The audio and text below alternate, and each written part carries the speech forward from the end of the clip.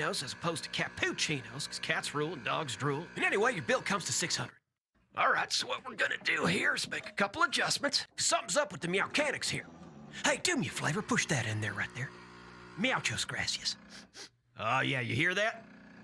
That's completely fluffed up. Woo! Oh, yeah, it even smells fluffed up. Hold on a minute. Just gonna reach over here, meowman. Get this thing making cappuccinos as opposed to cappuccinos, because cats rule and dogs drool. And anyway, your bill comes to $600. All right, so what we're gonna do here is make a couple adjustments. Something's up with the mechanics here. Hey, do me a favor, push that in there right there. Muchas gracias. Oh, yeah, you hear that? That's complete. Not now, Derek. I'm right in the middle of my workout video. Crack kills, Alan. Whee! Barbara, come back here with my horse trough, you harlot! Why did I ever adopt 4 teenage boys? Hi, I'm Ricky, your blind date. Am I the Meowsiah?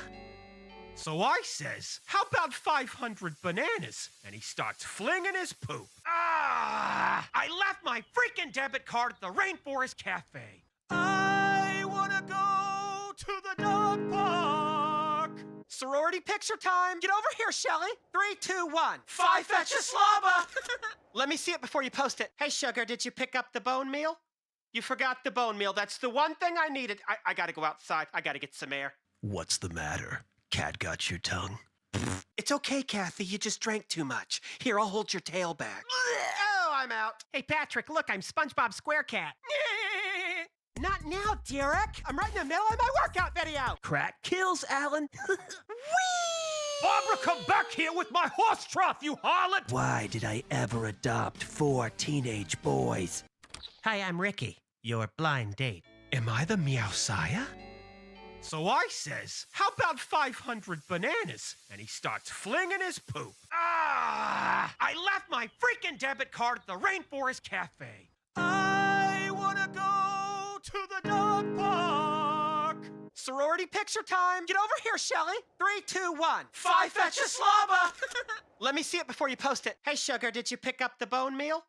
You forgot the bone meal. That's the one thing I needed. I gotta go outside. I gotta get some air. What's the matter? Cat got your tongue? It's okay, Kathy. You just drank too much. Here, I'll hold your tail back. Oh, I'm out. Hey, Patrick, look, I'm SpongeBob SquareCat. Not now, Derek. I'm right in the middle of my workout video. Crack kills, Alan. Whee! Barbara, come back here with my horse trough, you harlot! Why did I ever adopt 4 teenage boys?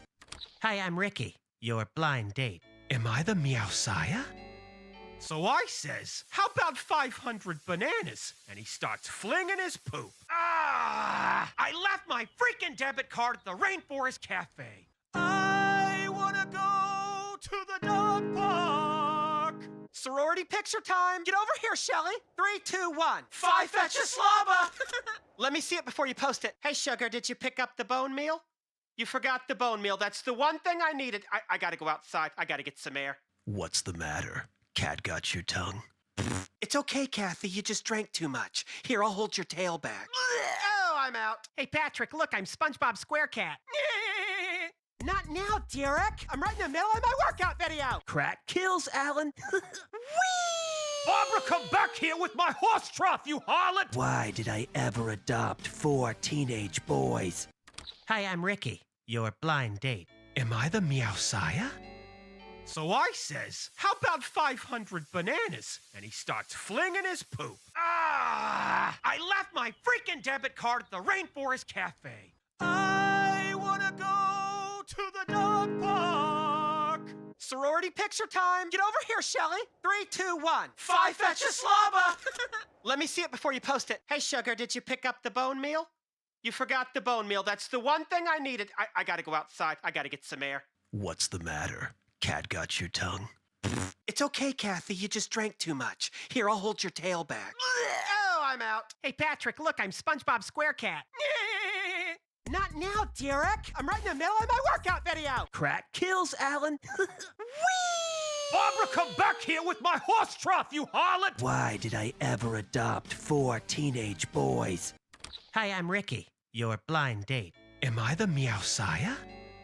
So I says, how about 500 bananas? And he starts flinging his poop. Ah! I left my freaking debit card at the Rainforest Cafe. I wanna go to the dog park.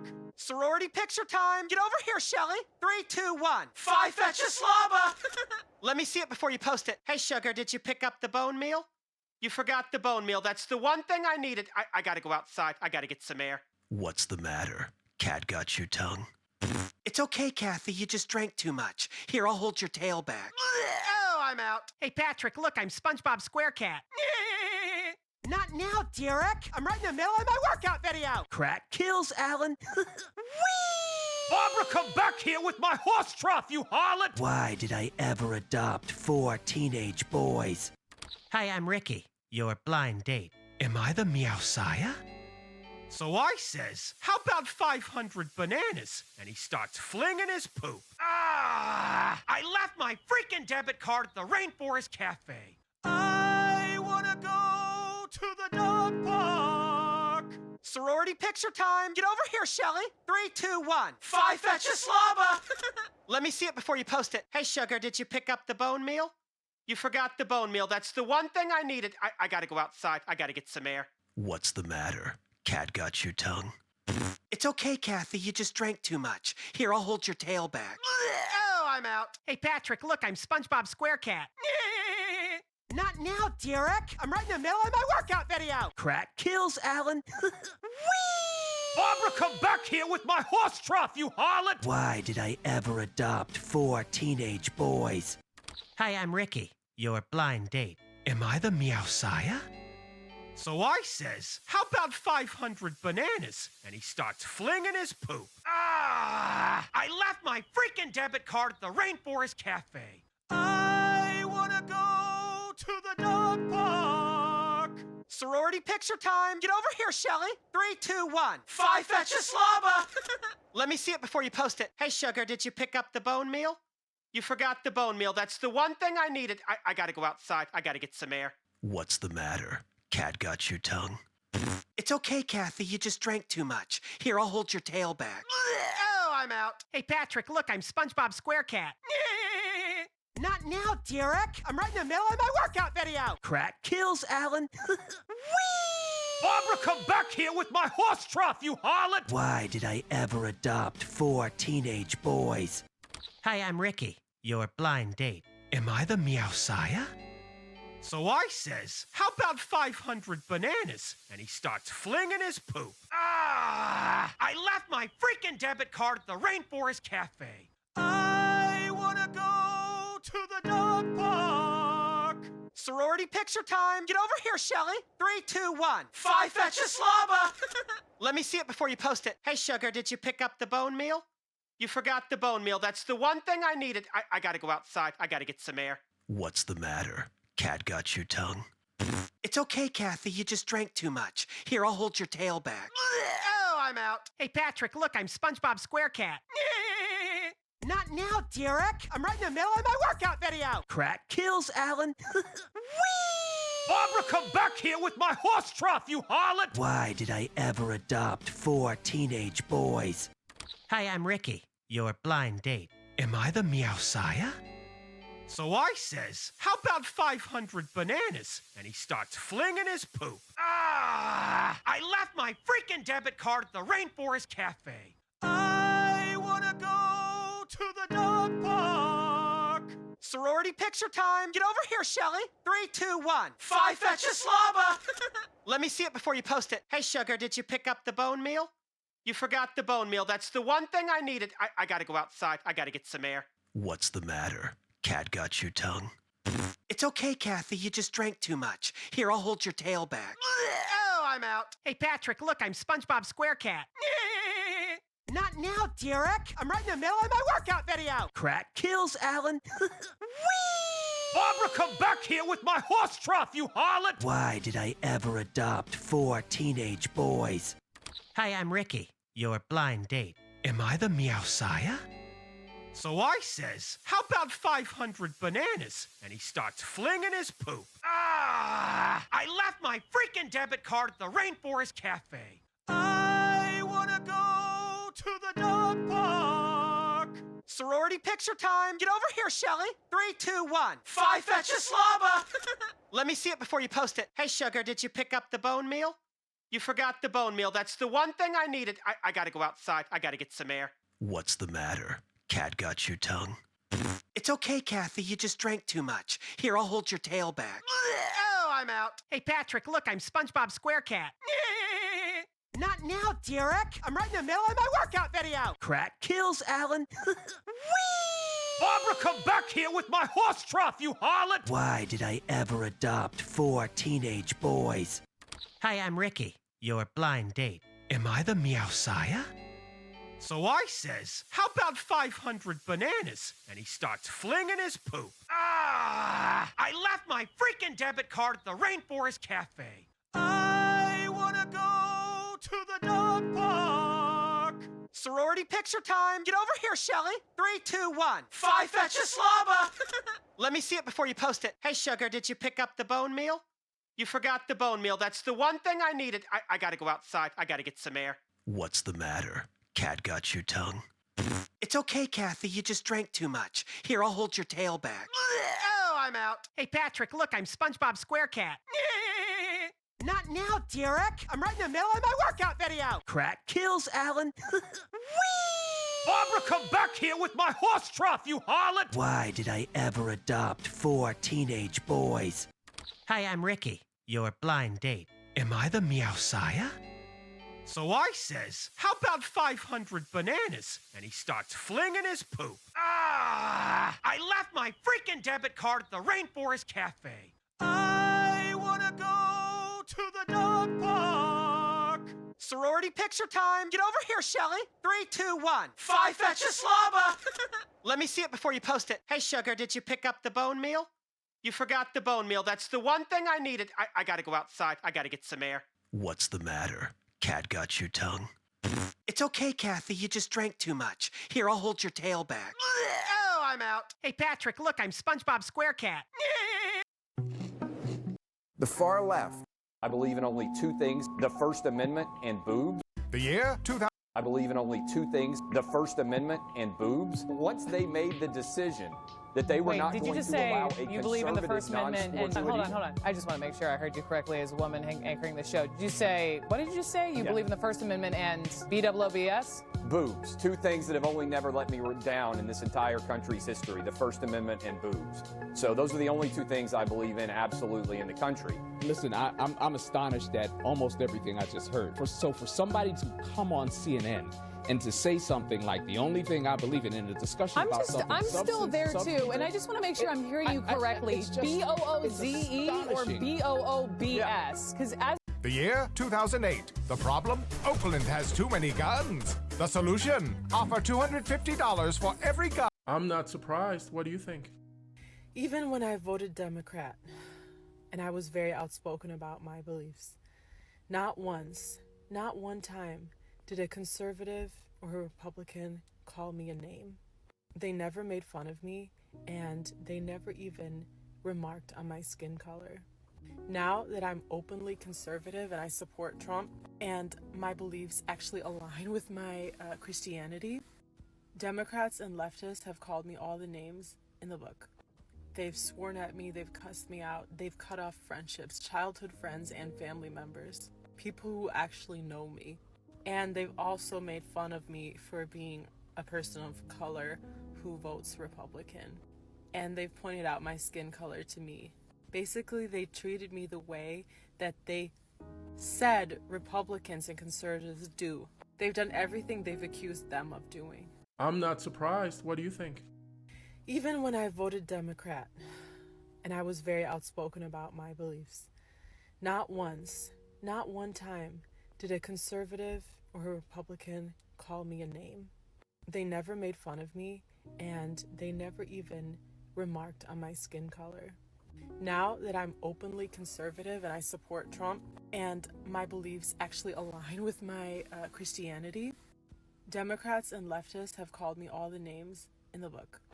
They've sworn at me, they've cussed me out, they've cut off friendships, childhood friends and family members, people who actually know me.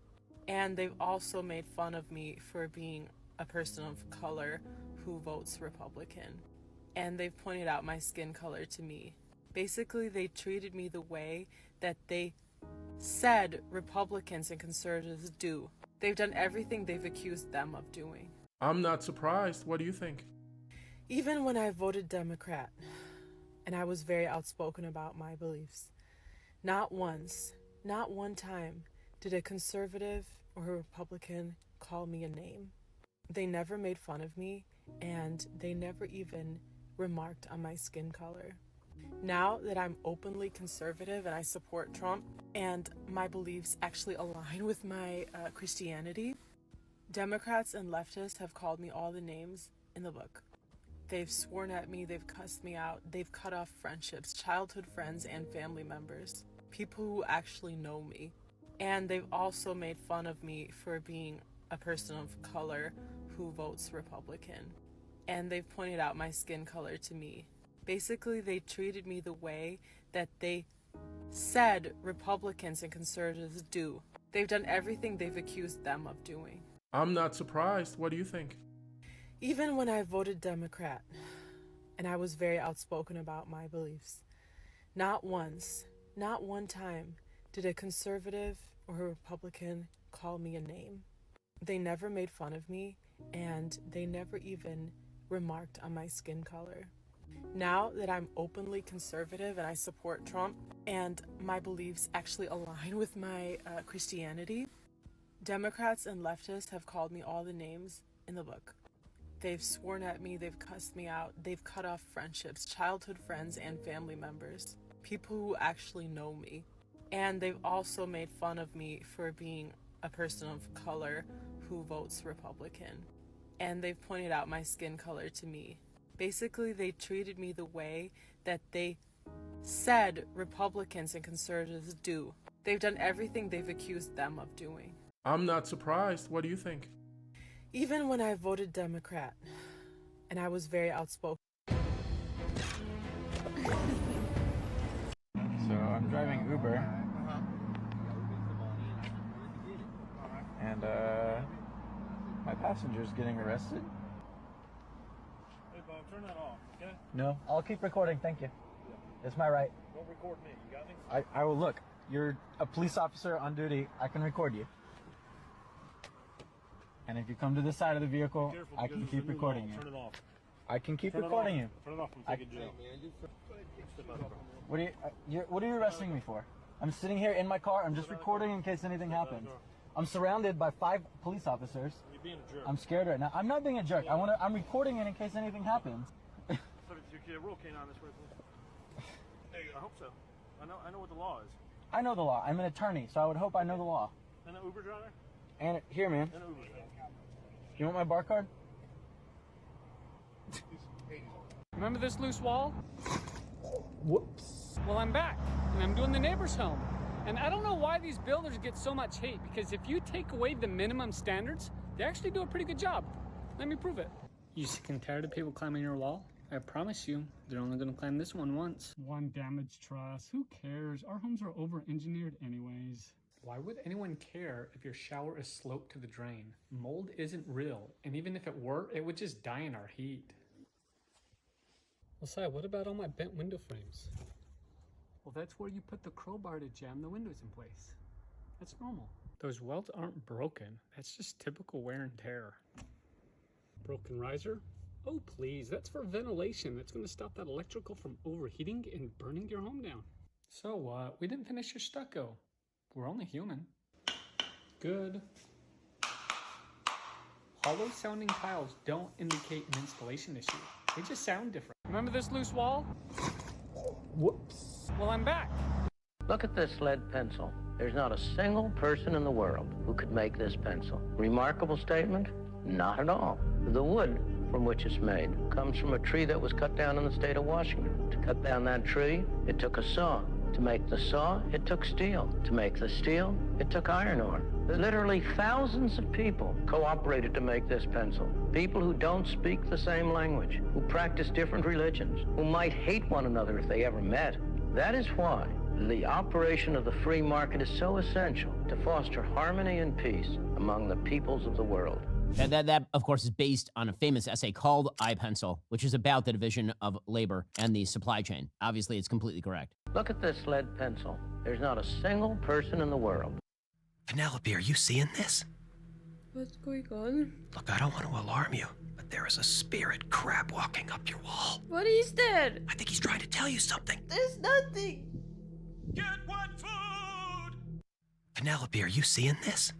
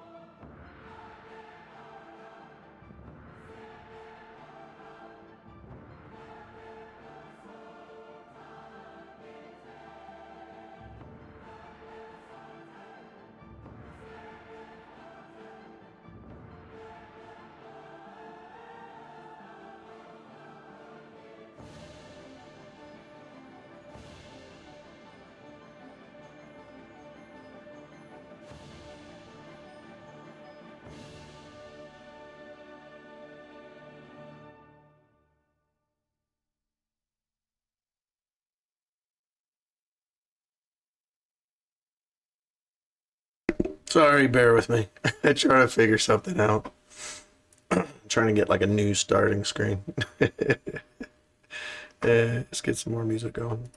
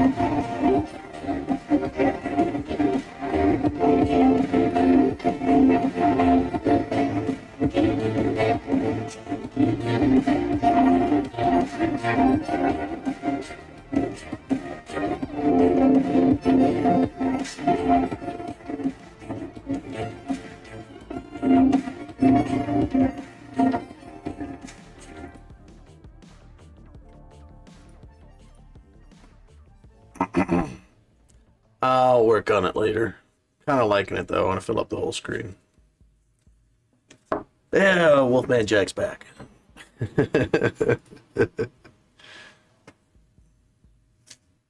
Alright, get out of here.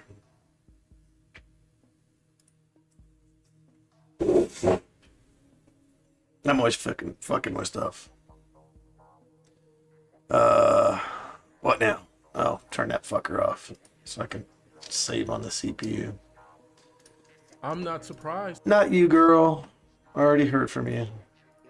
And we'll look at that one in a second while I'm working. Anyway, I finished the holster. I keep forgetting my camera used to be right here. So I finished this one. It works. It's the first press on it, the first time I did one like this, so there's some issues. It was catching, the light was catching, I don't know if you can see it. Where the fuck was it? Like right in here. So the light was catching right in there. So I'm not going to make it the same way. And hold on.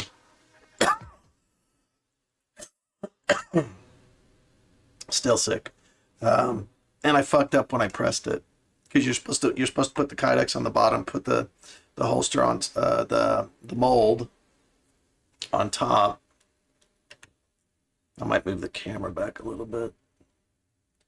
But anyway, you put the mold on top, and then you press. If I had two presses, I could do them at the same time. But I just have the one small press, and I have to do them at separate times, which isn't a big deal or anything at all, really.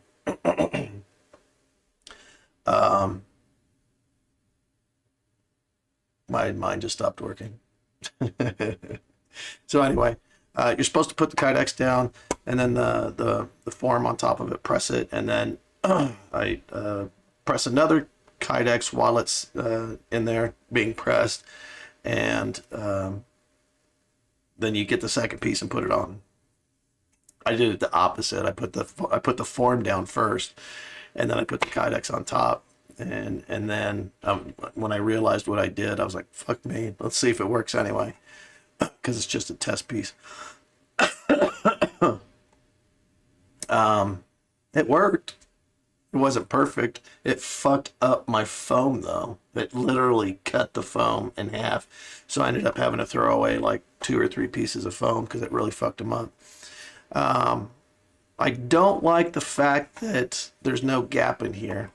And if it were my pistol that I was doing it off of, I'd drill a hole in it and then put a block in there so that it would be extended.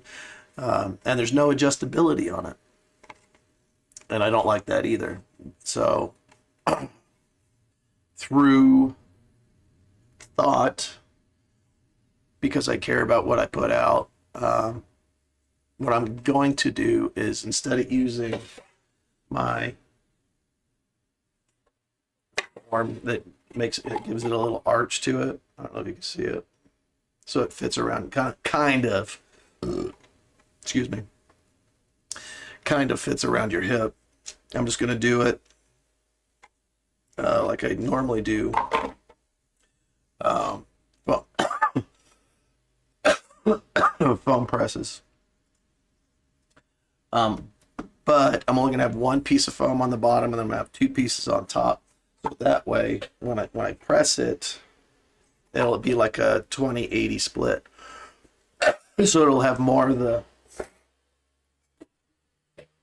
the pistol form on the top and less on the bottom. That way it brings it closer to your body. I'm redoing these channels. I'm just going to make it one continuous one instead of having that little divide in there. I might change that later on, but I really want to get this out to the guy. And I'm increasing the width of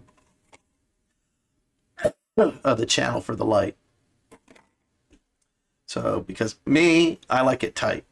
Not everybody's gonna like it the way that I would use it. So I increased it just a little bit. And what else am I gonna do?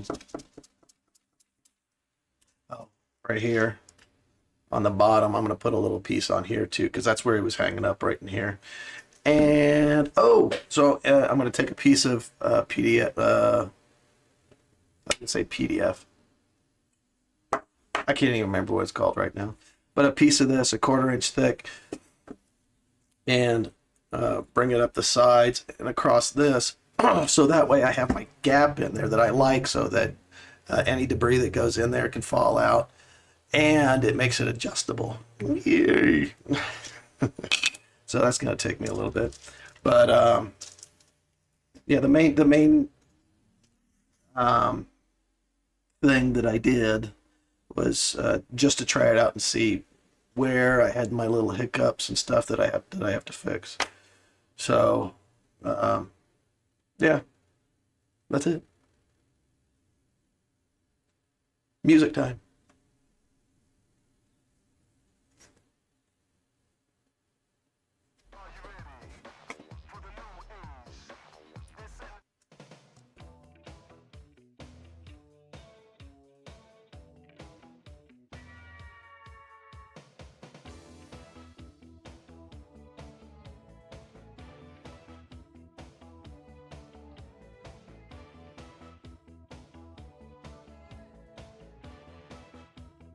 Signed up for my newsletter. You get all kinds of good stuff out of there.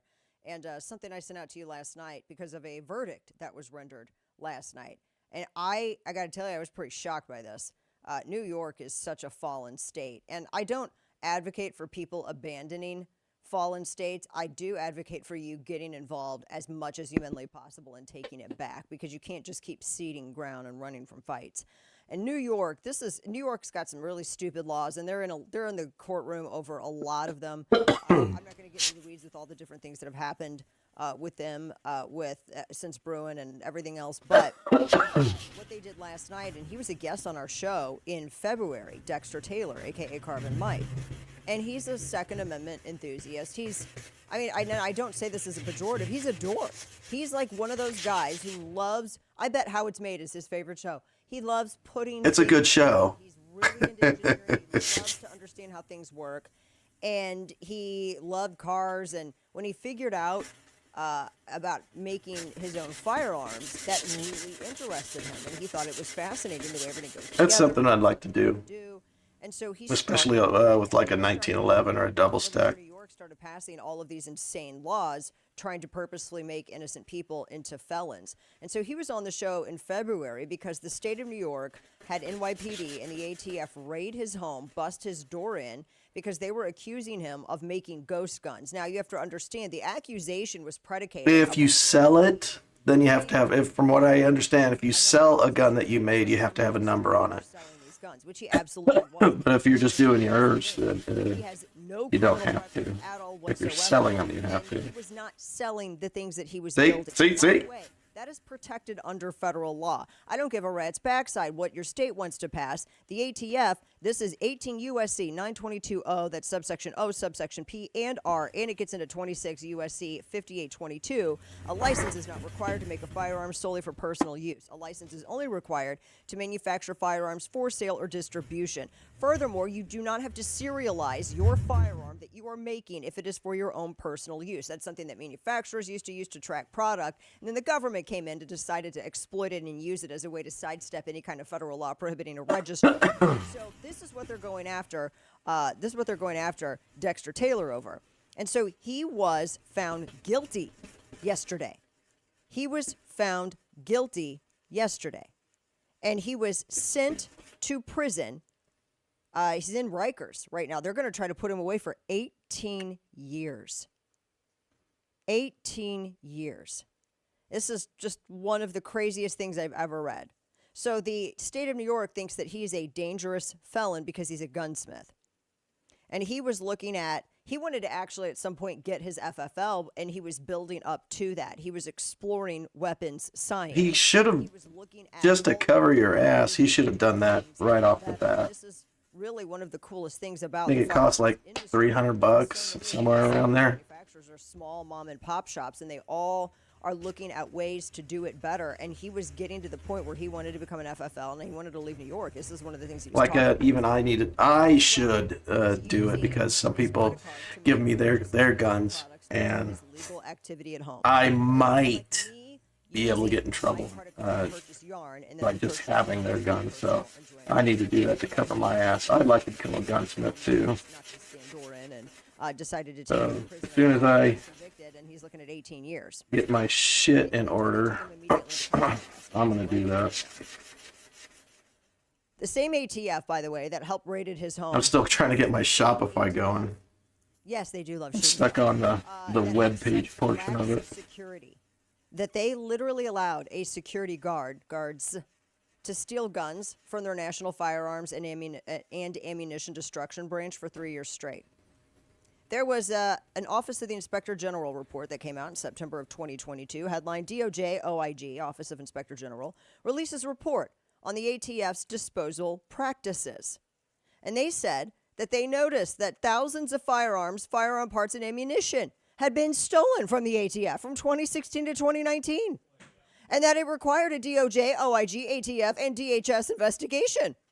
And they found that security guards were convicted these people in connection with these thefts. The ATF could not keep the stuff on lock. Thousands of guns, ammunition, and parts stolen. Thousands. These are the same people that want to bust up into your house if you're making things for your own hobbyist enjoyment. I've never had a gun stolen, but the ATF has. Same ATF. And this is, by the way, also the same ATF, as you know, that has zealously worked to revoke the federal firearms licenses, which I'm going to explain in a moment. Those are called, that's when I say FFL, that's what that means. Since this administration, since Biden took office, there has been an over 500% increase in the revocation of licenses. And do you know what the number one cited reason is? Clerical error. Paperwork. They're not going after enforcement of criminal activity. They're going after reduction. They want to reduce FFLs. So, see, if the voters, if the American people are just going to give their Second Amendment away, then they'll try to do it in a bureaucratic fashion. The government will. Yes, the ATF, very, very eager to do this. Lee Williams wrote how previously, usually you would have a revocation of maybe on average 40 licenses a year, but in the 11 months when Joe Biden took office, within that 11-month period, they revoked over 273 FFLs. And that's just in one 11-month period, his first year. It's skyrocketed since then. I can't tell you, and because it's an ongoing litigation, I'm not allowed to tell you, well, I don't want to jeopardize their cases. If you guys knew the number of manufacturers and FFLs that have personally reached out to me and explained to me the way in which the ATF has been harassing them relentlessly, it's not about enforcement. It is about intimidation, and they want to shut them down. You would fall over if you knew the number of people who have reached out to me personally to share with me how the ATF has been harassing them, making their lives a living hell, and trying to take away their FFLs, and they've done nothing wrong. Meanwhile, the ATF allows for thousands of guns to be stolen from their own property because they can't keep their stuff on lock. Same ATF. So this is who raided Dexter Taylor's home. And the main justification, as I told you, for all those revocations is paperwork errors. Now, the state argues that Dexter Taylor should have obtained a license to make his own firearms. No, he shouldn't have. Now, a lot of this stuff that New York is doing, they're trying to, which is, technically they're not actually allowed. What they're trying to do is say that, well, a perfectly legal activity that has been legal up to this point that you've done, for years, we're going to decide to statewide, we're going to try to ban it, and then we're going to try to retcon it and not grandfather all of your past activity in, and then try to convict you for what you were doing when this was legal. That's what New York is trying to do. There's a name for that, and there's actually court cases against it. God's trying to slow me down. So you have the state trying to fabricate criminality for an innocent man that has a clean record.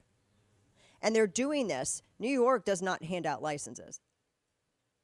I talked to a friend of mine who hosts his own primetime show on Fox News, and I've had to talk with him about getting his license, and he was waiting, it was over a year. Says, oh yeah, it is insane. They make it prohibitively impossible for you to get a license there. And that was just to carry. He wasn't going to try to make anything or receive anything. New York is not in the habit of granting licenses. And they don't grant licenses. So then they can say, if they think that you're doing something for which they would have had to grant you a license, they try to it's entrapment. They want to get you and make you into a felon. Dexter Taylor has literally no offenses ever. He probably has a cleaner record than some of you listening to this program right now. And they're trying to make him into a felon because of this. This is a civil rights story about a natural rights issue. And because race is so very important to the left in these stories, where is the left out in the street protesting the case X300. of a black man who's being unfairly targeted by the state. Thank you. Where are the Uncool. protesters out in the Utopian street 39 just claiming followed. injustice Oh, over the thank case you. of an innocent black man who was targeted by the state?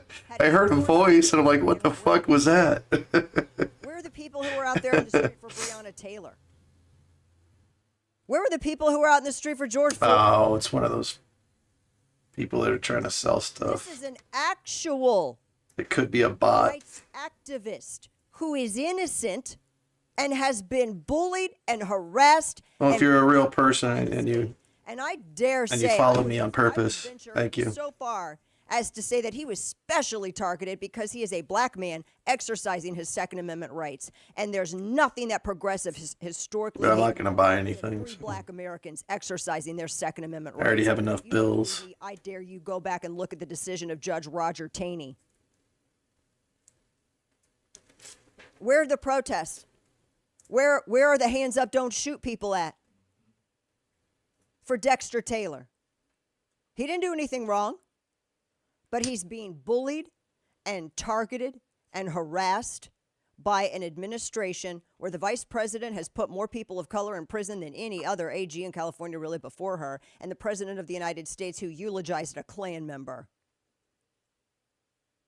Because I know the left is really big on this, so let's check the boxes, shall we? The left is always I wish I silent had a bunch of followers, but I'm not really that interesting. concerns the Second Amendment, and particularly when it concerns the Second Amendment and people of color. You won't hear them on that. You won't hear them. Otis McDonald, did you ever hear the left celebrating Otis McDonald? Are there any statues to Otis McDonald anywhere in Chicago? Do y'all even know who Otis McDonald is? Nope. Because the media won't tell you. They don't care. Why? Because it was a black American who lived in Chicago who wanted to exercise his Second Amendment rights. And they don't believe that the Second Amendment is a legitimate right. So they treat it like a second-class right. And they treat people who advocate for it like second-class citizens. Otis McDonald single-handedly took down the gun ban in Chicago. A veteran who lived in a bad part of town and who did not want to move because he had lived there and raised his family there, and he wanted to stay there. He wasn't going to let the criminals win. And he saw his neighbors being attacked and robbed and mugged and assaulted, and he was tired of it, and he wanted to be able to carry a gun for his own protection. And I dare say this guy, Otis McDonald, was more trained and had better sense than some of the people wearing the badge carrying it. No offense, but he did. And Lisa Madigan, the AG in Illinois and the city of Chicago, said no, so he had to take him to court, and he won. He has since passed, God rest his soul, but he's a hero. A civil rights activist, but it's for a natural right. He's a natural rights activist because these are rights that are not created by men for men in a court of law. They are rights that you have by way of being an American citizen. They are taken out of the domain of man. So man cannot pervert them, man cannot pollute them, and he cannot take them away. The left doesn't want to acknowledge this. You don't hear a lot about Otis.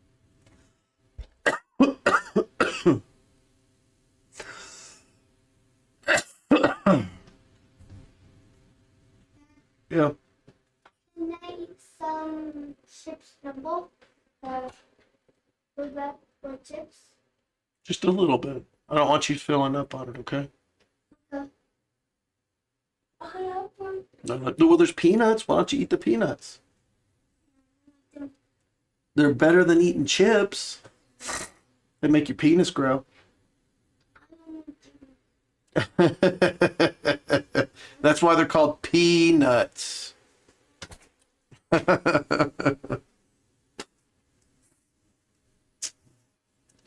He's lucky. He's got a big old dong. Well, not a big old dong, but he's going to be happy when he grows up. He's not going to worry about that.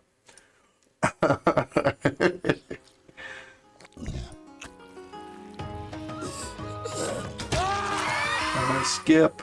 Skip. I don't want to watch this shit for 2 minutes.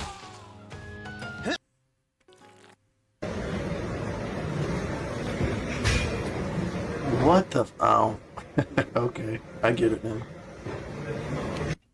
First off, I am so sorry about the graphic content of this video.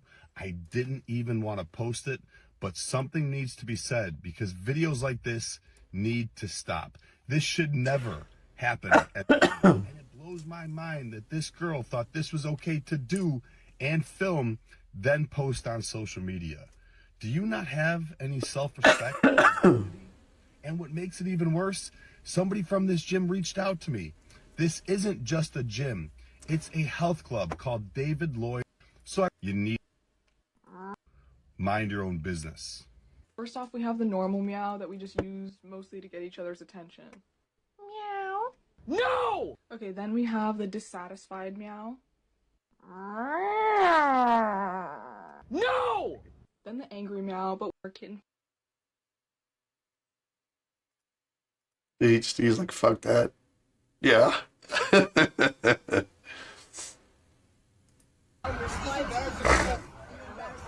am I gonna do? Nothing. You're gonna die on your own without fucking Oh, it feels fucking good. You and your small dick and your pussy way of killing animals, and it feels good. Are you a fucking psychopath or something? Feel all the blood on your face and all the blood on your hands. It feels good with your small dick. So according to the Bureau of Prisons... You want to be vegan? Fine. Don't push it on other people. Go fuck yourself. If you do. If you're a vegan and you do it for yourself, good for you. So if you don't believe in white privilege, how do you explain this disparity? Why do people go to jail? Why are black people in jail at higher rates than white people? That's the question, right? Maybe because they commit more crimes than white people. But that's not true. According to the Uniform Crime Report for 2019, black Oh, people motherfucker, dry. committed only about 1 million crimes, while white people committed about 4 million Yeah, crimes. so, but yeah, that's but hold on. proportion. Yeah, how about the proportion? There's a lot more white people than black people in the United States. It's a 60% white country and a 14% black country, so you just proved my point. You switch from proportion to raw numbers. Black people only make up 13% of the population, but they commit 40% of all homicides and 60% of all violent crime. May I see your criminology degree? Do you have one? Do you have one? I don't, but I'm studying it. Okay, but you. Oh, she studied it. The laws of physics don't change whether or not you're a physicist. Why do blacks have a broken family versus a nuclear family, and does that translate to higher rates of crime? Why is it that blacks don't have parents, though? Why? Good question. We subsidize single motherhood in this country through the federal government of the United States. Great question. It's really not that hard to understand statistics. I know you woke people always want to put your biases on statistics. Area in the middle, but I think a better representation of the spectrum is a triangle with the binary genders, male and female up there. Oh my god, this is fucking retarded. I can't stand these. Here, and most people Again, if you believe in that shit, do it for yourself. Don't push it on anybody else.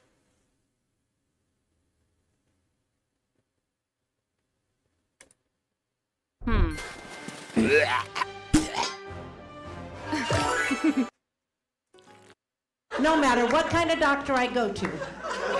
At my age, I end up on my back with my feet in the air.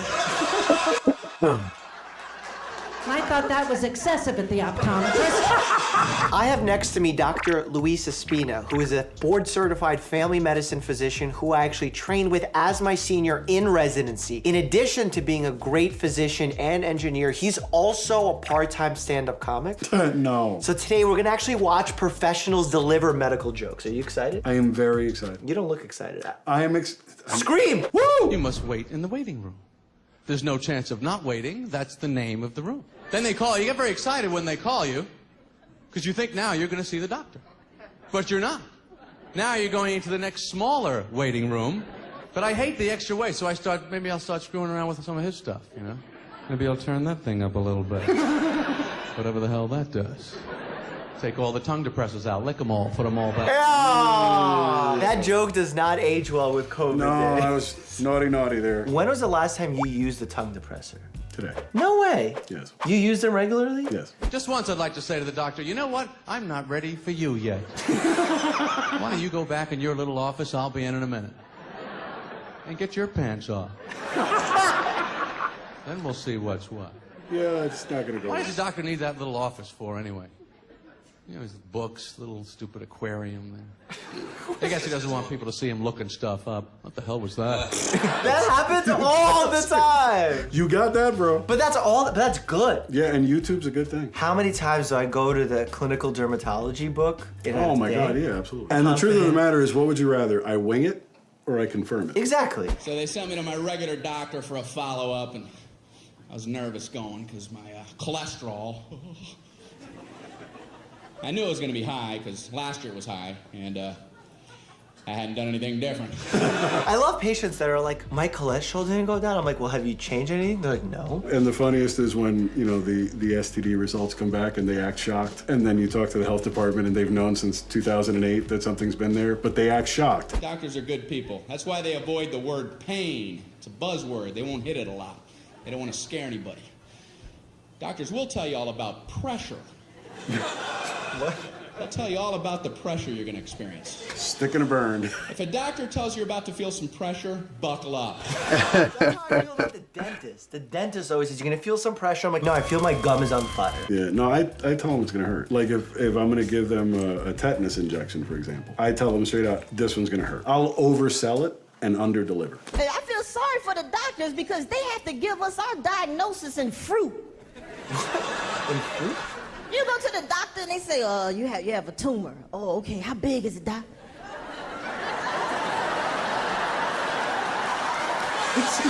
You do that? Oh, hell yes. Grapefruit?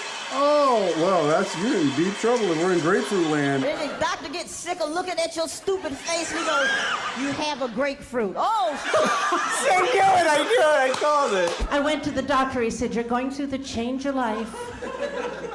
Change of life. Girls, remember when you went through puberty? You're becoming a woman? You go through the change of life. They don't tell you what you're becoming. I'm becoming my father. Oh, my God. Tumors are often compared to fruit. A pear, a lemon, a grapefruit. Interesting fact, worst tumor, grapefruit. Worst fruit, grapefruit. It's kind of unfortunate that there's another fruit that's much smaller named grape. Because, you know, there's situations in doctor's offices, we found a tumor, it's the size of a grape. Thank God. I didn't finish. Why does every doctor use fruit or food? Because we're trying to be relatable. But pathologists use food all the time. They use food references more than us. It was hard to go to lunch when I was on my pathology reference. Yeah, it was like the pizza stain. I'm like, what is a pizza stain? The strawberry sign. I don't automatically wash my hands every time I go to the bathroom, okay? Can you deal with that? Sometimes I do, sometimes I don't. You know when I wash my hands? When I shit on them. That's the only time. And you know how often that happens? Tops, 2, 3 times a week. Tops. If you kill all the germs around you and live a completely sterile life, then when germs do come along, you're not going to be prepared. And never mind ordinary germs, what are you going to do when some super virus comes along that turns your vital organs into liquid shit? I'll tell you what you're going to do. You're going to get sick, you're going to die, and you're going to deserve it because you're f***ing weak and you got a weak immune system. How did he know COVID was coming? He is Nostradamus. Yeah. He knew everything. I am glad he's not here for him. It would give him a pain. Oh my, this wouldn't even be funny to him. The doctor looks at me and says, you're peeing 11 times a day. Then you may have something wrong with your prostate. So, what we need to do, some of you are ahead of me. I did not know what this was gonna feel like. And this was the actual sound I made. I went, oh! What's the weirdest reaction you had from a patient in doing a prostate exam? I've had strange sounds. I had one guy almost break my finger off.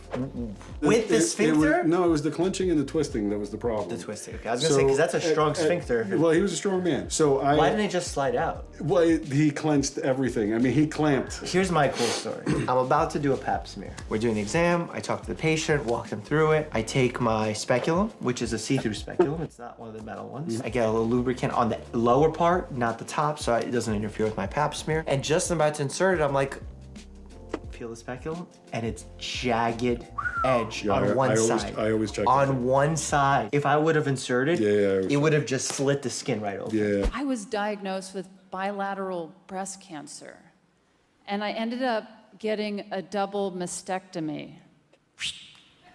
And Why are people before I laughing at had a double mastectomy, I was already pretty flat-chested. And I made so many jokes over the years about how small my chest was that I started to think that maybe my boobs overheard me. And were just like, you know what? We're sick of this. Let's kill her. This is called owning your own experience. Yeah. Something terrible happens to you, and you found your unique way of coping with it, and it's a positive outlet, and I'm jealous, because I want to be better at that. On that bright note, check out this Grey's Anatomy review I did with Dr. Espina. And what's your favorite video? You can point to the other side. No dancing videos. Oh, the last TikTok video has him dancing in it. Click that. As always, stay happy and healthy.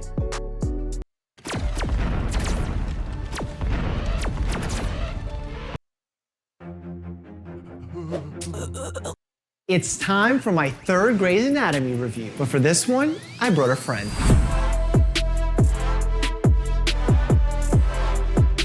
Please welcome my colleague, Dr. Luis Espina, who I actually did residency with, and he was my senior resident.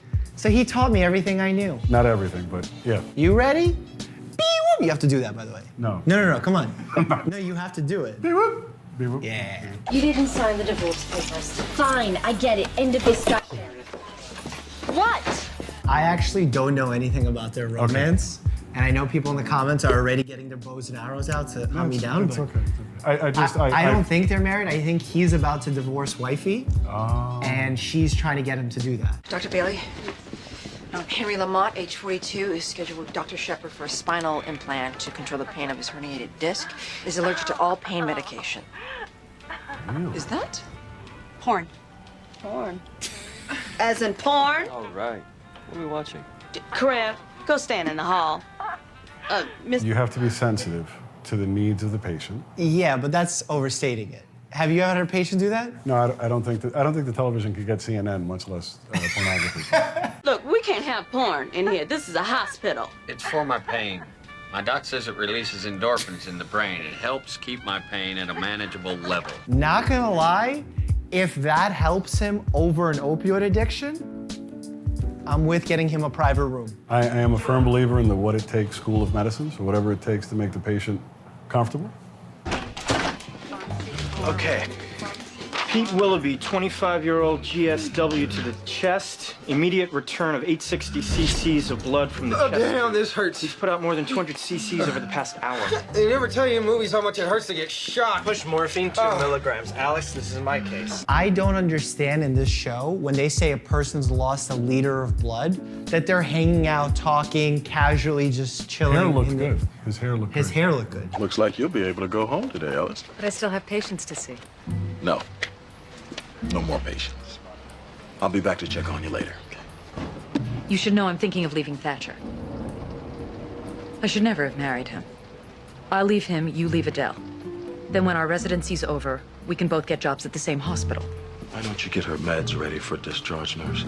Thank you. I mean, I was an old resident, but that's an old resident if that guy's a resident. I don't know if he's a resident. Yeah. I don't understand the storyline. She may be suffering from dementia. She may be, yeah. I mean, I was old, but that guy makes me look like you. Yeah. Well, maybe not quite, but... It was a long time ago, remember? We had this discussion 21 years ago. Oh, Lou, it wasn't the rain. I just passed out. Actually, Mrs. Bradley. Verna. Verna, you presented with lateral ST elevations and reciprocal inferior changes consistent with an MI, a heart attack. So when a patient has a heart attack, as they described it, an ST elevation MI, it's called a STEMI, you gotta get a patient right away into the cath lab, which is where they put a catheter from your arteries, either from down below or from your arm, into your heart, and either open it up with a stent or just evaluate and see if you even need a stent to begin with. And there's a very strict protocol as to how much time it is from the door to the balloon. 90 minutes. Yeah. So 90 you minutes have to be door there. to balloon. You have to be on the time. table and have the cath started. I've had a twinge in my back for a while. I thought it would go away, but then last night my legs went numb. This morning my back pain is just too much.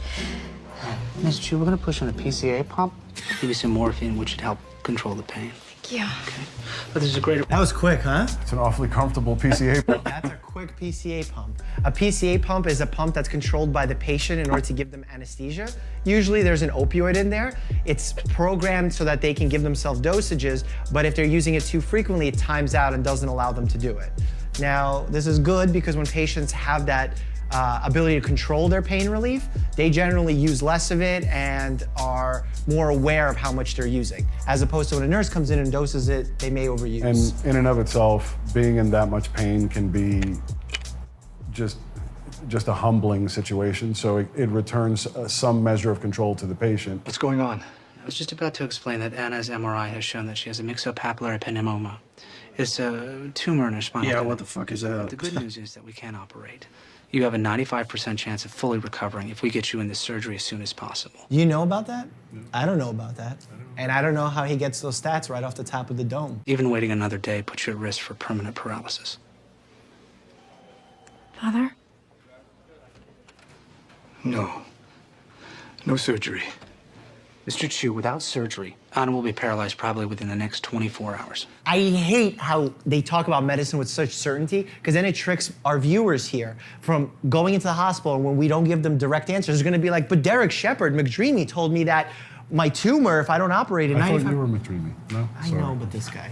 Look, Mr. Chu, We are taking our daughter home. Anna, you're over 18. You don't need your father's consent. Cool. This is true. I'm Meng and my father is the elder. If he says I go home, I go home. Do I continue to process her discharge? Yeah, we have to. It's insane, but we have to. Well, actually, we wouldn't process this as a discharge. We would process this as an AMA, which is leaving against medical advice. Because if we're telling a patient, hey, you may have a disability if you don't get the surgery immediately, and they choose to leave, we have to say that they left against medical advice. Otherwise, they can say, we told them to leave, and then something tragic happens, right? Right. It's a legal thing. You'd be responsible. The problem that you have there is that you want to try to convince the patient and the family with logic and reason, but also some empathy. Because if you just throw the AMA papers in their face and walk out the door, they're definitely going to leave. So sometimes it takes a little bit of honey to catch the bees. So. I was married for 11 years. Addison is my family. That is 11 Thanksgivings, 11 birthdays, and 11 Christmases. And in one day, I'm supposed to sign a piece of paper and end my family? A person doesn't do that. Not without a little hesitation. I'm entitled to a little uncertainty here. Just a moment to understand the magnitude of what it means to cut somebody out of my life. I'm entitled to at least one moment of painful doubt. I know nothing about their relationship, but that sounded very logical to me. ¿Y tú? You might want to have thought about that before you jumped in bed with the intern. So Scratch my previous piece of advice. I'm going with Dr. Espina, my hmong or my elder. You might want to have a little doubt before you run off with the attractive colleague. Dr. Shepard, still here, I see. I couldn't leave here. Have you seen the other Dr. Shepard? I'll tell him you're looking for him. Sorry. Ooh, that's his wife? I guess. Ooh. Hey, I got Brenna Bradley's test back. I don't think she had a heart attack. You ever look at the changes in her EKG? She had something. Yeah, but her serial enzymes and dopamine stress echo came back negative. I actually think she's... Her dobutamine stress echo came back negative while she's having a STEMI. Let's explain what a dobutamine stress echo is. So an echocardiogram is an ultrasound of the heart. You can give a chemical which actually stresses the heart, makes it beat more rapidly, which therefore makes more blood flow occur. Now you can look at the echo and see how the heart responds to see if the walls of the heart are moving appropriately, if blood flow is circulating appropriately within the heart. But now, why are they doing a test like that on someone who's actively having a heart attack based on the EKG? Let's do this as a patient simulation. We have like what, a late 40s female, syncope, chest pain. negative cardiac enzyme with ST elevations with a negative stress echo. What's your diagnosis of this lady? She's having an MI, so that's... You would say she's having an MI. Heck yeah. You're gonna say she has a left anterior I'm saying descending until lesion. proven otherwise, there's something in the left anterior descending. However, there's gonna be more drama and I'm gonna be wrong. I have an idea. What's that? She did something bad and she has Takotsubo's carditis. No, she didn't do something bad, her husband did. And he's stressing her out, and she has Takotsubo's... That's not a bad guess, though. Broken heart syndrome. You're really... No, you'd see it on the echo. No, if it's resolved. It's no, a, it doesn't it's a stress resolve. response. It doesn't resolve that fast. Ooh, you're in trouble now. They're gonna crack his chest in the elevator. No, they're gonna crack his chest in the No, they're elevator. not. No, they're not. No. We're not moving. Really? You think? You need a strong hand and a pair of sharp trauma shears right now. Oh. That doesn't really happen. We have generators. How's the patient? He's not looking so good. You're a doctor, and that's your explanation of what's happening? Give the rhythm, give the pulse. Have you ever even heard of the Hmong people? Our religion has got rules that are way old and way set in stone and way spiritual, and you don't mess with them. You don't anger the ancestors. Even if you pierce your tongue and play in a band. What are the rules exactly? Good move. When encountering a situation with a patient that culturally it's something that you are not familiar with, smartest question thus far in the show, what are the rules? By knowing that, you might be able to find a point of compromise to fix a situation. Apparently, Anna's father believes she's missing something that she needs for surgery. Missing something? Missing what? One of her souls. We don't need a social worker. We need a shaman. Get the shaman. You definitely did not have a heart attack. So I can go home. Not yet. Your EKG shows significant changes. And I'm gonna find out why before you leave the hospital. How to get home? Pete, you're in the hospital. You need to get home.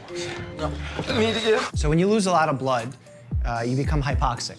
Your brain's not getting enough blood flow. When your brain doesn't get enough blood flow, it doesn't get enough oxygen. When your brain doesn't get enough oxygen, it starts saying crazy things. Like you're in the middle of an elevator that's stuck, bleeding out from your chest from a gunshot wound, and you say you want to go home. O'Malley, blood pressure. I've taken it 3 times. And? I can't hear systolic over 50.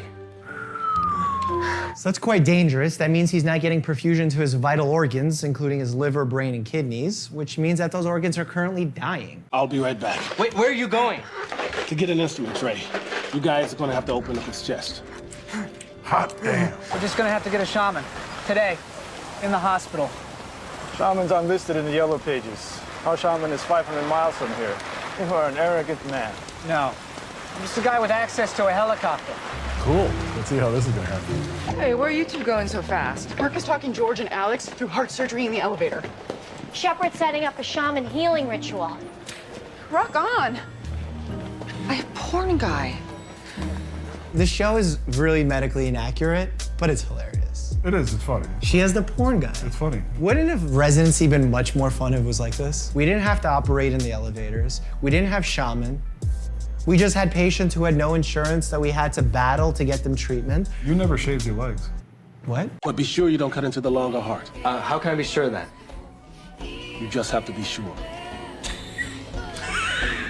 On this date, for the past 7 years, you have what looks like a heart attack.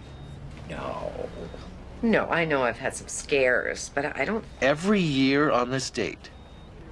Is there some significance to this date for you personally? No, nothing. What were you doing the first year, the first time you had a cardiac episode? Oh, I can remember back that far. We were in the yard. I remember because our neighbor, what was his name? Ted. That's right, he died of an aneurysm, I think. And we watched as the funeral home people took him away, and you had your first attack. And you were close to Ted?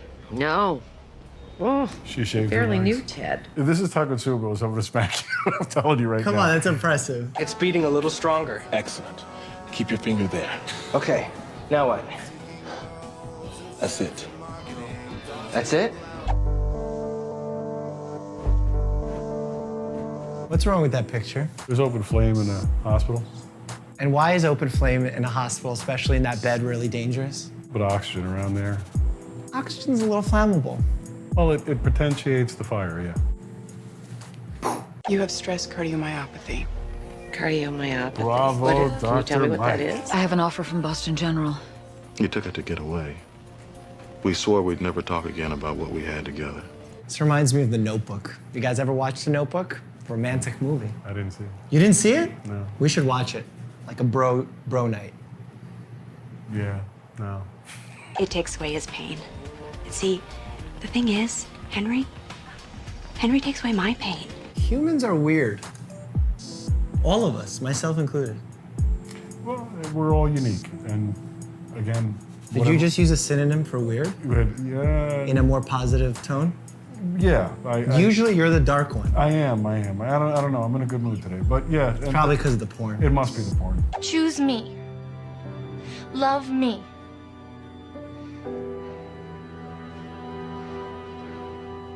I'll be at Joe's tonight, so if you do decide to sign the papers, meet me there.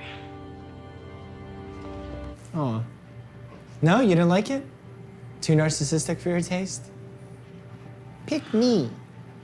I hope you enjoyed our little collab here. If you want to see a playlist of all my collabs with Ricky, Ava, Gabby, Molly, click here. Say, do it, click here, and stay happy and healthy.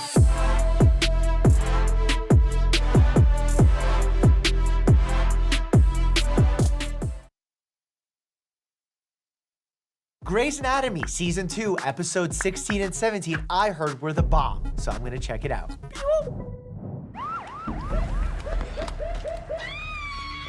Oh, okay, immediately a lot of blood, screaming person, paramedics, EMTs need to speak up here.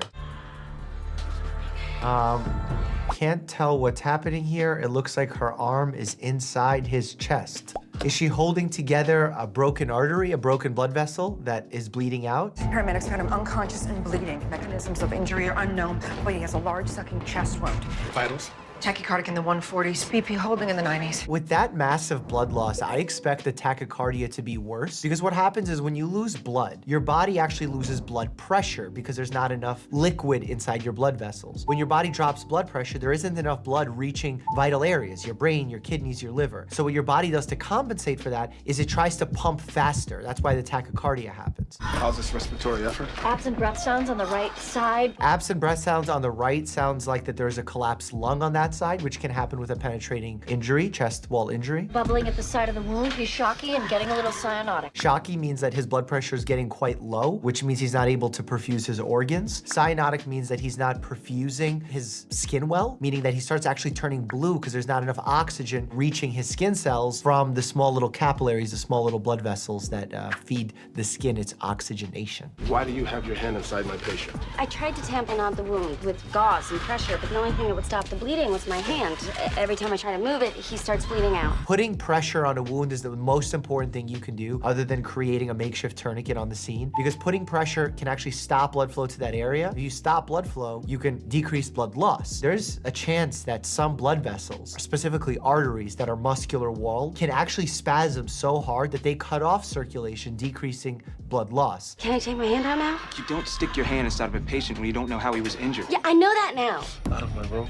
She gets to stay? She has her hand stuck inside my patient. Yeah, so there should be an OR being prepped right away. If you have an EMT telling you that if I let go, bleeding is instantly gonna happen, that means you need to open up the patient and prepare them for surgery, because that means there's serious damage to one of the important blood vessels in the chest. You have your finger on a major bleeder, and Mr. Carlson is running out of time. The only thing that you have won is an all-expense-paid trip to the OR. What do you want me to do?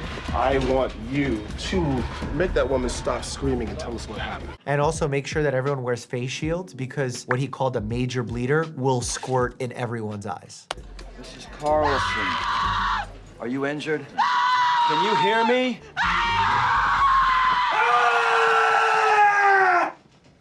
If you were in the medical field, please don't ever do that. Support, be a human first. Do not yell back at someone who's obviously in a state of shock. Is this okay? Me being in here like this?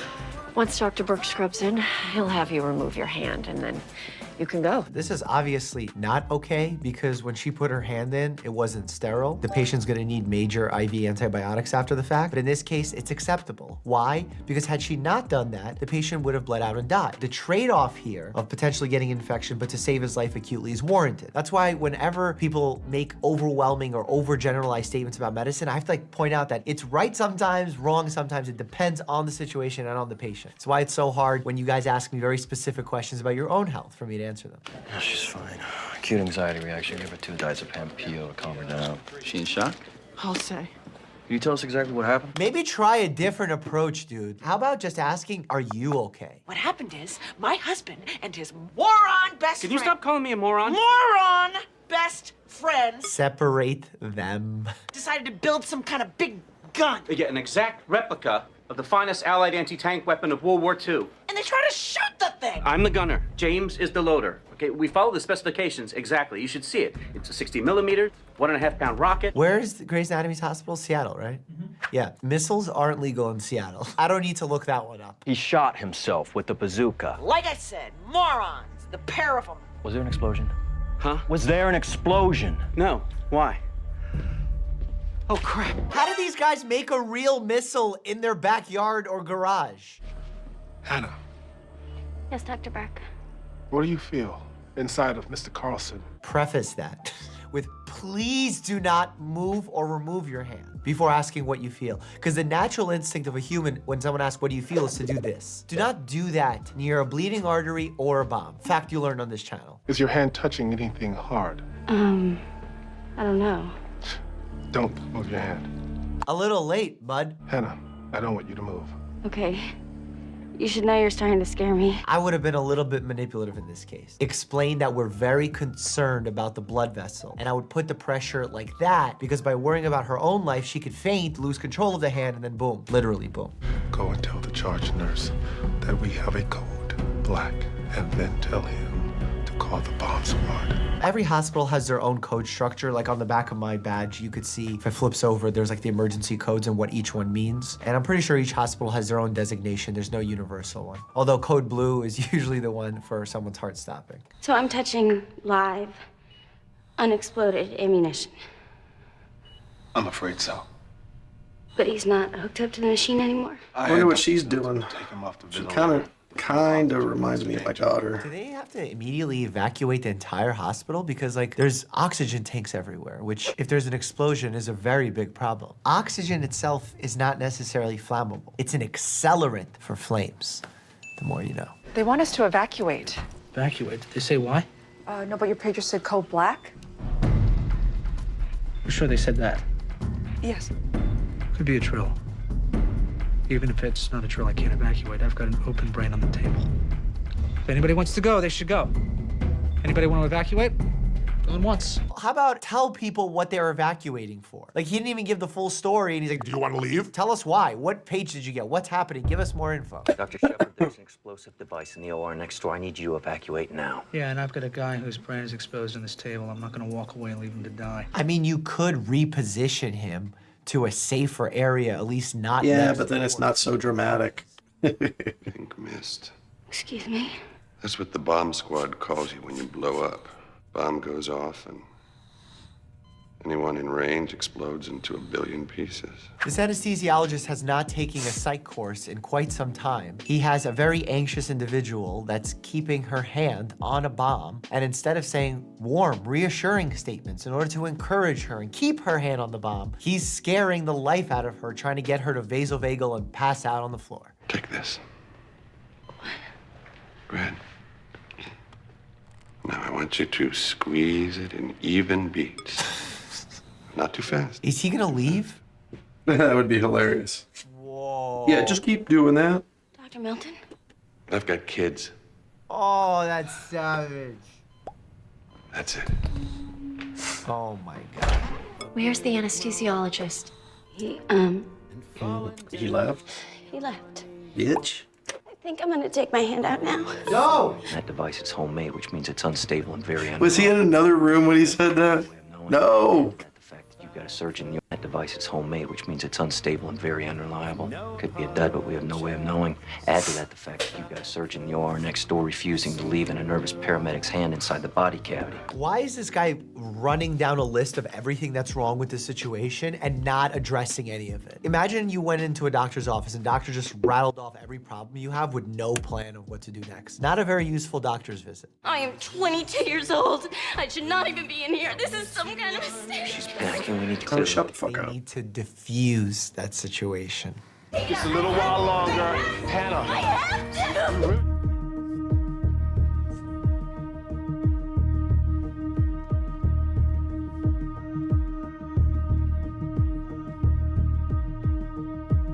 Did she switch hands with her?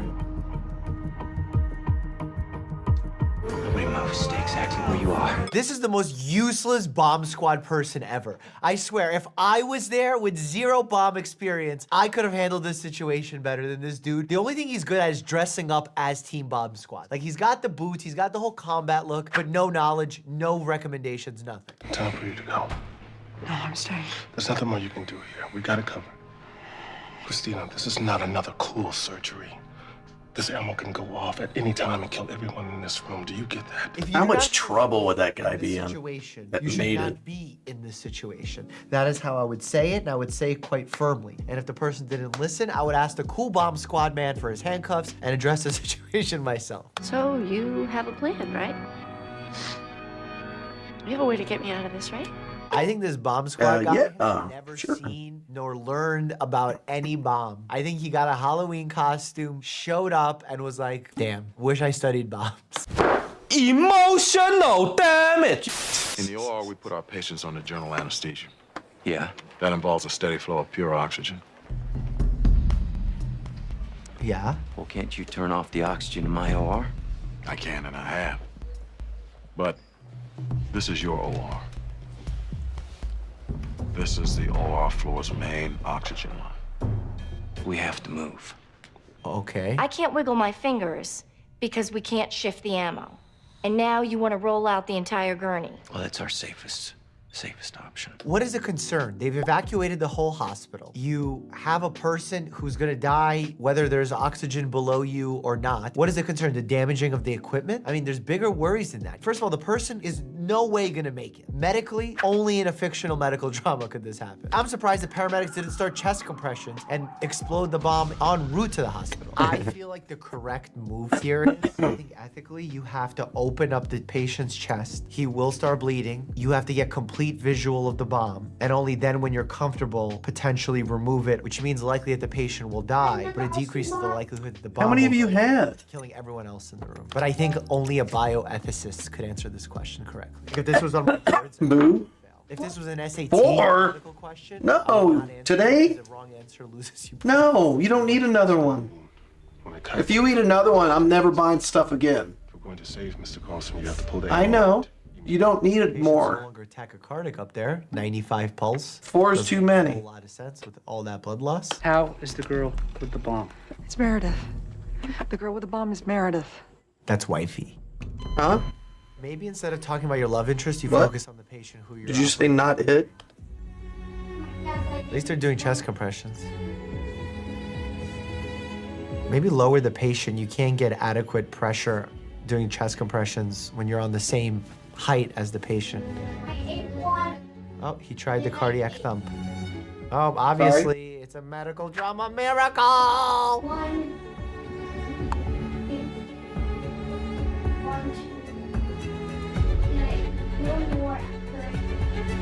Okay, no, you don't need any more, do you? Now what? Is my man just gonna hold it and rock it to sleep? I feel like he didn't even think this through. He's like, what do I do with it now? It would have been great if he's like, hey Siri.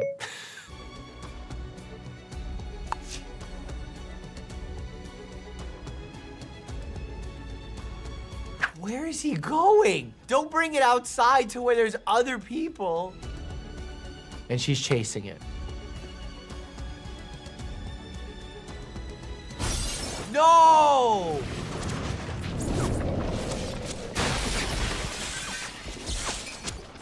I expected this to have a happy ending. Is my husband alive? Yes. That's got to be the most fictional outcome ever. My man was bleeding out for 5 hours straight with 2 hands inside of his body, and he's just fine. Even if he is alive in this moment, he's in the most critical state ever. ICU care. Where is she? She's right here. Yeah, she just decided to chase the bomb.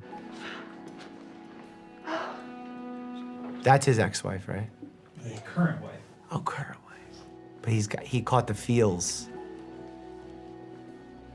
She should be evaluated, not just showered. Like, we should give her a full neuro exam. They're like, oh, let's make sure she's clean for the next episode. That was at the same time expected and unexpected. Pretty impressive.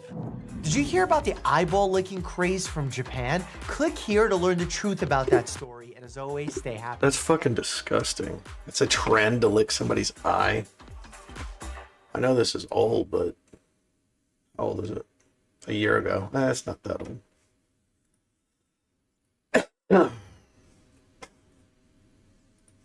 Let's do some shorts.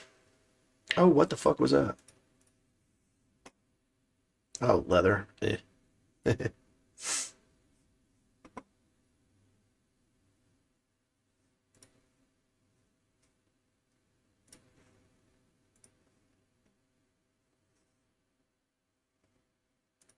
And I can only imagine the adrenaline that they felt running through the boards while they were all slowly falling behind them. And the way she just left her friend to die there and kept running was even better. This escape room is the most insane place I've seen so far, and I can only imagine the adrenaline that they felt running through the boards while they were all slowly. She's dead. What do you? What are they gonna do?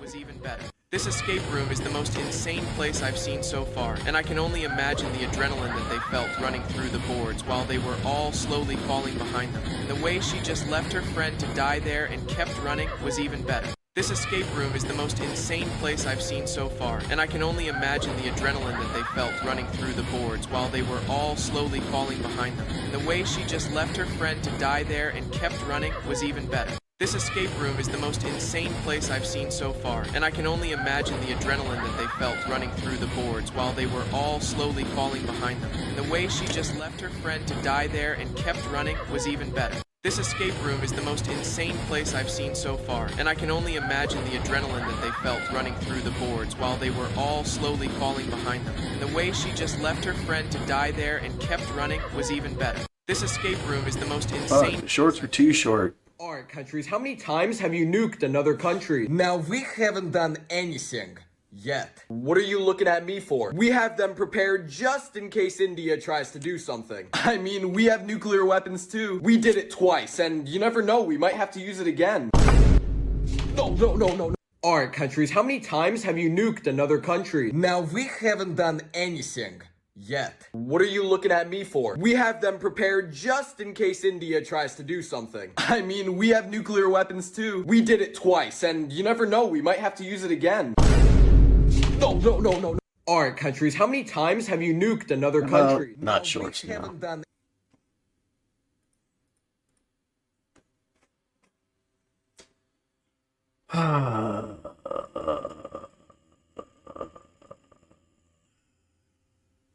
Who's that guy? Is he a lawyer? Looks like a lawyer.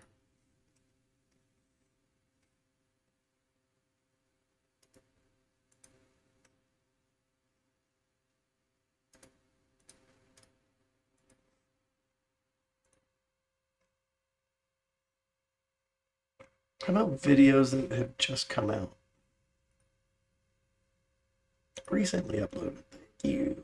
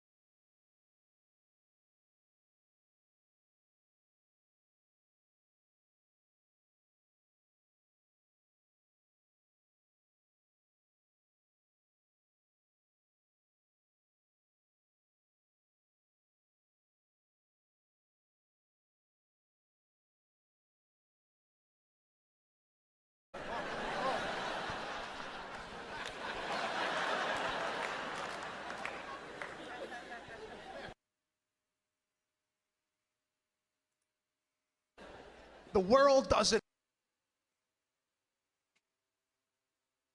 Thank you. Just take one of.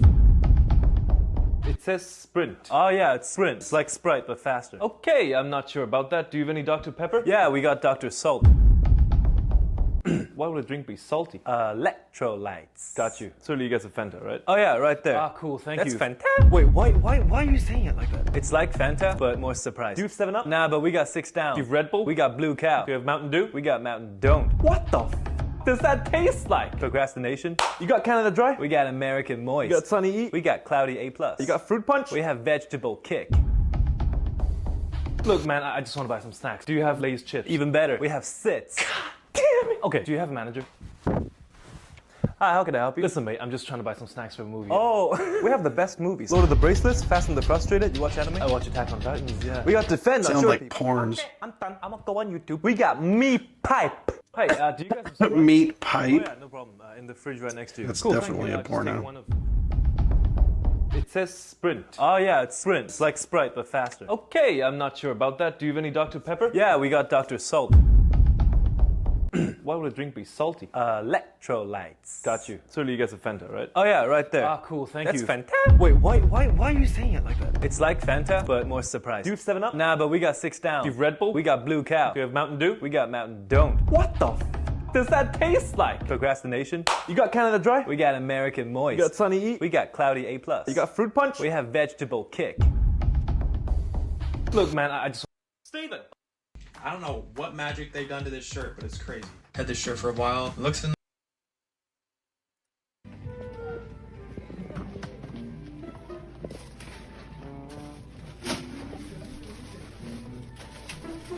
So wrong.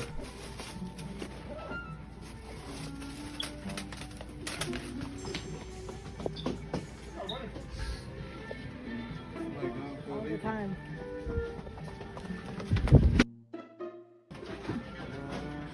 So what you do is you have your front door, and then you have like a little cage area and another door. So when you see those motherfuckers coming in, you just lock the inside door. Medication and even cookware, all for sale. Now, a new law co-sponsored by Supervisor Hillary Ronan is being enforced, targeting those who are clearly trafficking in stolen goods. We've also seen, obviously, stolen goods being sold on the street. And by obviously stolen, meaning, you know, hundreds of bottles of shampoo with the Walgreens label on them. You gotta pack it up. How is this happening? Because people are letting it happen. If that was my store, it wouldn't happen more than once. So wrong. So rather than taking a video of them, kick them the fuck out. Or don't even let them in. Best videos I've seen this entire week. And before we go into it, just remember, if you're ever in an argument, all you have to do is revert back to simplicity. Michael, do you know what the leading cause of death for pregnant people is? Pregnant people? Mm-hmm. Mothers? If you'd like to call them mothers, not all of them are mothers. What are they if they're not mothers? They're pregnant people. What people other than mothers are pregnant? It's interesting because you come into this conversation, you know, trying to hold this moral superiority. But when I use inclusive language, which it only takes a couple extra syllables to use inclusive language, To include and who? it seems to include people who don't identify as women but can become pregnant. So you're telling me that in order to be a moral person, I need to accept the idea that a man can really become a woman. That's a prerequisite of my being a moral person. I mean, yes. I would like to identify, I do identify actually, as the correct person on this issue. And I would just ask that you accept my identity. That's not your identity. That is my identity. I promise you that. This has to be one of the best videos I've seen this entire week. And before we go into it, just remember, if you're ever in an argument, all you have to do is revert back to simplicity. Michael, do you know what the leading cause of death for pregnant people is? Pregnant people? Mm-hmm. Mothers? If you'd like to call them mothers, not all of them are mothers. What are they if they're not mothers? They're pregnant people. They're What females. people other than mothers are pregnant? It's interesting because you come into this conversation, you know, trying to hold this moral Another piece of shit. When I use inclusive woke language, person. which it only takes Go a couple fuck extra yourself. syllables to use inclusive. Yes. Good morning, sir. It's a beautiful day, and I have your coffee. Hello, sir. Good morning. Good morning, sir. Fuck you, you stupid, ugly fuck. I hate you so much. Die. Good morning, sir. Hey, fucking guy. First of all, stop being fucking weird. Why do you have that shit on your head? Get the fuck out of my face. Go. Goodbye, sir. Good morning, sir. Oh my god, that is one sexy ass.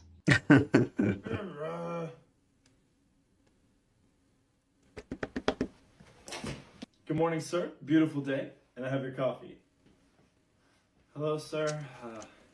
Good morning. Good morning, sir. Fuck you, you stupid, ugly fuck. I hate you so much. Die. Good morning, sir. Hey, fucking guy. First of all... Hey, Dad, can I talk to you for a second? You're fucking annoying. What's up? I thought about it and figured out what branch I want to join. It's kind of only one option. So I'm definitely not going Coast Guard or Space Force. They literally do nothing, okay? Looked at Air Force and definitely realized... We work in this house! I know, that's why I don't want to join the Air Force. Good. And I really like the Navy. They don't have the jobs that I want. Why are you crying? Thank you. And after realizing there are only two other options, I took a good look at you, Dad. Wow, buddy. And you're a dick, so I'm joining the Marine Corps. You motherfucker! Hey, Dad, can I talk to you for a second?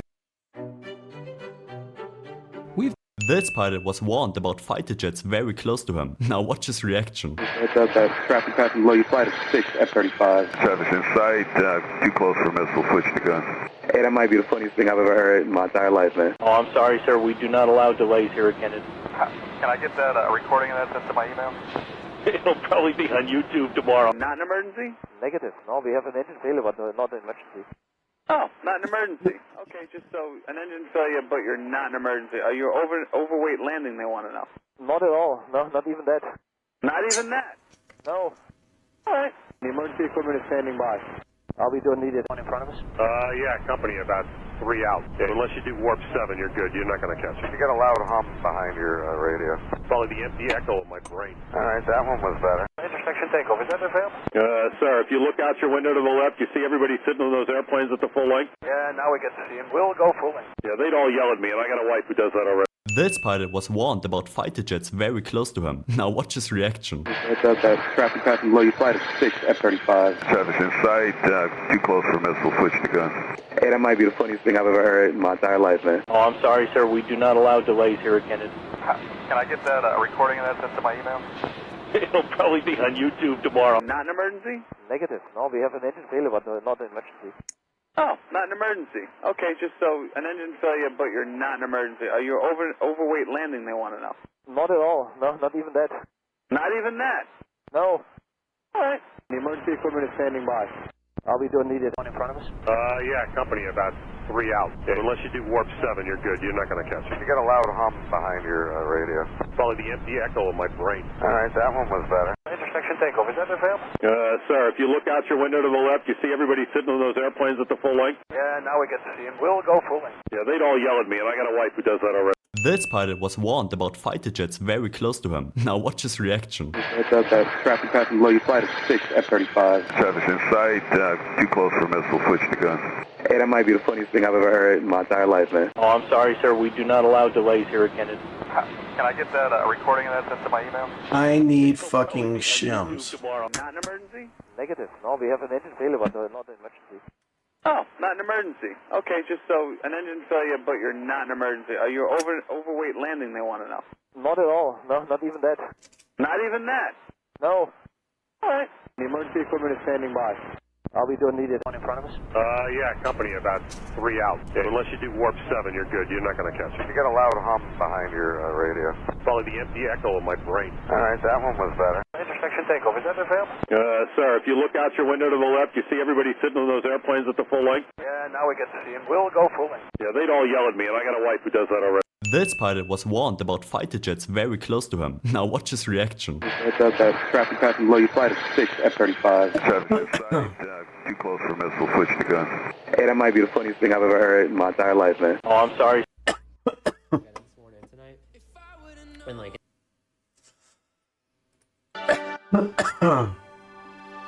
Hey guys, welcome to the Liberal Hive Mind, a channel solely focused on exposing the abundant hypocrisy So let's roll the tape. All right, folks, so here's a piece from the Gateway Pundit written by Cassandra McDonald. She writes, "Wow, Michael Avenatti says he is willing to testify on behalf of Donald Trump in hush money case." Stormy Daniels' former attorney, Michael Avenatti, has said that he is willing to testify on behalf of former President Donald Trump in the New York hush money trial. Speaking to the New York Post from jail, Avenatti said he is in contact with the Trump legal team and is willing to speak out against his former client. "The defense has contacted me," Avenatti told the Post. Can Mr. he Avenatti do is that? currently being held at Terminal Island, a minimum security federal prison in Los Angeles, serving a 19-year sentence for a slate of federal crimes that include extortion, tax evasion, fraud, and embezzlement. Quote, this is the, yeah. I don't know that I will be called to testify, but I have been in touch with Trump's defense for the better part of a year," Avenatti said. The Post reports that Avenatti would not provide any additional details about the discussion, but an unnamed source, quote, close to Trump, confirmed that the discussions are taking place. Avenatti used to be one of Trump's loudest critics, but he has seemingly dramatically changed his position. There's no question the trial is politically motivated because they're concerned that he may be reelected. Avenatti told the newspaper, "If the defendant was anyone other than Donald Trump, this case would not have been brought at this time. And for the government to attempt to bring this case and to convict him in an effort to prevent tens of millions of people from voting for him, I think that's just flat out wrong and atrocious." Now, I can't believe I'm saying this, but I'm agreeing with Michael Avenatti, especially on the part where he says if it wasn't for Donald Trump, this case would have not been brought. Now, you know how I know that? No, it's not speculation, it's not an assumption because it's clearly obvious. It's actually because, well, top Democrats are essentially admitting it openly. Here's Democrat Representative Pramila Jayapal admitting on MSNBC on live television that the Democrats probably wouldn't have put President Trump on trial had the Senate actually gone through with the impeachment and barred him from running again. And, you know, I go back to the responsibility of Congress here, because had the Senate actually gone through with the impeachment of Donald Trump, we would not be in this situation. She essentially just said the quiet part out loud. If Donald Trump hadn't gotten away from our phony impeachments, where the clear, explicit intent was to bar him from running for office again, well, then he probably wouldn't be on trial. They're telling you that they're doing it. They're so incredibly corrupt, so dishonest, so awful, they're so frankly evil that they're too evil for Michael Avenatti's taste, and even he wants to now testify to the benefit of Donald Trump. You can't make this stuff up, folks, and I mean literally, you cannot write this good of a story if you tried. The Human Experience is the greatest novel, the greatest film ever written. Anyways, let's keep reading what Michael Avenatti said. "I'm really bothered by the fact that Trump, in my view, has been targeted. 4 cases is just over the top, and I think there's a significant chance that this is going to all backfire and is going to propel him to the White House." The former lawyer continued, "Depending on what happens,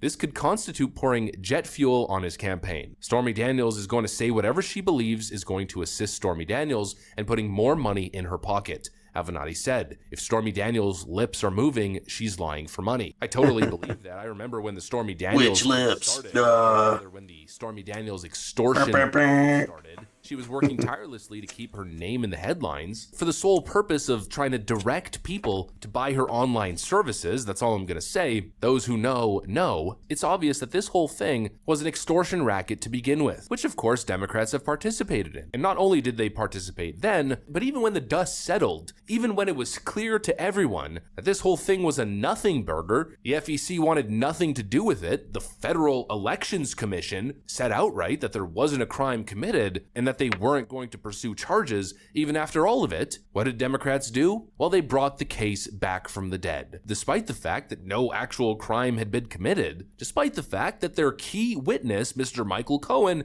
is a known perjurer, they sought to bring it back. Well, at this point, speaking of the word back, I think the only thing that's going to continue to happen here is this massive backfiring effect. That's good for that. Alright, next level.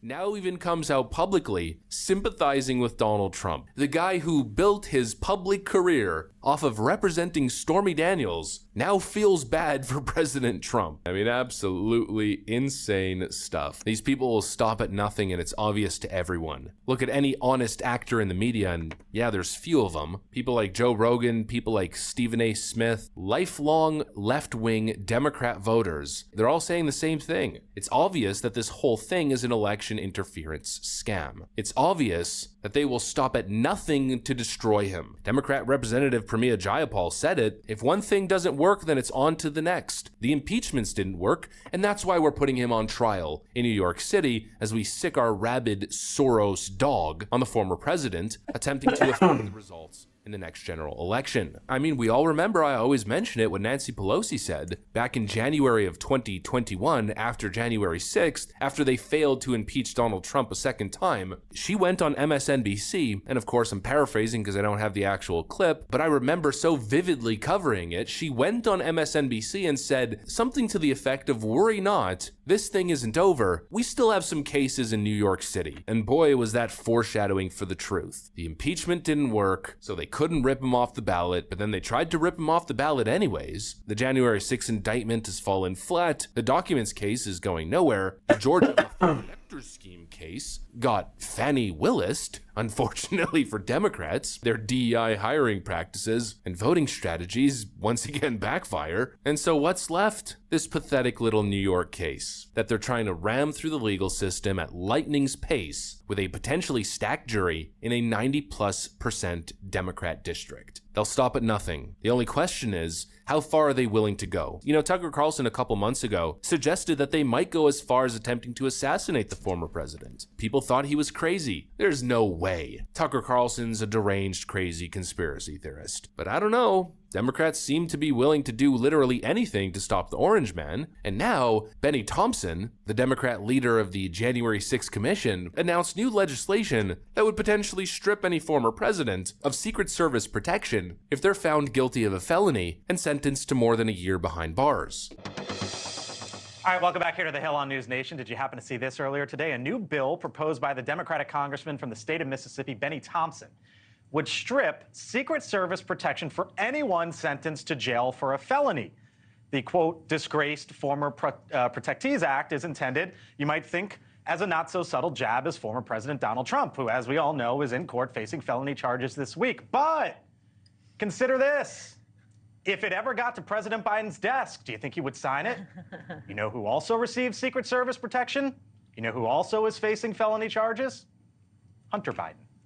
I don't know. Seems kind of suspect. That's because it is suspect. It's all suspect. It's obvious to all of us, including disgraced lawyer and fraudster Michael Avenatti. If a criminal like that can see through this clear crime, then obviously there's something seriously wrong. Anyways, that's pretty much what I got for you guys on this one. Hopefully you enjoyed the video. If you did, make sure to leave a like and possibly subscribe. Thanks for watching, and I'll see you on the next one.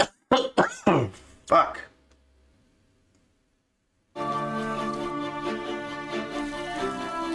Good hand washing technique. Could be a surgeon. I don't know yet. Oh. Yeah, he's a surgeon.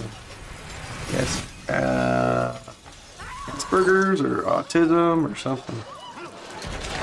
Somebody call 911! Well, calling for help is the right thing. That's the first thing you want to do in these types of situations.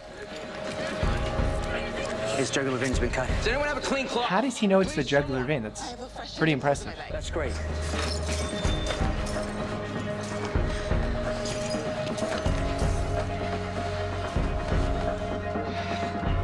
Putting pressure on a wound like this is the first thing you need to do outside of obviously calling for help. Anything you can do to stop the bleeding, put pressure on the site is important in order to help that person survive.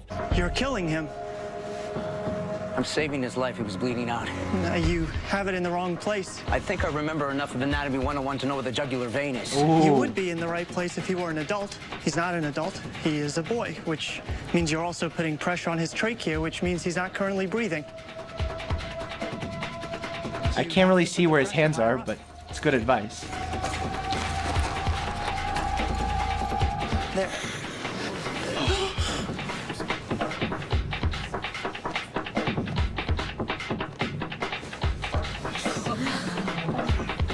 Don't take it out. Some glass. Don't take it out. He'll be fine. Yeah. Who are you? Hello. I'm Dr. Sean Murphy. I'm a surgical resident at San Jose St. Bonaventure Hospital.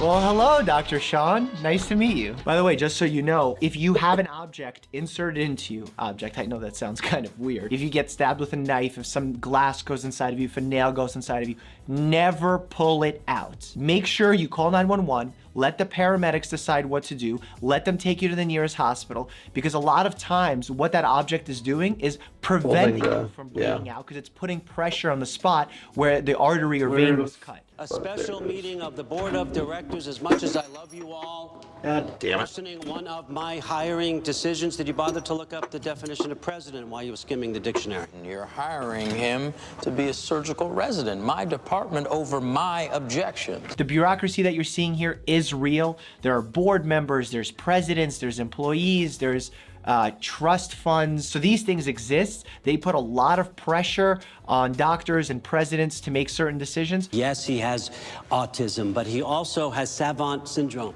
Genius level skills in several areas. He has almost perfect recall. He has spatial intelligence, and he sees things and analyzes things in ways that are just remarkable, in ways that we can't even begin to understand. Those are assets, undeniable assets for any doctor, particularly a surgeon. I'm not gonna lie, I agree with the president on that. As a surgeon, it's more important to have very good spatial ability, to be able to have perfect recall, to understand the anatomy perfectly, than it probably is to explain the complexity of a specific case and be able to communicate well with people. Most of the time, when you're a surgeon, your patient is not awake. That being said, I think it is still important for surgeons to be able to improve their communication skills, to be able to talk to patients, help them understand the risks and benefits of operations, and make sure that they don't force patients to go into the knife when they don't have to. You seen her? No, now go away and turn off the light. Sure. Ooh. Resident beef. Resident beef. Oh. I need you to, I heard. And here I thought this was gonna be an all medical show, no Grey's Anatomy drama. At least where I practice medicine, there's different on-call rooms for males and females. There are times where one of the call rooms may be unavailable, and you do have to have a male and a female sleeping in a room together. Usually it's not a problem, but this is unprofessional, folks. It's gonna lead to drama, lots of drama. We don't have a relationship, we have sex. But you have a sexual relationship.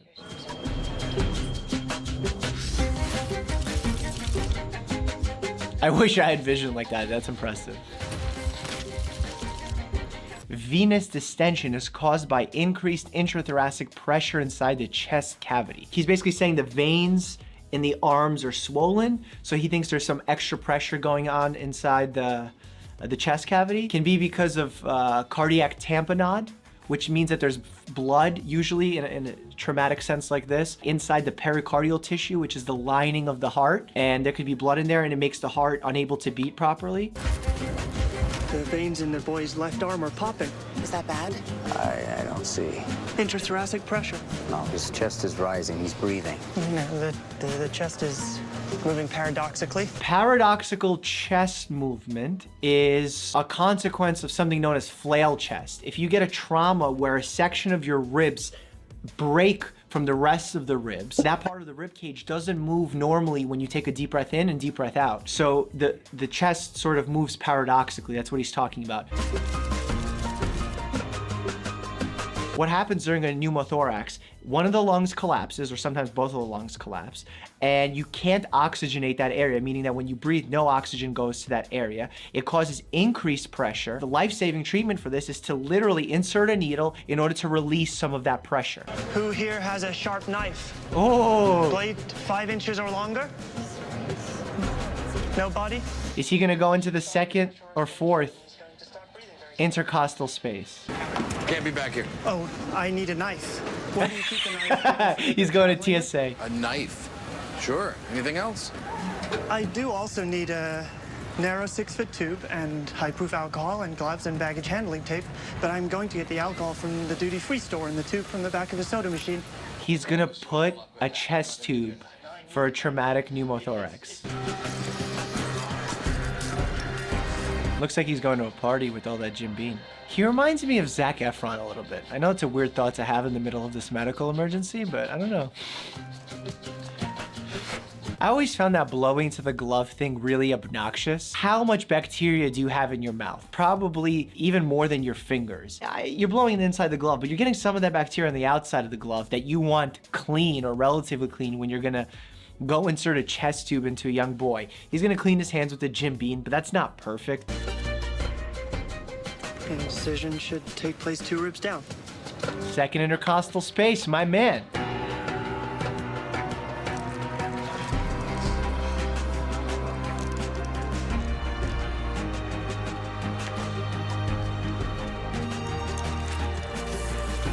He's actually following proper technique because you want to stay in the mid-axillary line, meaning in the middle of your armpit. That way you have a lower probability of hitting the heart when you go in with the scalpel or whatever you're going in with. Okay, well, why the bottom? The air will continue to leak and accumulate until the damage can be properly repaired. The tube allows the air to get out. The water in the bottle stops the air from coming back in. A homemade one-way valve. He's breathing. You saved his life. He saved his life. Attention pneumothorax, you can literally put a needle in that can release some air, and that equilibrium does enough of a job. You didn't need all of this fancy technology here. I need to get to San Jose St. Bonaventure Hospital. That's where we're going. Good. One of the classic signs that someone has autism or may have autism is they don't make great eye contact. They're not great at picking up social cues. If you find out that your child has autism, you can start them in these early intervention programs where they teach them how to mimic some of these social cues, where they're not looking to make eye contact with you like we do normally because we have good physical recognition and body language recognition, but they do so because they're trained to do so, to make conversation seem more normal. Early intervention has shown some very promising results for those with autism. Find another school. No, we won't, because nothing's gonna change. They can't handle him, and I don't blame them, because obviously we can't handle him either. What the hell happened this time? What happened? You're hurting him. What did you do? Those who have autism and grow up with pets actually have better results moving forward in terms of communication, in terms of interpersonability. So if your child does have autism, getting them a pet early on definitely serves a benefit. It changed. The boy's ECG changed. It's the same, 86 BPM. No, it used to be higher. No, it used to be 86. It's still 86. It used to come up to here. That's not the right way to do it. You have to be seated, you have to have calipers, you have to be looking at the strip and comparing the little boxes on the screen. Maybe this guy, he has superhuman powers, it's possible, but in reality, you need to be a lot more careful because this isn't just a game, it's people's lives at risk. 8-year-old healthy boy, status post-encounter with a shattered glass sign, numerous lacerations. Echo. Get him set up in trauma 3 with an EKG, full blood work, and a pan scan. So far, very accurate. I'm very impressed. The way that the paramedic told the history, very, very accurate. Adam needs an echocardiogram. No, behave yourself, or you'll be removed from the building.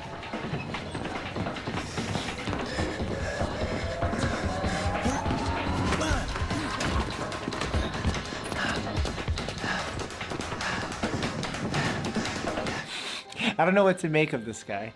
I like him because he's superhuman and knows everything, but it's just so unrealistic, it's crazy. Is this the same security guard who knows everywhere he's gonna go? Maybe this guy's a savant too. Do an echo. Sir, the boy's wide open. It's gonna take a while. Good. That'll give me time to figure out why the hell we're doing an echo.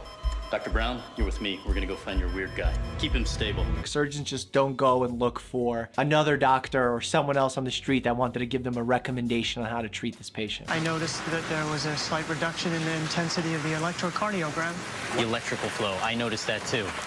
The heart rate was the same, but the amplitude dropped. Pericardial effusion. Reduced cardiac output. Would stress other organs. Causing them to shut down. Yes. So just to break that down, pericardial effusion, peri means surrounding the heart, the tissue surrounding the heart. Sometimes there's fluid there, and when there's fluid there, that makes it difficult for the heart to beat, and you get cardiac tamponade. That's what I was talking about earlier. Again. Again. There. Looks normal to me. It's not normal. 4 doctors are looking at a scan. They don't believe there to be an issue.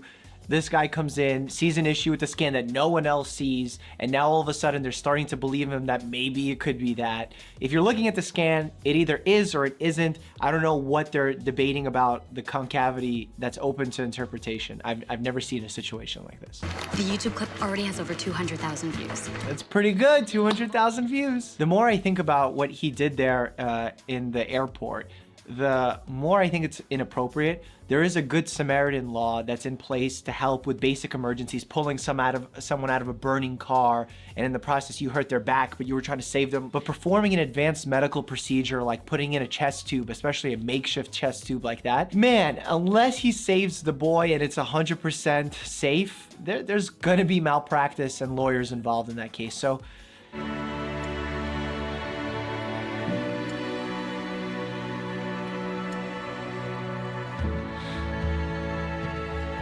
the good doctor strikes again. You saved that boy's life. Oh, good. His name is Adam. Traumatic pneumothorax. I'm hungry. Sean, Dr. Melendez's team is going into surgery. I mean, if you're interested. I mean, how about getting him to sign all the paperwork and disclosures and HIPAA forms and making sure he has identification? Put your mask on. Put your mask on.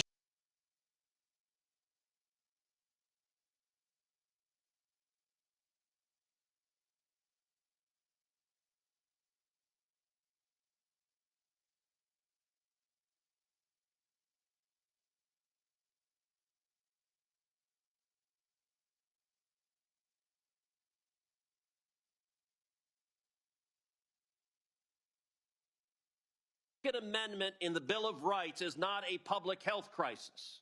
What is a public health crisis is the crime rates that are skyrocketing because Democrats keep letting murderers and violent criminals out of jail. But you equated gun deaths to heart disease in your opening statement. Yes, sir. Which is a greater public health problem, gun deaths or heart disease? So heart disease does kill more folks across the United States, largely in the About end of their life. 700,000? Mm-hmm. Yeah. Gun deaths about 50,000? Correct. Do you support outlawing fried foods? I'm sorry. How does that relate to? Because fried foods contribute to heart disease, don't they? Thank you, Mr. Chairman. We are at yet another hearing called by Democrats on gun control. Understand that today's Democrats in the Senate, these are not your father's Democrats. There are no moderate Democrats left in Congress. Today's Democrats, when it comes to guns, their objective is to disarm law-abiding citizens. They simultaneously embrace policies that release violent criminals from jail. They're not interested in locking up murderers. They're not interested in locking up gangbangers. They're not interested in locking up violent criminals. Instead, they systematically support policies that release violent criminals. By the way, if you are hesitant to believe me when I say this, perhaps you'll believe the mayor of Dallas. The mayor of Dallas, Eric Johnson, who's a friend. He's a lifelong Democrat. He's African-American mayor, elected in Dallas, been a Democrat his whole life until just recently. He left the Democrat Party and became a Republican. Now, let me read you why Mayor Johnson became a Republican. Quote, "Unfortunately, many of our cities are in disarray. Mayors and other local elected officials have failed to make public safety a priority or to exercise fiscal restraint. Most of these local leaders are proud Democrats who view cities as laboratories for liberalism rather than as havens for opportunity and free enterprise. Too often, local tax dollars are spent on policies that exacerbate homelessness, coddle criminals, and make it harder for ordinary people to make a living. And too many local Democrats insist on virtue signaling, proposing half-baked government programs that aim to solve every single societal ill, and on finding new ways to thumb their noses at Republicans at the state and federal level. I have to say to an ordinary person, the political ideology of today's Democrats makes no sense. Why your priority is disarming a law-abiding citizen, but not going after the violent criminal. And to be clear, it is the radical left that advocates abolishing the police and defunding the police. And when I say there are no moderate Democrats left, the Biden administration has nominated not one, not two, but three of the leading advocates of abolishing the police to senior positions at the U.S. Department of Justice.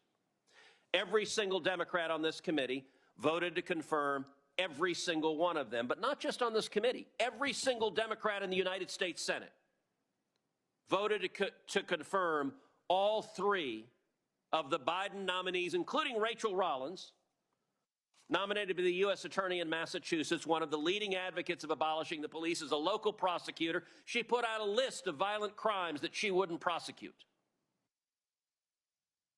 You know what? We're not having a hearing on the impact of Soros prosecutors releasing violent criminals from jail. We're not having a hearing on carjacking in Washington, D.C., because the Democrat City Council lowered the penalty for carjacking, lowered the penalty for murder. We're not having a hearing on Congressman Henry Cuellar, a Democrat from Texas, who was carjacked in Washington, D.C. at 9:30 at night. We're also not having a hearing on the Antifa and Black Lives Matter riots across the country, because to Democrats, when stores are being looted, when police cars are being firebombed, when police officers are being murdered, that's not a crisis if they agree with the ideology of the criminals. Instead, their objective is they want to take away the firearm from the single mom who's taking the subway home at night, who that is the only prevention she has against the violent criminals that the Democrats are unleashing. And by the way, to give you an underscoring of it, look, we have a mental health crisis in this country. I've repeatedly introduced legislation to improve school safety, to invest to double the number of police officers in schools. Democrats objected. To invest $15 billion in mental health counselors in schools. Democrats objected. Their priority is not stopping the criminals. Their priority is disarming law-abiding citizens. And by the way, they call it a public health crisis because they want to put supposed experts in charge of disarming you. The Second Amendment in the Bill of Rights is not a public health crisis. What is a public health crisis is the crime rates that are skyrocketing because Democrats keep letting murderers and violent criminals out of jail. But, Dr. Rainey, let me ask you a question in terms of public health. Right now today, what's the leading cause of death for Americans age 18 to 45? I believe that it's opioids. It is drug overdoses. Last year, more than 100,000 Americans died of drug overdoses. 70% of that came from Chinese fentanyl that is flooding across our southern border because this administration has opened up our southern border to 8.6 million illegal immigrants, has enriched the drug traffickers. Do you think, Dr. Rainey, that fentanyl flooding across our open border on the south that has killed collectively 100,000 overdoses last year, do you think that's a public health crisis? Absolutely. Synthetic fentanyl is a major crisis, and Senator Reid from my home state of Rhode Island has been a leader in trying to stop the supply of synthetic fentanyl. Except he hasn't, because Senator Reid, along with every other Democrat, supports Joe Biden's open borders, because when we try to secure the borders, they block it over and over and over again. And the criminals who come across, who are taking people's lives, that is because the Democrats refuse to enforce the law. Senator Cruz, equally important is harm reduction to ensure that those who use opioids have access to things like Suboxone or buprenorphine and methadone to help so that they don't use illicit substances off the street. Thank you. You are an ER doc, is that right? Okay. Correct. And understand you've been on television a lot? A fair amount. And I understand you built a home television studio, is that right? That's a bit of an exaggeration. I had a laptop on a on a stool. Your husband didn't build you a home studio? He did not build me a home studio, no. Okay. Let me ask you this. Why do you think that Chicago has become America's largest outdoor shooting range? Do you think it's because of Chicago citizens who have no criminal record, but who have lawfully a gun in their home for protection or perhaps for hunting? Or do you think it's because of a finite group of criminals who have rap sheets as long as King Kong's arm? So Mississippi, Louisiana, and Missouri actually have higher firearm death rates. Obviously, there's certain... What about Chicago? So I don't live in Chicago. It's not my primary area of research. You don't have an opinion on that? I think there's easy access to firearms combined with environmental conditions, lack of great education. There have actually been studies showing that when you green vacant lots and repair abandoned buildings in urban neighborhoods, you see decreases in gunshots, in violence, as well as in stress and depression in the neighborhoods around them. No disrespect, Doc, but that sounds a lot like word salad to me. Let me ask you this. In September of this year, our New Mexico governor issued a public health emergency order, and she suspended the right to bear arms in Albuquerque and the surrounding county. Do you support that? I do not. What I do support is the work that New Mexico has done with... Do you support that? No. You don't? Okay. Let's see.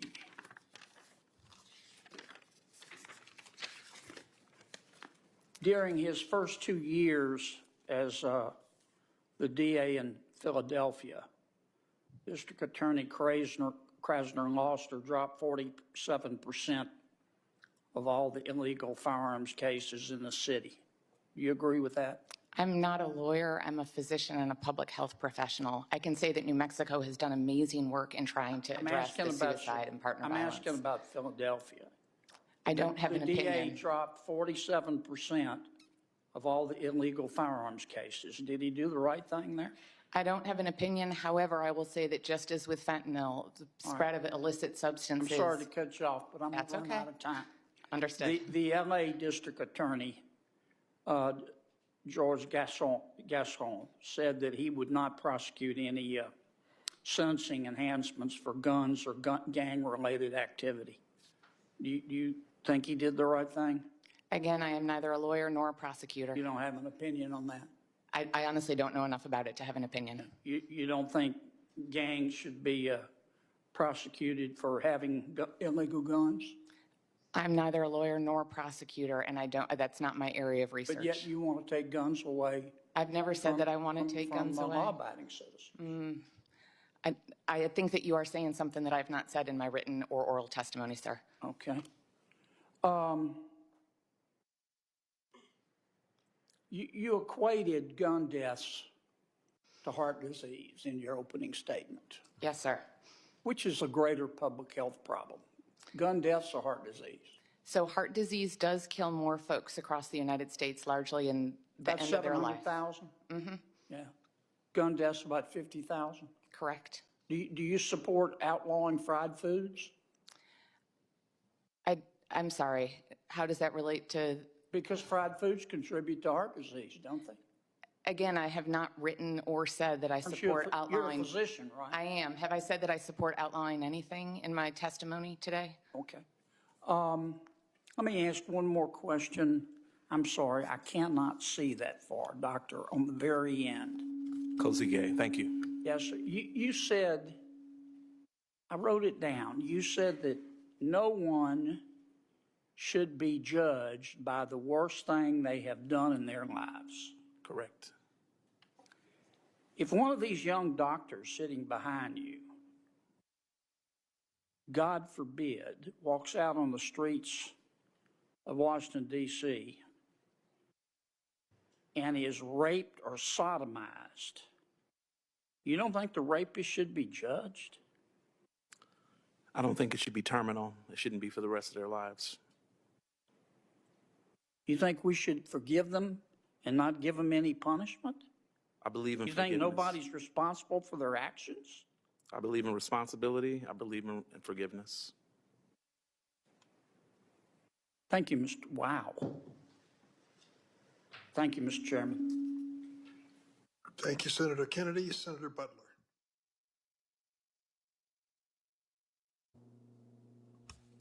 Thank you, Mr. Chairman, and congratulations to all three of you.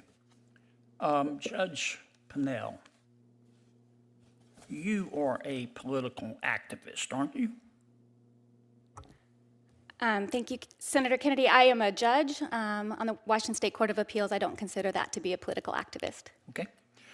In 2020, you and 10 of your friends issued a written statement.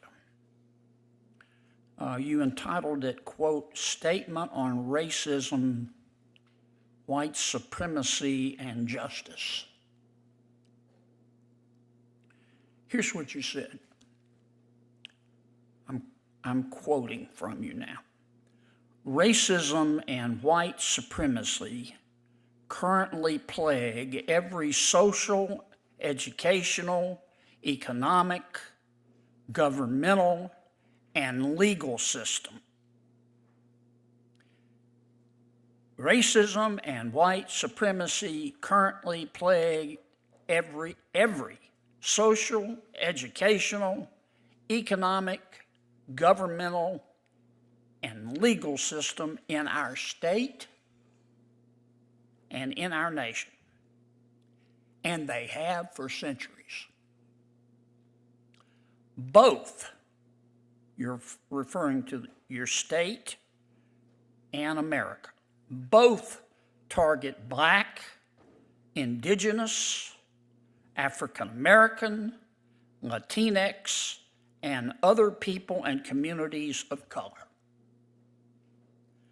resulting in entrenched inequality and inequity, manifesting in unjust, unfair, and differential treatment, and yielding remarkably disparate and negative outcomes relative to those experienced by white people.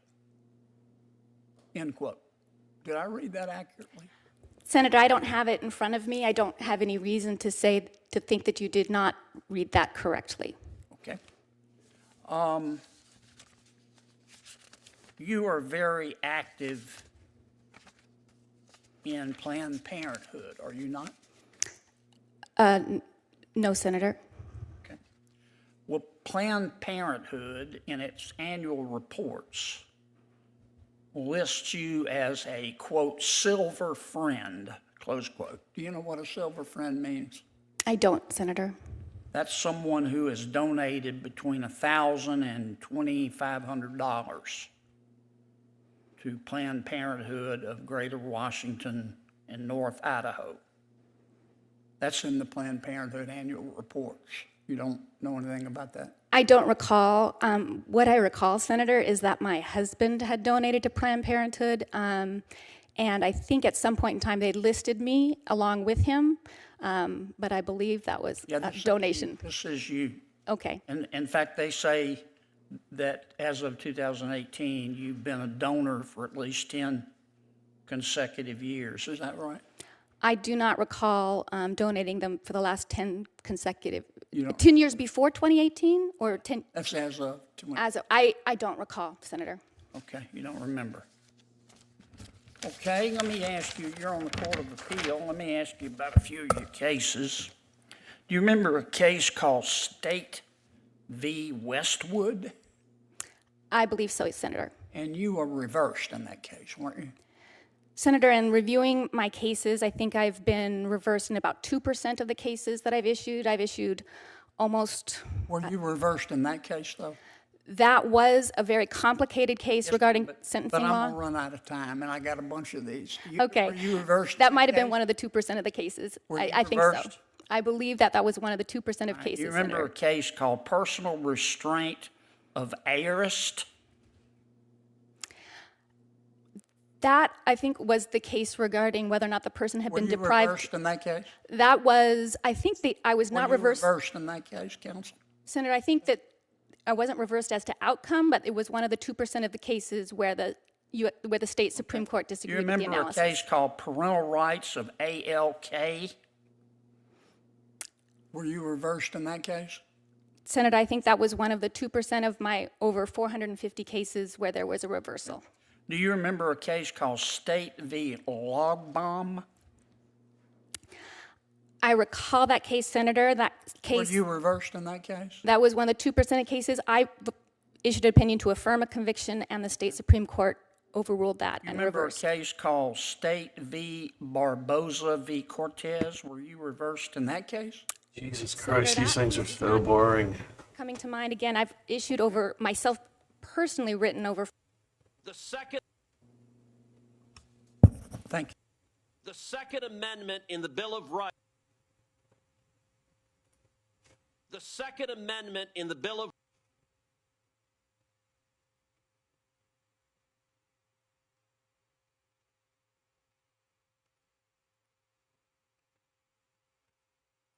If you're not part of the reason we have such glorious chronicles to the human experience in all forms of culture.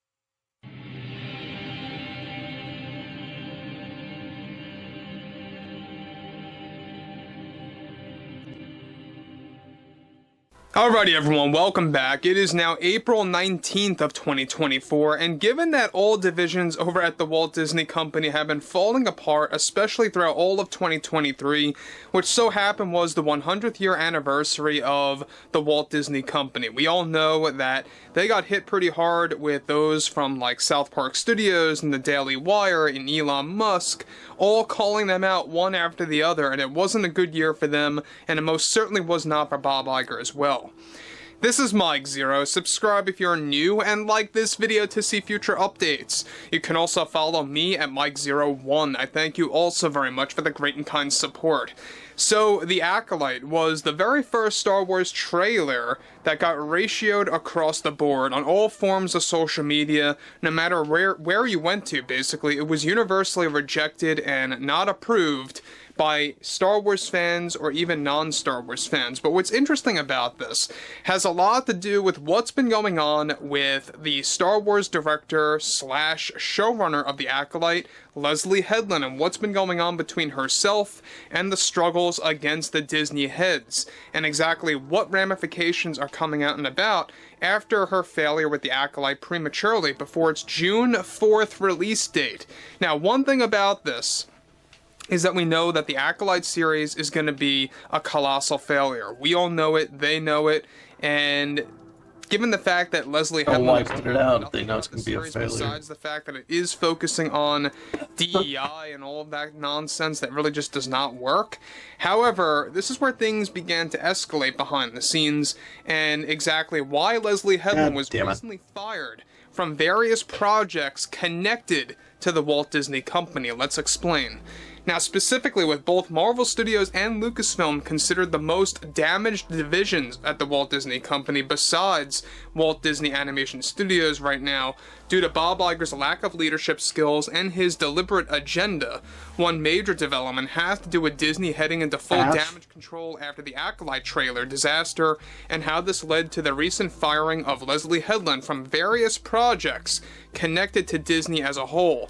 Now, a significant update to this ongoing scenario involves how after the Acolyte trailer got ratioed across all forms of social media, like I said before, from both fans and non-fans of Star Wars, Bob Iger recently made the ultimate call and decision to fire Leslie Headland from multiple Marvel projects for both Phase 6 and even eventually Phase 7, as initially Disney planned to use Headland to become a major face for their DEI agenda, not just with Star Wars, but also with Marvel. However, after many arguments took place behind the scenes after Disney decided to cancel The Acolyte Season 2, Leslie Headland has been reportedly causing a ruckus toward the Disney heads, including Bob Iger, the CEO. Leslie Headland was recently fired and removed from 3 Marvel shows entirely and 1 what the Marvel fuck just movie happened? that was planned to focus on the X-Men and mutants. For the shows, of course, she was aimed to direct multiple episodes and even write 4 episodes for each series. These were said to be shows connected to characters that will be introduced in the upcoming Ironheart series that is already finished and were considered spin-off shows, so to speak, within that overall realm of the MCU. Now, with Leslie Headland now out and fired from those Marvel projects, she was already axed from the Marvel Untitled X-Men movie project as a director as well. Now, surprisingly, however, she wasn't fired for being too extreme with her DEI agenda or anything like that, but rather down to bare bones logic, with the Acolyte getting too much negative attention and entering into mainstream media, due to the fans, of course, voicing their opinions. Disney wants to use a different creator for those Marvel projects now to hopefully make them succeed while still continuing on with their DEI agenda. And though Headland isn't 100% fired from Disney altogether just yet, as she is still latched onto some Star Wars projects after The Acolyte. She was indeed fired, though, from those Marvel projects by Disney because of the Acolyte backlash and the type of behavior and demands that she was actually presenting behind the scenes. For example, one development was that Headland was demanding a significant pay increase of those Marvel projects that held no reason or way of justifying why she would be paid roughly 40% per project more. These financial arguments between the Disney heads and Headland are also what led to them removing and firing her from those Marvel Studio projects. There were even conversations of attaching Headland to X-Men 97 Season 2, and even tentative plans for a Season 3 to begin their bait-and-switch strategy with their DEI agenda for that series alone. Now, as of now, Headland only left, of course, with 3 Star Wars projects, The Acolyte and 2 spin-off shows of The Acolyte. However, Season 2 is now off the slate and completely cancelled due to the backlash becoming too mainstream, and something that Star Wars has never dealt with before on social media and across different media outlets. And guys, let me just stop here quick, because this is the real deal. The Acolyte is a different animal. It really is when it comes to Star Wars. Not even The Last Jedi had a backlash this large. And the reason being is that we all know what it is all about. You know, it's all about diversity, equity, and inclusion, not focusing on the story. It's also about, really, quite frankly, rewriting George Lucas's legacy, rewriting what fans grew up with and loved about the prequels, about the originals, dismantling the philosophy of Star Wars. Heck, she even made a comment a couple of days ago that she is focusing on really kind of reframing the idea of who is good and who is bad, and what really defines that. And a lot of fans are beginning to wonder if that really means that the Sith are going to become good and the Jedi are going to become bad, or at least viewed as is. And that's one thing that a lot of fans are discussing right now. And it's looking more and more to be likely heading in that scenario. But interestingly enough, we know that Leslie Headland is more extreme when it comes to her agenda than Kathleen Kennedy is. That's exactly why she hired her. She knew that she could handle that job perfectly with The Acolyte as planned. Now, this ultimately is actually dismantling Leslie Headland's overall outlook on her career within the Walt Disney Company, going beyond Star Wars. Her plan was to go past Star Wars and to head into Marvel, to head into other Disney projects. She's a mega fan of Frozen and Frozen 2 after all, so she really wanted to really expand her career within the Walt Disney Company that is now pretty much in shambles. Now, moving on forward, already Leslie Headland is regrouping with Kathleen Kennedy, get this, in a desperate move to get Disney to reinstate her Marvel projects, as Kennedy is a very good friend with Kevin Feige. Alright, the boss of Marvel Studios, right? The producer of all things Marvel. And so, this is exactly why Leslie Headland is just a very toxic individual behind the scenes, someone that does not deserve to be given a Star Wars lead as a director, as a showrunner, and even as a writer at that. In fact, I'm still shocked that they have not let her go yet. They probably eventually will, from those 2 other Star Wars spin-off shows related to the Acolyte series. Okay, I see why. Series drops in June and fails miserably, that she's gonna lose those 2 other projects as well. Don't be too shocked about that. So overall, I would really love to hear what everyone has to say about Leslie Headland, about The Acolyte, about Bob Iger, and if you guys did enjoy the content for today, make sure to drop a thumbs up on this video to support the channel, and I will catch you guys later. Catch you guys.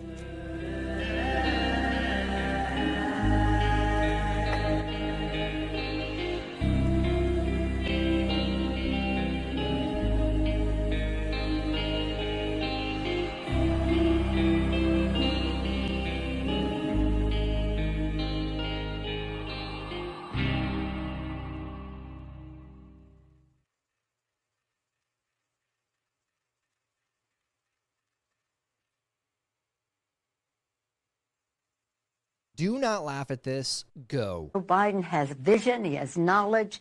He has a strategic thinker. This is a very sharp president. He is sharp. He is on top of things. President Biden is strong. He exercises. He rides his bike.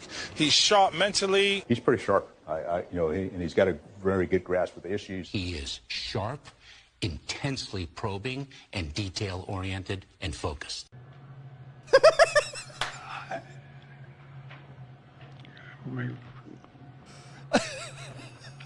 I guess I should clear my mind here a little bit and not say what I'm really thinking. Guys, stop laughing at that. Really? This is where you want to be? Huh? He rides his bike every day. Is that? He's sharp. Happy Tuesday and welcome to Clown World, where this is real. It is all real. So today, on today's game, if you laugh, you lose. Means you're finding humor in things you're not supposed to find humor in, obviously. And if you cringe, you win. Okay? It means your brain works. So that's what we're going to do today. That's today's game. If you are ready for today's game, head down and like this video. And if you are new here, please make sure you are subscribed and have the bell clicked for notifications when new videos are uploaded. Now on to today's game. If you cringe, you win. Go. Chicago Mayor sues Kia and Hyundai. The failure to install basic auto theft prevention technology in these models is sheer negligence. And as a result, a citywide and nationwide crime spree around automobile theft has been unfolding. So blaming... Yeah, blame the car company and not the fucking people that are doing it. A person's decision to commit a crime. It totally makes sense. I get it. I love it. Chicago, you guys are... yeah, amazing. You really know how to pick them there. Kentucky High School was evacuated after a fart spray was unleashed inside the facility, which resulted in 7 students needing treatment. Come on! Really? Guys, it's one spray. You don't do the whole thing. That's what you did, didn't you? Unbelievable. Oh, it's disgusting. The hell's wrong with you guys? Grow up. Grow up. In 2021, you did say that inflation was transitory. Do you regret saying that now? I regret saying it was transitory. It has come down, but I think transitory means a few weeks or months to most people. I just love it. We covered this extensively on this channel.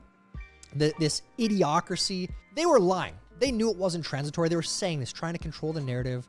That's what they were doing. It was so obvious. The biggest idiot you know could see that they were lying, that it wasn't transitory. And here we are in 2024, and we know that. We're feeling it. We're all feeling it. So amazing. These are the people in charge. There's only two explanations. Either they're really stupid and we're screwed, or they're lying. I don't know which one it is. It could be either. Inflation woes. Home buyers need 80% more income to buy than 4 years ago. Yeah, it's not good. You know, making like 200,000 now is like making 100,000 not that long ago. Making 100,000 now is like making 50, 60 not that long ago. Inflation, it's going up and up and up and up and up and up.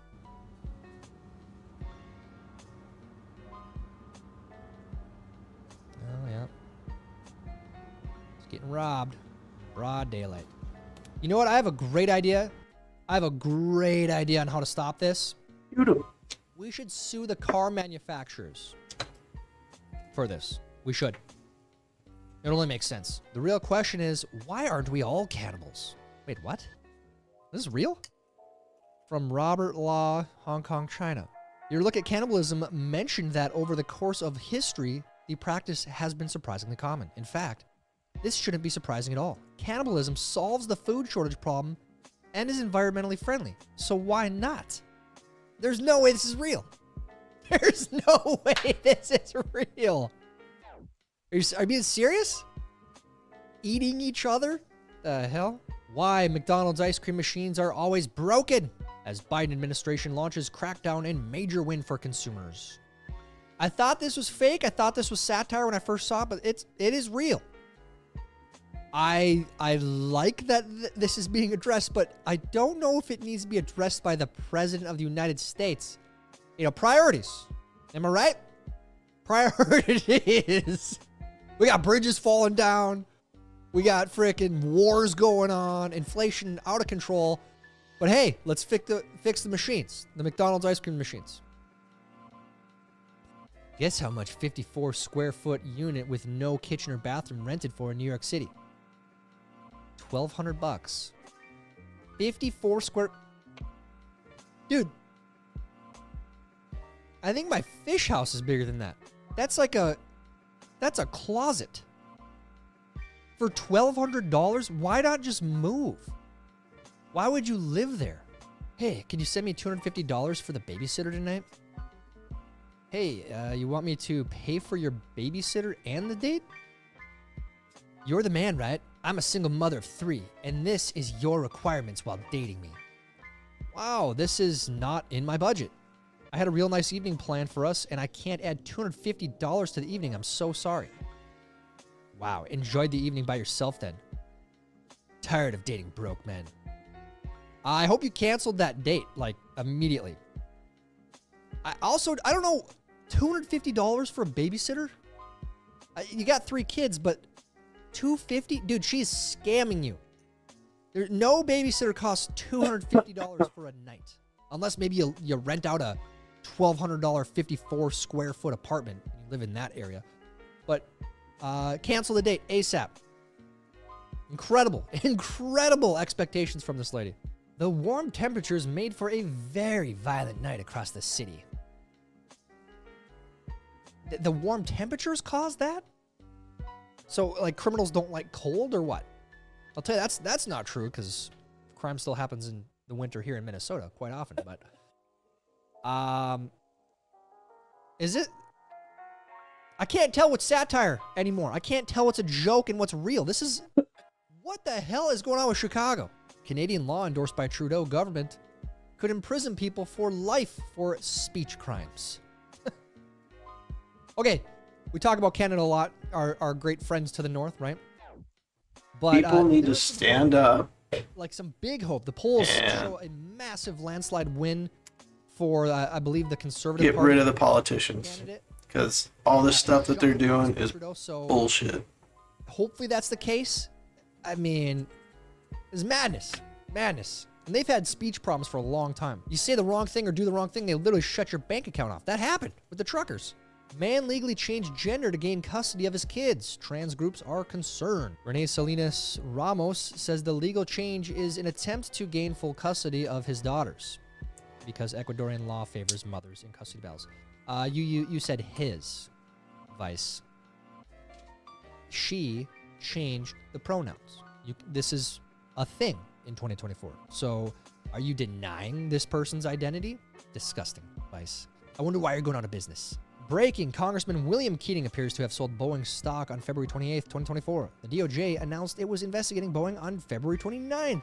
He sold the day before it was reported that DOJ was investigating Boeing. Oh, no. And you know what? Luckily, we have the Stock Act, guys. He might get in trouble for that. And you know what he's going to get? What, a $250 fine, I believe it is? We'll check here. The Stock Act punishes congressmen for abusing their insider information with a $250 fine. That's real. That's real. Congrats to Congressman William Keating. Yeah, props to you, buddy. Great trade. Very timely trade. Amazing. Mr. Beast. It's a little sad that an active member of Congress can cause billions of dollars of stock to shift like this. Is it also not absurd that the people that make our laws and know classified information can trade on the public market? The fact that they get intel before the rest of America and are constantly tempted not to make millions off it is just a situation we shouldn't be putting them in and seems stupid to me. I'd be all for paying them more and not be able to invest or some other solution. This post has been deleted. Mr. Beast, why'd you delete that post? Because it makes sense. It's great. I understand you're trying to stay out of politics. Yeah, you know what? And I respect that. Why are you taking them? Trying to do good things for people. Oh, you're just going to bring them to the... But that's a good tweet. It makes Snatching. sense. Look, Republicans, Democrats, they're all doing it. Everyone should be mad. It's insane. But hey, at least they're going to get $50 fined under the Stock Act. Okay? They'll get a slap on the wrist. So it's true. No more self-checkout at Walmart. Look at that. The world is healing. But you know what is even worse here? They're going to make people do a subscription to use self-checkout. That's a real thing. So it's good that they're getting rid of it because we're doing free labor for them. You know, we're checking ourselves out. But now they're going to make you pay to use it. Seriously, that's real. So every time you go in there from now on, you see people using self-checkout, you know that they paid to work. Yeah. Just doing a software update on a door handle. This is why I hate the computer chips.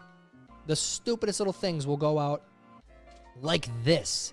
You can't even bring it to like the guy down the street that works from his own garage because he doesn't have the software to fix it. It's like the John Deere situation. It's stupid. So I feel like as this technology progresses in vehicles, newer vehicles, we add more and more computer chips to them. The harder and harder it's going to get to fix them. You're going to have to go to the actual dealership to have it fixed. It's not good.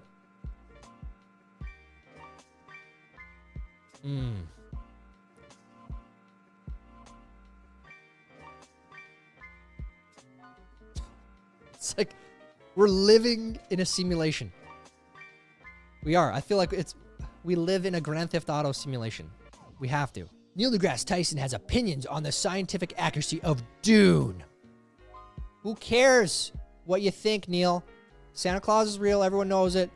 Giant worms in the desert. Those are real. Everyone knows it. Who cares? Hey, have some fun, buddy. Have a little bit of fun with life. Just a little bit. It will drastically increase your health, your well-being, and your overall mood. Have some fun. Try it one time, Neil. Man who became champion of rehabilitation is charged with murder. Ooh, did you guys see this? So this is going pretty viral. He was on Joe Rogan here, and like literally weeks later, he gets charged with murder. I don't think Joe Rogan's going to have the other guy on. The other guy that brought him onto his show. I don't think he's going to have him on ever again. Maybe that guy should have never left prison. I don't know. Maybe. Toe-curling moment, Madonna scolds concert goer for sitting down at her Los Angeles concert before realizing fan was in a wheelchair. Ooh. We're not going to play the video because there's music in it, but you did. Yeah. Why aren't you standing up? Stand up. Obey me. Worship me. Worship my music. Oh, you're in a wheelchair. Breaking. Boeing whistleblower John Barnett found dead in hotel parking lot in Charleston, South Carolina from alleged self-inflicted gunshot wound, lawyer says. Don't ask questions. Don't point out Boeing's unsafe practices. And we're seeing it firsthand, dude. Like, Boeing is having, there's a lot of stuff happening in the airline world that is very concerning. And this guy just got, I'm sorry. He Epsteined himself. My 13-year-old son and his group of friends asked me today how soon they can get vasectomies. I am proud of the man I am raising and the company he keeps. I'm going to say this is fake. I'm going to say this is satire. That being said, if it was real, I wouldn't be surprised. A lot of crazy women like this teaching these insane things to their sons and daughters. What are you doing? Honestly, that should be, grounds to call CPS, sir. 10-foot mysterious metal monolith appears on remote hill, baffling locals. Ugh. We're going through it again, folks. We're literally reliving 2020. You guys remember this? This was the start of it all, dude. Neil Young is returning to Spotify 2 years after leaving over Joe Rogan's vaccine comments. Oh, you hypocrite. Glad to see you're standing by what you believe in there, Neil Young. I mean, is it all the information that's come out since that changed your mind, or are you losing money? Is that it? Ugh. I thought you were a virtuous man. You're sitting there virtue signaling to everyone. Nobody followed your lead. Everyone just said, this guy's crazy. We're not going to take our music off. Nice work, Neil. Love you. I saw this really cute guy at the grocery store the other day, so naturally I followed him to the checkout counter, and when he gave the cashier his credit card, I peeped it to see what his name was. And then I Googled him and found his social media profiles, and I was able to tell that he was single. So I went through his friends list and I found his mother's page. And then I looked through his mother's page and I saw that she was a member of this book club that's in my area. So I sent a request to join the book club. So I went to the book club meeting and I met his mom there, and we bonded over some books that we both liked. And she just thought I was so nice, and I brought it up randomly in conversation that I was single. And she let me know that she had a son that was single also that lived in the area, and maybe it would be cool for us to get together and chat sometime. So I gave her my number, which she gave to her son, and this morning he texted me and asked if I'd like to get together this weekend and do something. So I guess we're gonna go on a date. I'm really excited. Someone go find that guy. Save him. Save him. I'm speechless. That's stage 5 insane. Love is a battlefield. Guys and girls. Be careful out there. That's what I'm trying to say here. Be careful. You never know what you're gonna stumble upon. Oh, dude, this should be the first question you ask on your next first date. Did you find me before this date? Did you know who I was? Did you look up my social media profiles and talk to my mom? Okay, you gotta know that. Baseline question right there. Oof, good luck, man. I hope you're still alive. So I was just down in my lobby talking to a girl that also said she's not re-signing her lease, and I was like, oh yeah, like, did they raise your rent? She's like, yeah, but also we're about to have a second kid in daycare. And I was like, is daycare expensive? Like, I guess these are just things that I don't think about as a single person with no kids. She pays $3,000 a month for one kid, and she's about to pay $6,000 a month to have 2 kids in daycare on top of rent. I looked at her, I was like, excuse me? Scusi? Ciao? $6,000 a month for kids that don't even talk yet. They just play with blocks. Is that in Canada? Where is this, US? Regardless, 6,000, so 72,000 a year. Does your job pay you that? I mean, it's got to pay you more, because then you're getting robbed of taxes too. So you got to be making about $100,000 a year to be breaking even.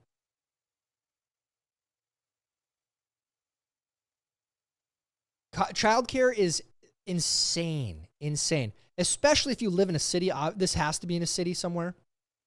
So I highly recommend not living in a city where if you move an hour away, prices are like way, way lower for stuff like daycare.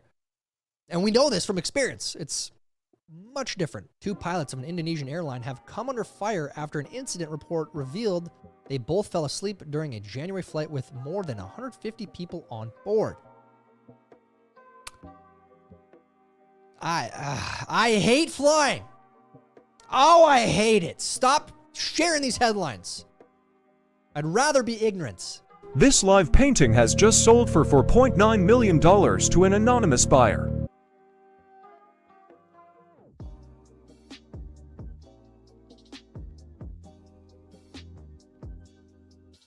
This better be like one of those where he flips it back upside down and it's a masterpiece. I have a feeling that's not the case.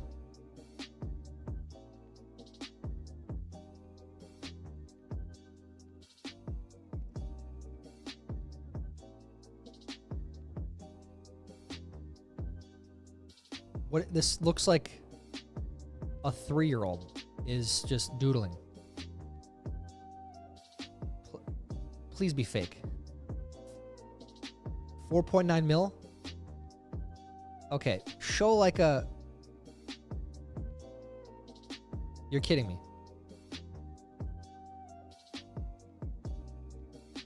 People are fucking retarded. Joke. Come on. 4.9 mil? Those are scribbles. I can do that with my eyes closed. My kid could do that. Money laundering. That's the only explanation. Yeah. Need a pressure There you go. Jill Biden to swap eggs for potatoes at annual Easter egg roll. Spudtacular. How about no? How about no? I love the PETA headlines. The part that I love and respect, and I mean that. They don't give up. I mean, it's like they're never gonna win. They're kind of crazy. But they keep trying, man. They keep trying, and I respect that. Not to mention, like, it's golden content. This is gold right here. That's funny. It started off as an Dylan. A boy with a dog. Oh. What? It's supposed to go on the inside. I hope who is the person that did this for you? Dylan entered the garage, They didn't say he wanted to be walked shown. up to his father, and says, It needs to be said. "Dummy." He just called his father a dummy. Why would you do that? Weirdo. You're a weirdo. While my voice is like this, I'm gonna keep doing that. $2.30. You're weird. Gold 12 ounces. Trickflation. Now, I don't know where this is, so we're just gonna have to, take their word for it. But I wouldn't be surprised if this was true. You see this with a lot of things. You see the shrinkflation. Have you guys seen that? Where they're taking less, like a deodorant, for example. They'll put less deodorant in the tube and give you charge you the same price. Laundry detergent, whatever the case may be. They're giving you fewer items but charging you the same. Can I tell you something crazy about New York? Not having a job makes your life so much easier. I know you're like, huh? So boom, let's say you got mad kids and you don't want to work. You just want to stay home all day, smoke weed, be lazy. Go to the shelter, free housing. What's the next step? An apartment, free housing, or you're going to have a little copay. But guess what? You don't have a job, so where's the copay going to come from? Cash assistance. Where's the food going to be coming from? Food stamps. So as long as you don't have a job, you will always have a roof over your head and you will always have food in your stomach. They will always look out for you. There's incentive to not try and work or better yourself because you're gonna be taken care of, just as she said, on taxpayer money. TikToker tells illegal immigrants how to invade American homes and invoke squatters' rights.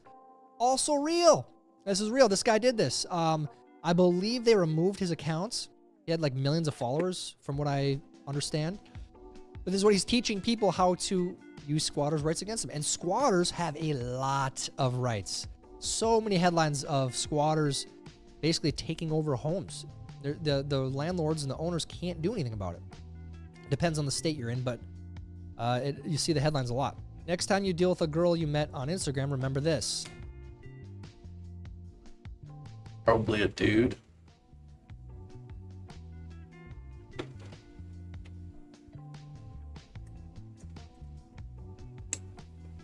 It's normal. Don't get catfished. Marriage promotes white supremacy, according to white university professor. Professor, there you go, university professor. This is where a lot of these stupid, stupid, stupid ideas come from. Colleges. It's insane. Okay, so I want to know which one is your guys' favorite part Like of the her. $1.2 Look how much billion makeup she has spending on. bill. Is it one, $850,000 for a gay senior citizen home in Massachusetts? Is it two, $15 million for Egyptian college tuitions? Is it three, $400,000 for a group that helps teens hide their gender? Is it four, $500,000 for an anti-racist nature appreciation group at the San Diego Zoo? Or is it number five, $300 million additional? Yeah. This is our spending bill. Is what we do. Happens all the time. This is how they put their little stupid ride-ons, add-ons into the bills.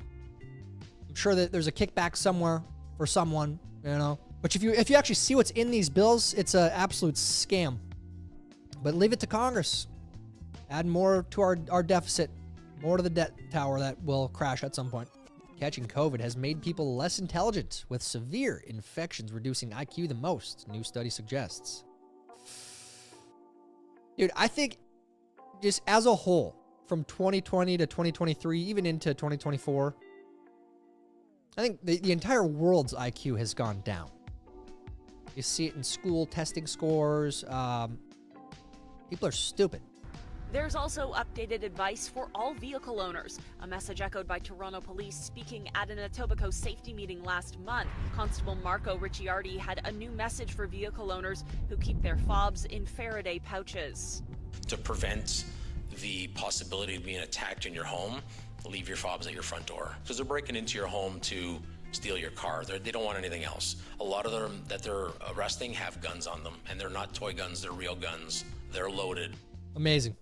Amazing. I have a better idea. Don't leave them at the front door. How about this? How about you just leave your car, leave your keys in the car, and why don't you just put a sign out there to prevent them from breaking into your house? Just say, hey, key in the car. Please don't break in. Great idea, right? Am I right? That'll fix it. How would you do in today's game? Did you laugh at all? If you did, you got problems. None of this is funny, okay?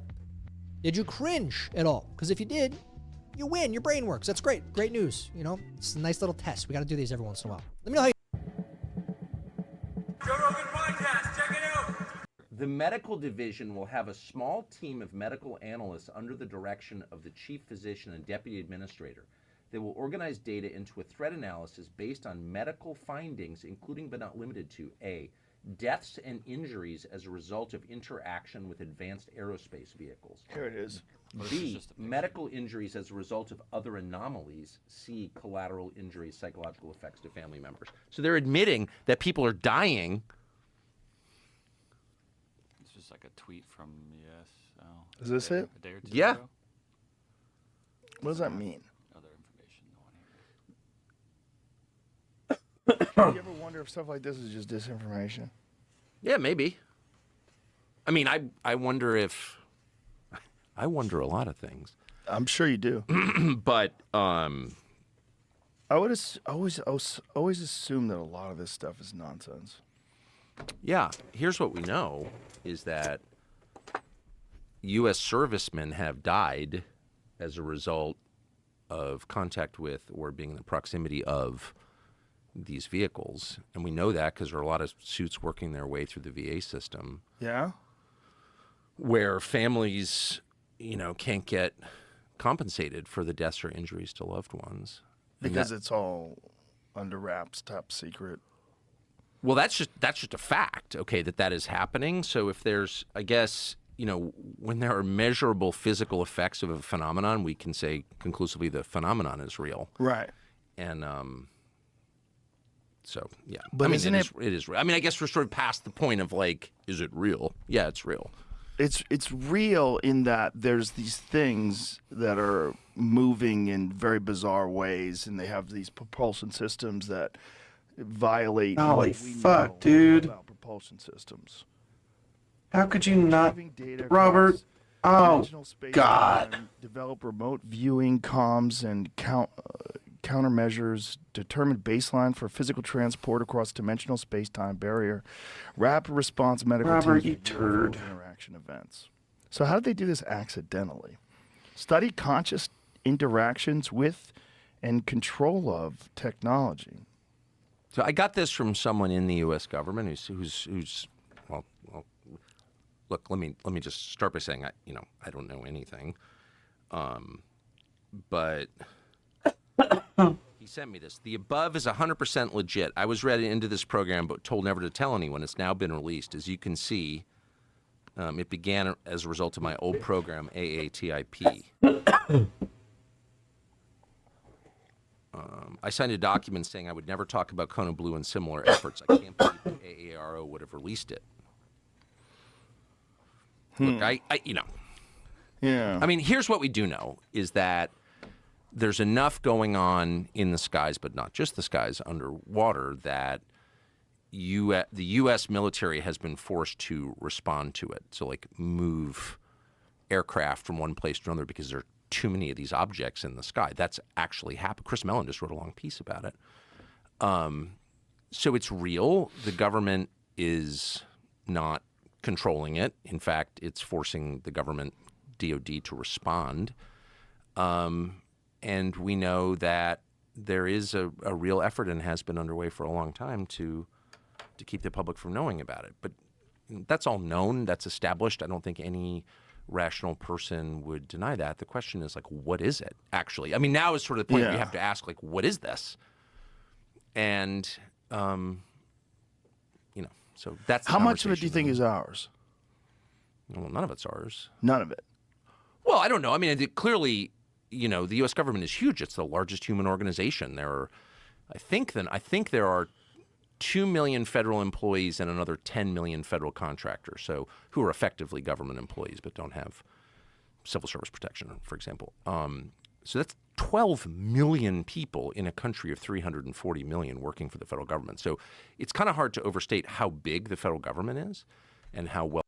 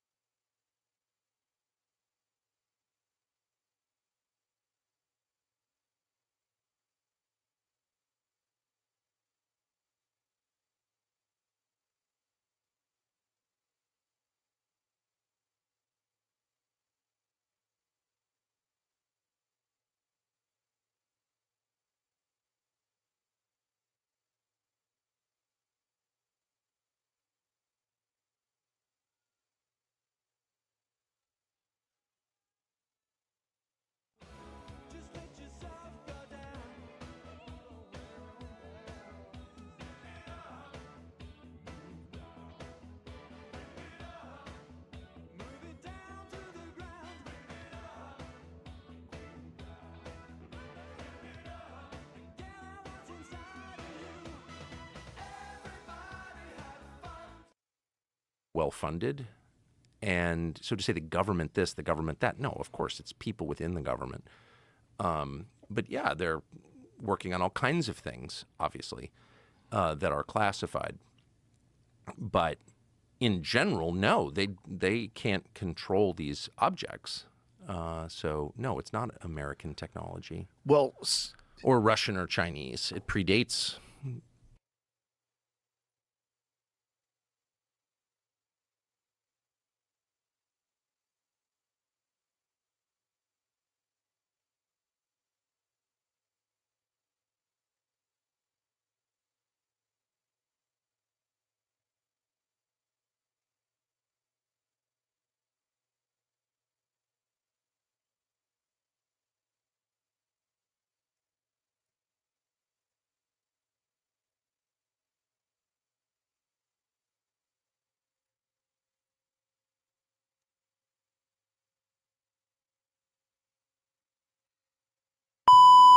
Going back for the past 12 years, border encounters, 2010, 447,000, 2011, 327,000, 2012, 356,000, 2013, 414,000, 2015, 331,000, 16, 408,000, 17, 303,000. You're just rambling off numbers. What the fuck? 2019, 821. This gentleman. Talking about is in the Tucson sector. Chief, I'm glad you said that. Because, ladies and gentlemen, the law did not change. Joe Biden decided not to follow the law. I've actually been, Chief Chavez, I've been in your section. I was that member that went to that bus that's run by HHS that was taking migrant A tremendous amount of focus. I've got close to 300 EMTs. And I'm sorry, I just have to. Yes, ma'am. I don't have much time. What about in custody? Deaths in custody or suicide attempts in custody? Congresswoman, thank you for the question. So information like that of migrants that attempt suicide or migrants that die in custody, we actually have evolved and have some really good record keeping. Maybe it's as a result of the GAO reporting. I'm not sure, but I know as a fact that when it comes to our central processing centers, we have now ramped up camera systems that are very robust. So now we're recording everything. Understood. So the tracking is impeccable now, where the reporting is constant for us. Thank you. And we'll be sure to follow up on that information. And Chief Modlin, Pima County falls under your sector, correct? Did you say Pima County, ma'am? Yes. Thank you. Are you aware of the militia group known as Veterans on Patrol? Yes, ma'am. And are you aware that this organization is a designated hate group? Oh my fucking God. Yes, ma'am, I'm aware. And are you aware that agents in Pima County, CBP agents in Pima County have had regular contact and according to this report, seems to have received assistance from this organization? Ma'am, I think it's important to define what assistance is. What I will tell you is whether it's Pima County or any of the other 3 border counties, if someone calls and says there's illegal activity on the border, then we do respond. And obviously some of those calls will come from militia groups, whether it's that or others, or sometimes there's other groups out there, humanitarian groups as well, that will call us and tell us that someone's in need of medical response or something. Thank you.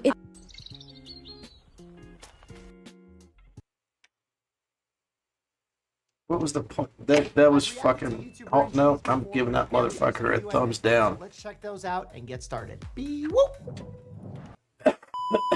Fuck him. Whatever. That didn't really seem to have any point to it, but I did jump around a lot.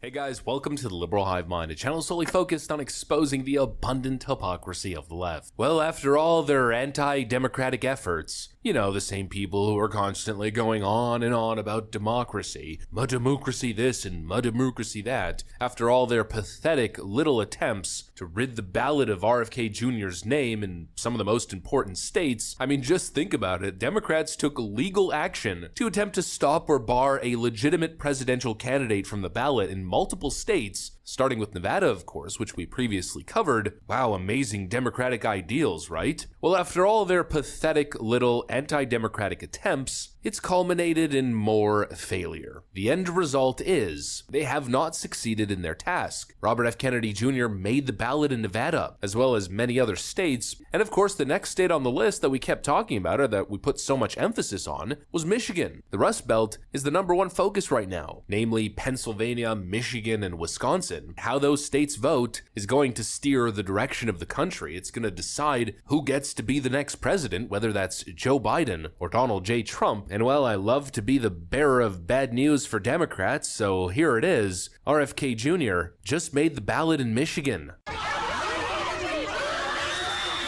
Yep, that's music to my ears. You can hear the echoes of leftist screeches in the background. National polls don't matter anymore. It's now officially a three-way race. No more hypothetical, regardless of how much of a hissy fit the Kennedy family throws. RFK Jr. is officially in this thing. It's legitimate. And so let's take a look at how that impacts things, shall we? We got some stuff to get into, so let's roll the tape. All right, folks. So let's first start off with the news. This is the most important little bit of news in terms of election analysis that's dropped to date. Presidential candidate Robert F. Kennedy Jr. has officially qualified for the ballot here in Michigan.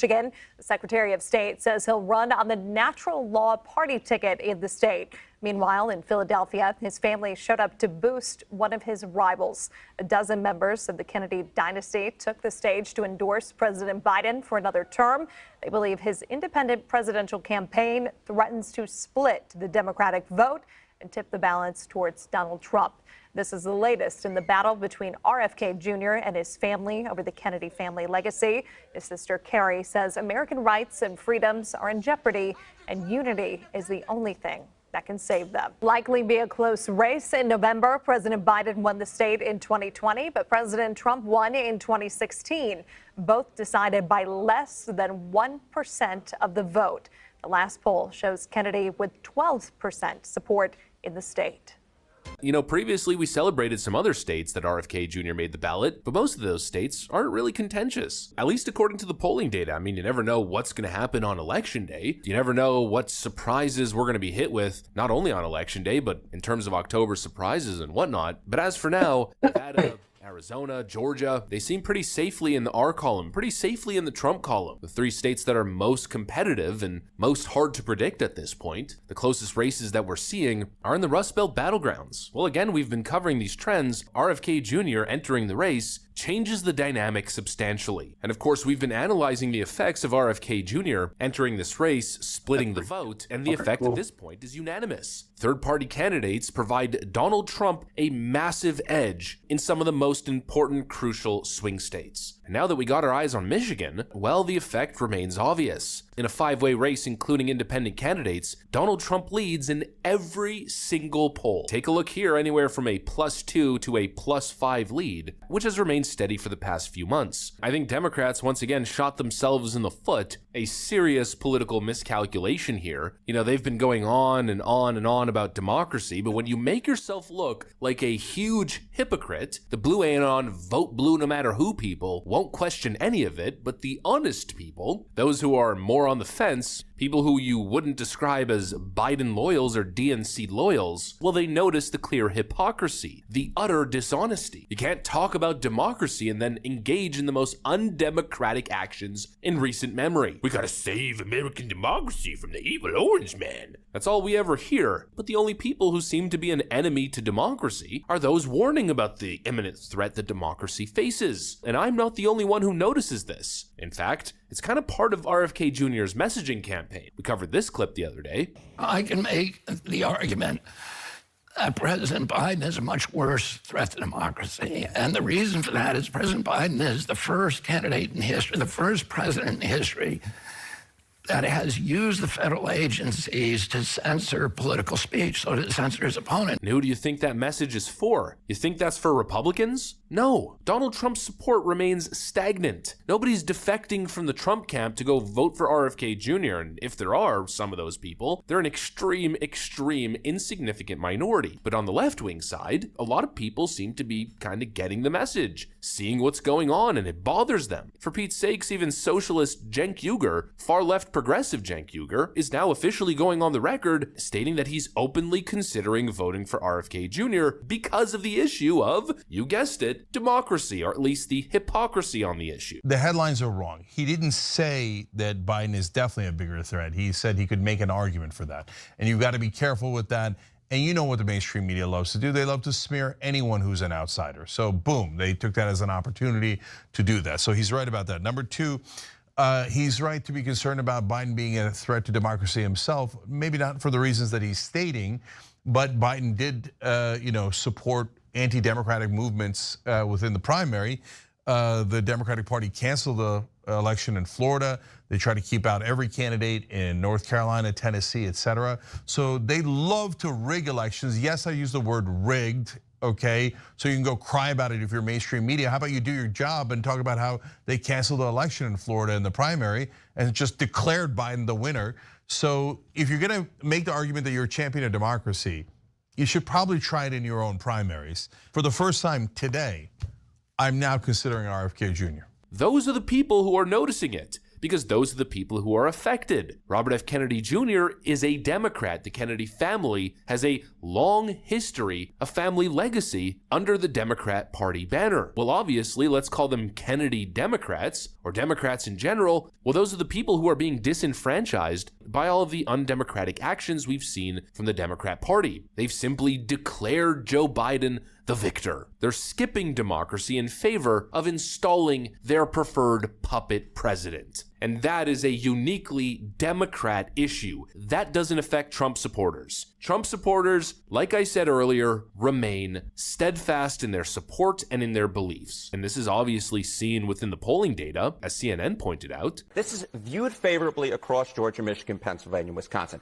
In the 2020 exit polls, what do we see? 50% of voters view Joe Biden on average favorably in those states, compared to just 45% for Donald Trump. Look at the Joe Biden trend line where he is now. Joe Biden is far less liked than he was 4 years ago. Just 43% of voters now view Joe Biden favorably in these states. And Donald Trump, despite everything that has happened, is actually slightly more liked.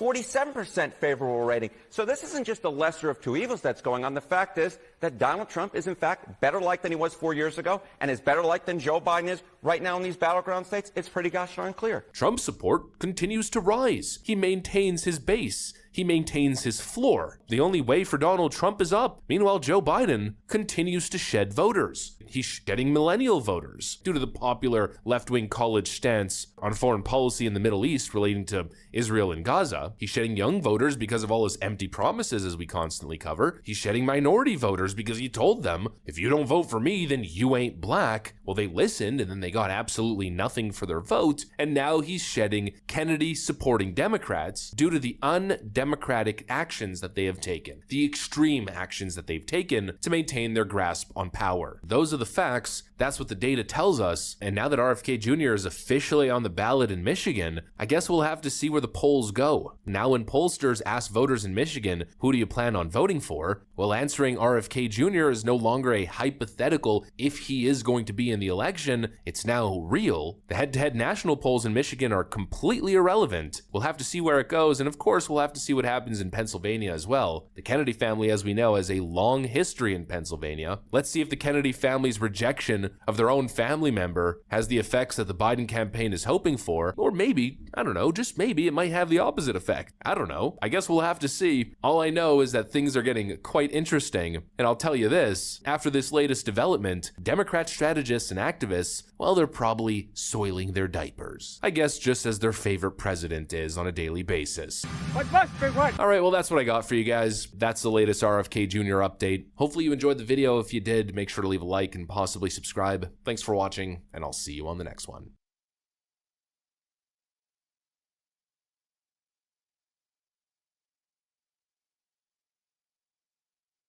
I've reacted to YouTuber injuries before, but apparently there's a few I missed, so let's check those out and get started. Whoop.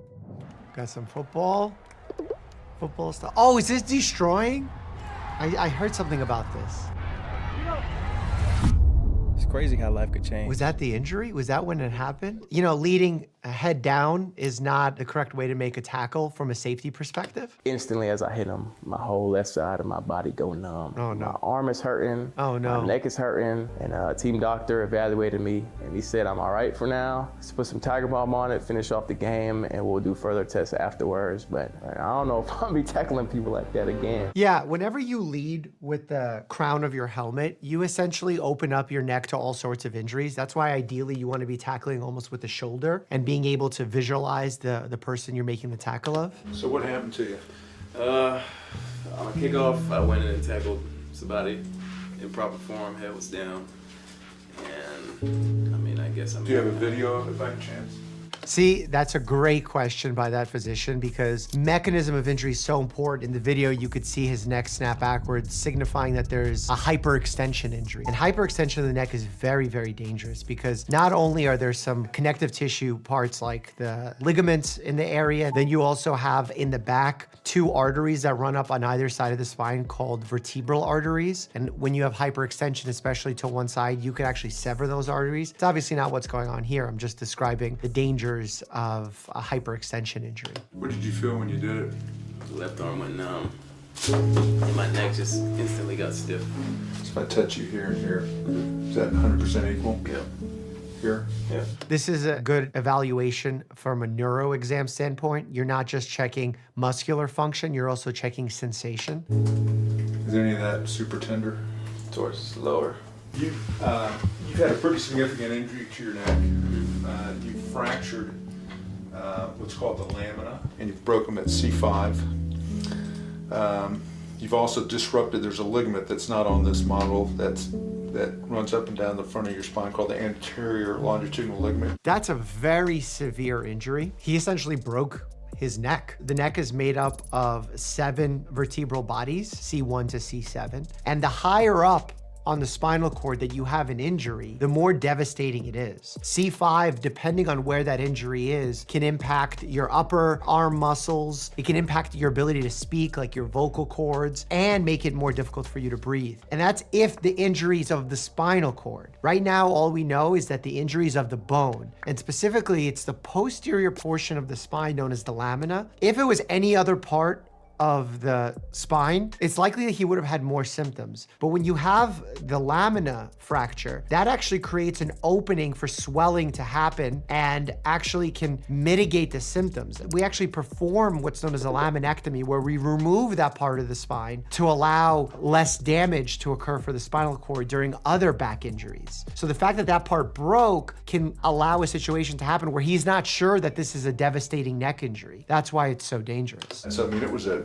major bony and ligamentous injury, and you have 2 small disc herniations at C5-6 and C6-7. Disc herniations happen as a result of major pressure on the discs. Those are like the little spongy areas in between the vertebrae. Depending on where it herniates, it can create different symptoms. So if it herniates inward, it can actually put pressure on the spinal cord itself, which could be devastating. If it goes outward or to the side, it could put pressure on the nerves that exit the spinal cord and have symptoms on only one side versus the other. The reality of this is these will probably heal, but it's probably going to be 3 months in that collar for it to heal. I don't need surgery, right? No.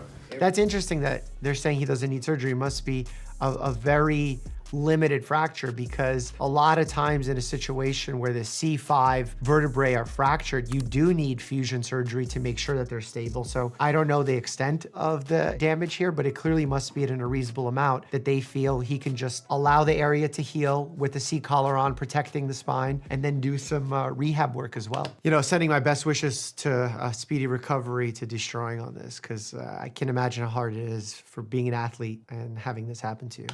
By the way, this car that we've been standing next to this entire time, I bought this. The reason I had to buy a brand new car was because the next myth is that you can break a car window with your fist. Oh, no, don't do this. Not only is someone gonna get cut and gonna bleed a lot, someone's gonna break a bone in their hand. That's not even a myth. Like, you're not supposed to do this. Like, there's even specific hammers that people have inside their car to break out in case they're like trapped or they're sinking. Here we go. Whoa! Oh. People, be careful what you do for views, because this could become so dangerous. Like, cutting yourself in areas where you have major arteries is so scary because you could die in a minute or so. Max getting stitches right now. That was a awful way to start the day. That was a stupid thing to do. That was a stupid bit, and creating entertaining content, we sometimes get carried away. That is a lesson learned on getting carried away right there. Don't do that. You don't understand. Don't play with glass. Don't play with sharp objects. I can't tell you how easy it is for things to go wrong. So it's freshman year. I wanted to do like an activity. What I tried to do was parkour, and it was like supposed to be a quote unquote beginner parkour thing. I hate when things are say beginner because they're always still so hard. Like, I'll take a beginner yoga class and not walk the next 3 days. I just started using the tonal machine, and I did a beginner class, and it was so high intensity in terms of going from exercise to exercise. I got so sore, even though like I'm pretty strong. It's really funny. It's time to drop from the second story and do a sweet tuck and roll into this little grass patch. That sounds so scary for a beginner. Like, maybe you should just practice that on a mat first. That I realized they assumed I knew how to do a tuck and roll, which I had never done in my life. Should probably practice it before doing it off the second floor. Markiplier, come on, bud. And so they're all giving me encouraging words. They're like, you can do it. And I'm like, I got this. And so I drop. And I landed from the second story straight onto my ass. Oh my God, I feel for his coccyx already. Donut pillow incoming. And you know, at the time I never connected the dots to me falling on my ass and possibly breaking something in my spine to this weird thing where I'd go to the gym and work my spine and I would be in horrible agony. I mean, obviously it could be anything. My suspicion is there's some kind of herniation poking out a nerve that gets accentuated with either flexion or extension. Or it could be something completely different like SI joint pain or hip joint pain. Just usually those are not as electric in nature. Also, there could be like piriformis issues going on, but that's more like wear and tear as opposed to like acute trauma. So I'll explain what happened. So I'm supposed to be bent over. A guy jumps on my back, who is your stunt double, grabs my back and pulls me back really fast. It's those hyperextension injuries. See, it's like the theme of the video. So I get pulled back with 100-something pounds of force, and then I have to pull forward. And pulling forward also stresses all of these anterior scalene muscles and the sternocleidomastoid muscles. So you can like tear something just doing that. It also reminds me of like a whiplash injury from a car accident when you get rear-ended. The stunt coordinator did not teach me how to properly brace for it. Do that. So for some reason that pressure all went straight to like right in between my abs, and I felt something pop. Oh, he got a hernia. So I put my fingers down between my abs, and there is a lump. Little separation. There's a lump right here. Yeah, if you increase intra-abdominal pressure with relaxed abdominal muscles, you can create a hernia. And a hernia is essentially your intestines, your abdominal contents poking out through the hole. When the abdominal contents are poking out, if you try pushing them in, you can't.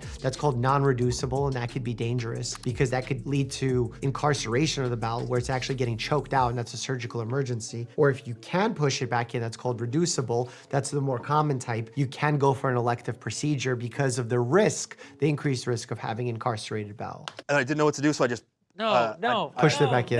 No. Yeah. Don't say you pushed it back in. So I pushed it back in.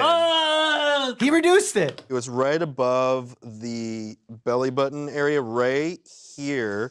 And sometimes if I like do a certain thing where I pull up like this enough, and my skin is like tight enough, you could kind of see a little bump right here. In those cases, we ask a patient to bear down or cough or lift up their head so that it flexes the area, and sometimes increasing that intra-abdominal pressure can cause the hernia to pop out. Immediately when the doctor saw me, they're like, yep, that's a hernia. And I was like, cool, so how do I get that fixed? And they're like, you don't. I was like, what do you mean you don't? And they're like, well, so the thing is, if we want to fix this, we're gonna have to do surgery, open your skin, push it back. You could do this laparoscopically. And they said that they only recommend doing that if you have like a full-blown hernia.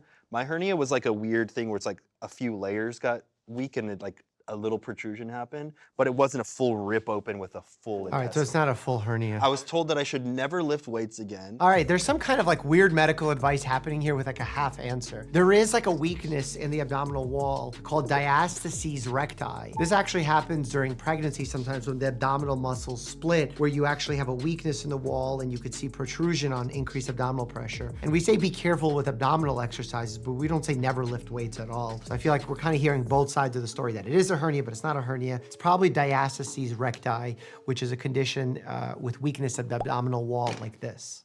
I'm guarding Michael Jordan. Bro gets me with a nice crossover, can't even lie. Boom! Oh, he elbow. Goes up, hits me with a mean, vicious elbow to the chin. Oh, that wasn't purposeful, though. Jesser fouled him. I'm pissed at this point because I'm dripping blood and there's a foul on me for getting elbowed in the face. Well, yeah, it's depending on where you are on the court, if you got in the way of the shooter's arm. I have to get subbed out. I go straight to the bathroom. Our team nurses rush in to the bathroom to help. Does he have a chin laceration? That's gonna require sutures, probably. Close-up shot of the chin. Look Ooh, at that. That's a solid opening that requires closure. And the reason why the chin and the skull have these really severe lacerations like that is because whenever you have contact from like a hard surface, like someone's elbow, the skin gets trapped in between the hard elbow and your hard chin, and that essentially acts as the force that cuts it. So if this was like padded, like let's say the buttock is, less likely for a laceration to happen, more likely a bruise to happen. So let's go through it. Head to toe, total damage.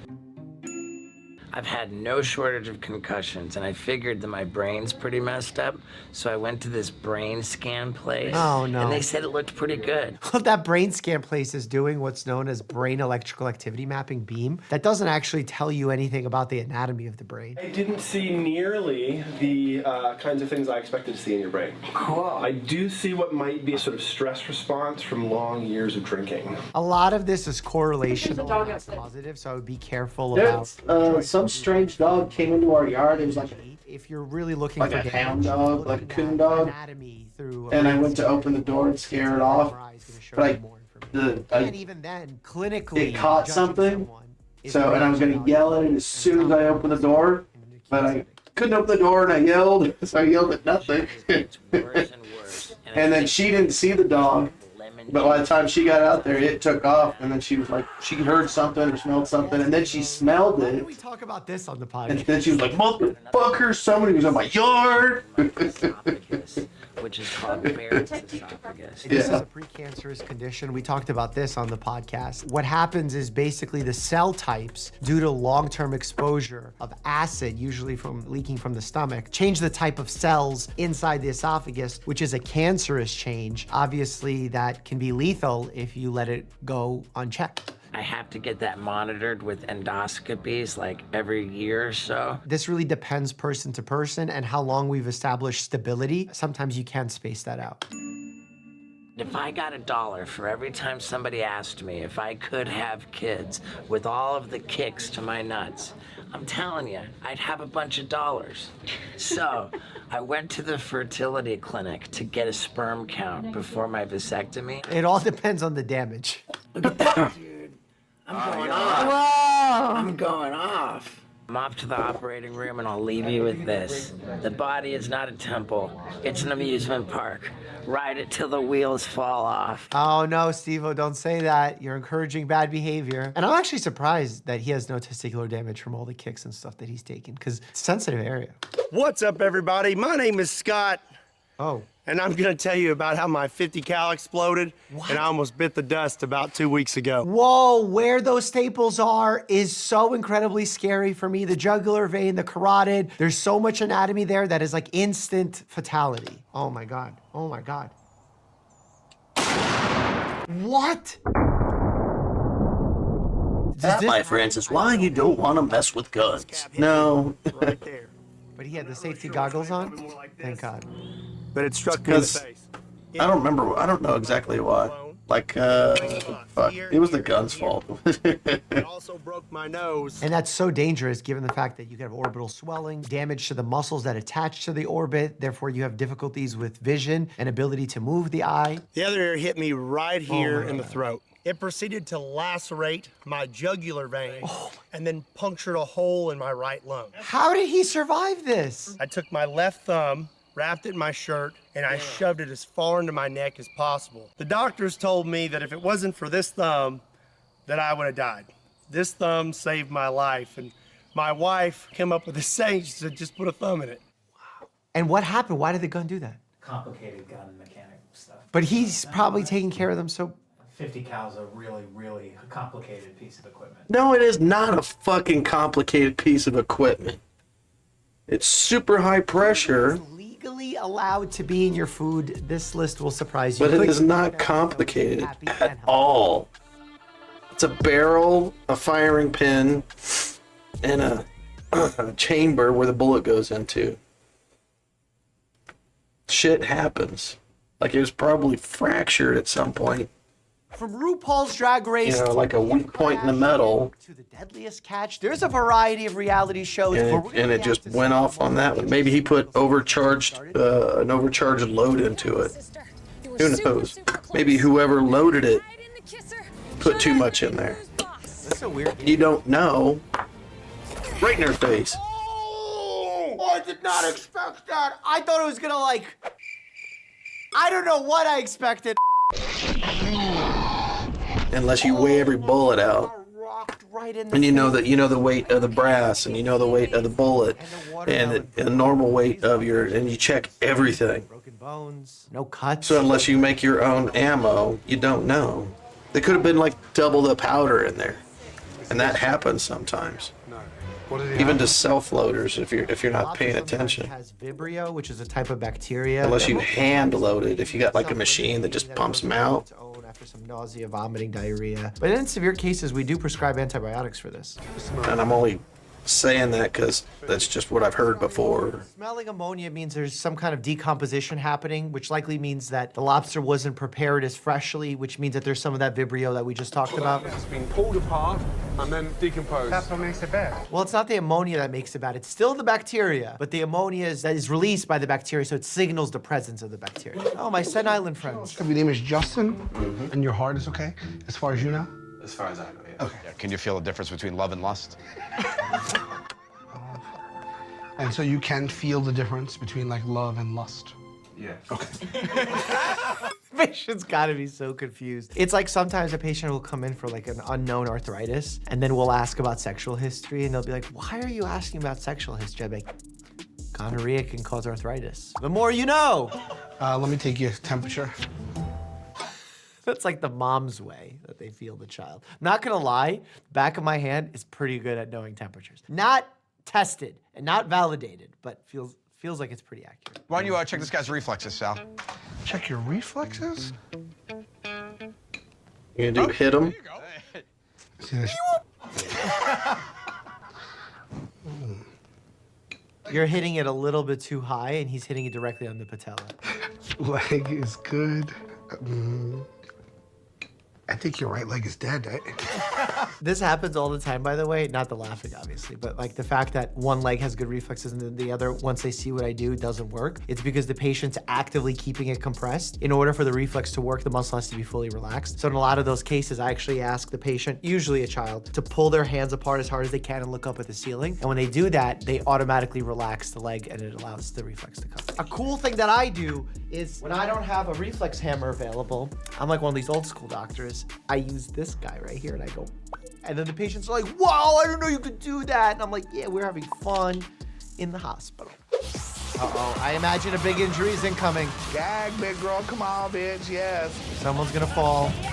I land and I feel my knee pop. If it was the front leg, my guess is it's an ACL. You need time to heal. She spills the tea. She spoke to the doctor personally herself, and let me know. She was like, you have to have immediate surgery. You did tear your ACL. Mechanism of injury. I keep saying it on this channel, is one of the most important things in making a diagnosis when it comes to musculoskeletal complaint. That's why when patients are like, Doc, Oh, you could see it fudge forward. what's going on, and just examine my leg, I'm like, look, examination's part of it for sure, but I need to get the mechanism of injury. Like, where were you sitting? How did you fall? Which leg did you fall on? What motion were you making? How high was the step? All these questions sound silly, but are of utmost importance. Oh, shit. Never want to hear oh shit in the operating room or in the bathroom. I have slip discs that are pinching nerves, and I just was taking a shit. I can't believe this is real. This feels scripted. This feels like Impractical Jokers. Oh, why this happened? Watch your step. Yeah, I gotta go left foot first. Go.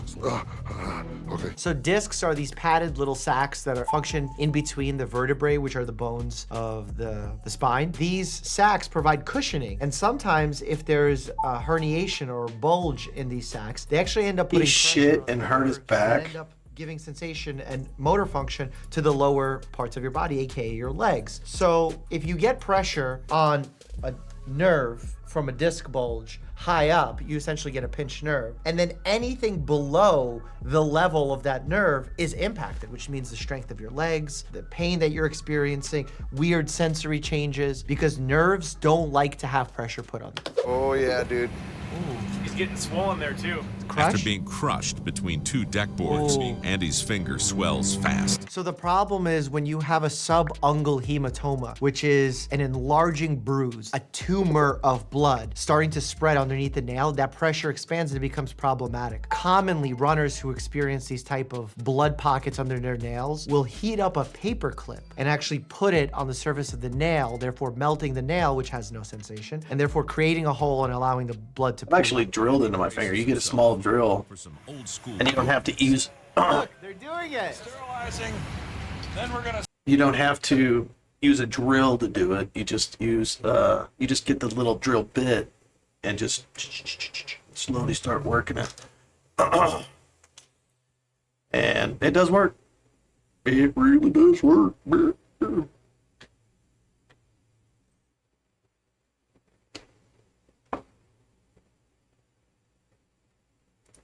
I'm gonna try something. Hold on. I don't know Bear with me. It should not hurt. Nah, I'm gonna leave it. Yeah, just fucking leave it. Cauterizing the wound can actually become problematic because when you cauterize the wound, you stop the bleeding, and then that could create a blockage, and then if the hematoma keeps being enlarged. John Walczek has been nursing a badly infected finger. Finger infections are incredibly problematic. There are so many places for them to spread. Think about how many different joints there are in the hand. Every connection is an area where septic arthritis can begin. The bones, the tiny little bones of the hand, that's an osteomyelitis waiting to happen. Oh, that's really bad. If I went, It was brought to my attention about 4 days ago. if I went to the doctors every time I cut myself or drilled myself, I wouldn't get anything done. I like at least once a week. I either burn my finger like that one with the hot glue, and then like the day before, I drilled almost exactly in that same spot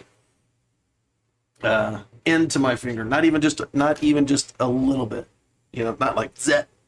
It went in. Because when it went in and I had to back it out, I didn't pull it out. I actually reversed the drill and pulled it, and it came out. It probably went in, I don't know, 1/4 of an inch, 1/2 an inch, something like that. But what I thought was cool is that, whatever, maybe not cool, maybe not the best word. When the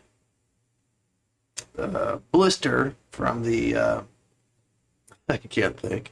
Whenever the blister went down, it kind of opened up and then started draining. I didn't touch it. I just, left it alone so it stayed sealed.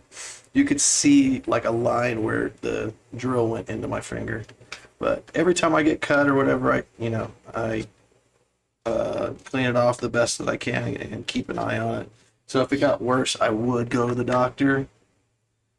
But yeah, just like he was saying, I could, like, that joint was tight, that joint was tight, that joint was tight. It's better than it was. But dudes are dudes. They're gonna try and tough it out if they can.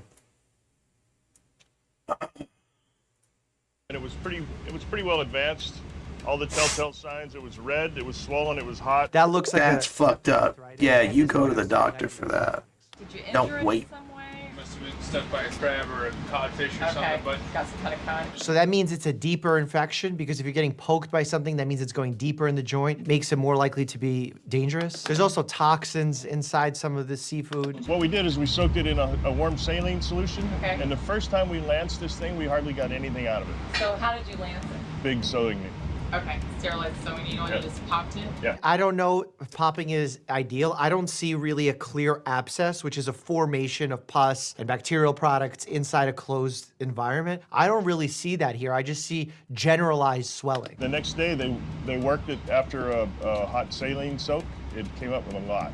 And it's been coming up with a lot until yesterday. We need a hand surgeon. We need IV antibiotics. We probably need a proper scan to see what's inside, to see if there's an abscess. I think that you need to definitely come into the clinic. You may actually need some IV antibiotics. And I mean, this could be something that you can work I agree. through. But again, with the hand, you don't want bone destruction. So you want to act early if you suspect septic arthritis or osteomyelitis. And I'm saying that. I just found out, okay, Get it on board. Why are they trying? my stepbrother, which I haven't seen in a long time, since we were kids pretty much. Well, I was an adult the last time I saw him, but probably 20 years. He had an accident, I don't know, maybe like 10 years ago, where he fell off a roof and he broke his back and he's paralyzed from his waist, his belly button down. And I just found out the other day, a few days ago, that he's in the hospital because he can't feel, obviously, because he broke his back and he can't walk. He has no use of his legs. That he got an infection in his bladder and he became septic. And I guess his wife, sorry for not knowing, I'm horrible. His wife found him unconscious, and they took him to the doctor. They took him to the hospital, and he's still unconscious, or maybe my dad just said they're keeping him sedated. So,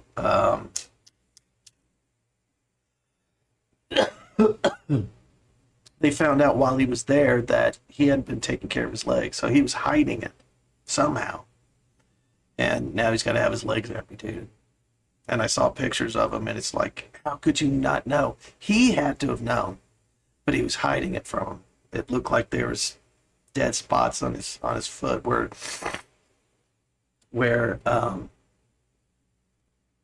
his skin was dead, his tissue was dead, and there had to be a smell. So how people didn't know is kind of fucked up to me. I don't know. I care about him. He was a good guy. I'm talking about him like he died, but it's kind of fucked up. Maybe he doesn't want to live anymore. Maybe that's why he did what he did. He doesn't care. And I can understand that because I got to a point in my life where I didn't care either. And this was way before I had kids and everything. But after I had kids, I still have thoughts like that. I deal with depression and all that on a daily basis. I've got a myriad of things about me, but I know what they are and I just deal with them.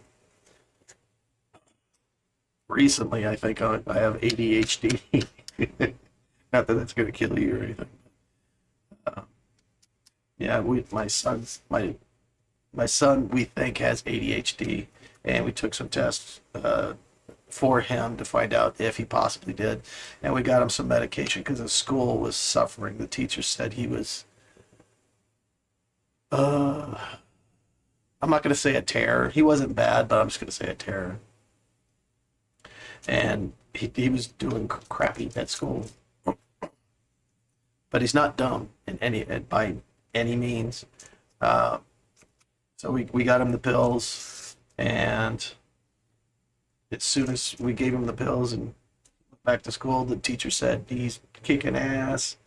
He's doing great. He's listening. He's not bothering other students, and going from there. But getting back to that,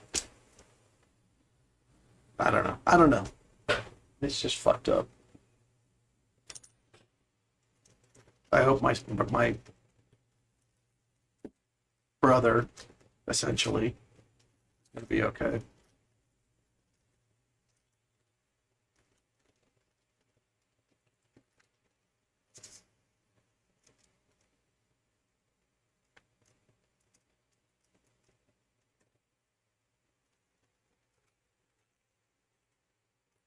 Trying to get a walrus on.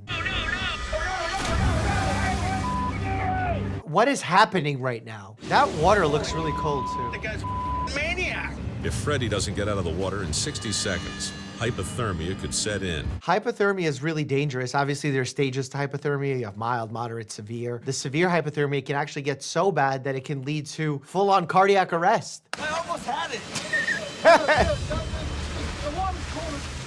Hypothermia is no joke. Even for severe hypothermia, we actually do active, like, intravascular warming in order to help people warm up because the hypothermia can be that bad. For those who have cardiac arrest and their heart stops, we actually do, like, a hypothermia protocol to help slow down the cellular activity and potentially mitigate some of the damage from a cardiac arrest. Because there's some post-cardiac inflammatory changes that happen after someone's heart stops and then gets restarted.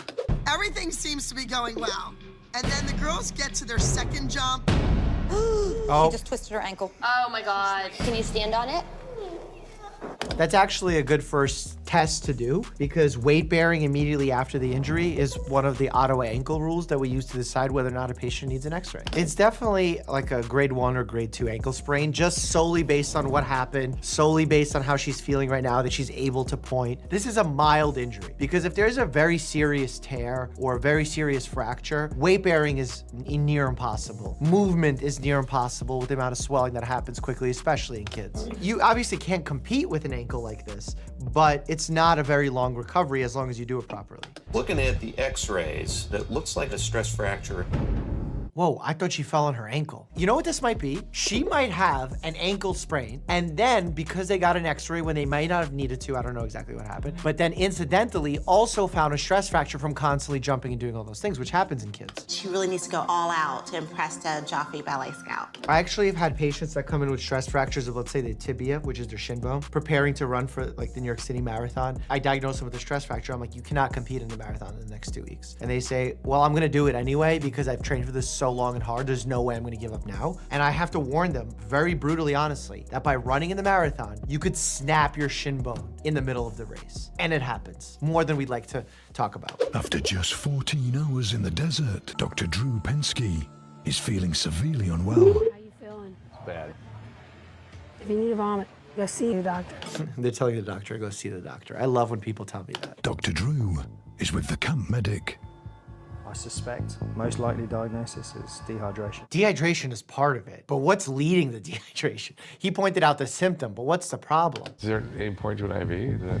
If I do an IV, I think we pull you off the course. IV is quicker, for sure, and if you are not delivering enough blood flow to vital structures, then yeah, an IV is really important. But if you're just like a little nauseous, drinking water, you'll hydrate. With severe heat exhaustion, Dr. Drew is being medically withdrawn from the course. Wow. Bring Dr. Mike on that show. Literally, my whole head feels bruised because it's been pounding for so long. I've been throwing up blood. It's so intense. I thought this was just a simple migraine, but throwing up blood is something else is going on. Migraines can be so debilitating that it can severely impact quality of life. That's why there's medications that we use that are abortive in nature, meaning that they break a migraine when it starts. Ideally, you take the medication very early at the first onset of the headache. There's also medications that we can give that are prophylactic in nature, preventative. Honestly, all those symptoms are really reasons to go visit an ER. Are you on any medication? I'm on that birth control. Migraines with auras, meaning that you start seeing like a little visual sign that the migraine is coming on, is actually a risk factor and almost a contraindication to not taking birth control because it increases the risk for developing a clot. There was nothing left in me to throw up that it was like just like It was really horrible. You could actually develop something known as a Mallory-Weiss tear, which is a tear of the esophagus from constant retching if nothing's coming out. And then if it gets really problematic, it could develop into Boerhaave syndrome, where you get a complete tear. And obviously that's like an emergency situation. Today you're gonna do MRI and MRA of your brain. The times where we decide to do an MRI with contrast, there's a sudden change in frequency or intensity in headaches that have been lifelong or have a long enough history. Certain risk factors like waking up in the morning with the headache, headaches that worsen with exertion, most specifically sexual exertion. That could be a sign that there's an aneurysm there, so you really want that MRI with contrast done. Ones that happen with new neurologic features, like the vision loss that she was talking about, all those are really strong red flags that I would get an MRI. It's just so annoying that I get them and I wish there was like, this is why. Some of the best evidence that we have for medications for migraines is a medication that's a triptan in combination with a non-steroidal inflammatory known as naproxen. Today I woke up and my hands are a bit swollen. Do you drink enough water? Yeah. I don't know why drinking not enough water would cause hands to swell though. Based on the symptoms I've Googled, it looks like I have rheumatoid arthritis. Dr. Google, a lot of doctors get very frustrated with it. And I tend not to. If you're gonna have a question, you're gonna want it answered as fast as possible, especially in the day and age of Google and ChatGPT. That being said, what you get the results of is not always accurate. That's why you need a medical professional by your side to help guide you through this. And there's all different types of arthritis, by the way. There's osteoarthritis, rheumatoid arthritis, psoriatic arthritis. All these things can potentially be happening. It's not as simple as, is it this? No, then I'm good. No, we need to rule out other conditions. Your antibodies are positive for lupus. In a situation like this, what we test for is inflammatory markers called ESR, CRP. Those are non-specific inflammatory markers, so they just tell us that if they're really high, there's something going on creating massive inflammation in the body, especially in a situation that types of symptoms. Then we also simultaneously do some testing to rule out conditions like rheumatoid arthritis. So you do a CCP test, you do a rheumatoid factor test. At the same time, you do anti-double-stranded DNA antibody test, which is what she is being tested positive for. And that could be a sign of lupus, which is an autoimmune condition, which does impact joints among other parts of your body. Like the classic thing is the malar rash that you get across the bridge of your nose. I have this like rash. Chloe seems to think that I have ringworm and I don't even know what that is. Well, Chloe went to medical school, I'm sure, but let's see. How long has it been there? About a week. They look pretty plaquey. This could be an early sign of something related to the lupus. Could be psoriasis. Well, it's not ringworm. Chloe was off. But it's psoriasis. I mean, in order to make the diagnosis, besides looking at it, you could also look under a microscope and see what inflammatory cells are there, if any. I have heard of it before because my mom has always had it. But, you know, my mom didn't have like red flaky dots all over her. Some people have plaque psoriasis, which is like way more skin involvement than just that. When I gain a pound, it's in the headlines.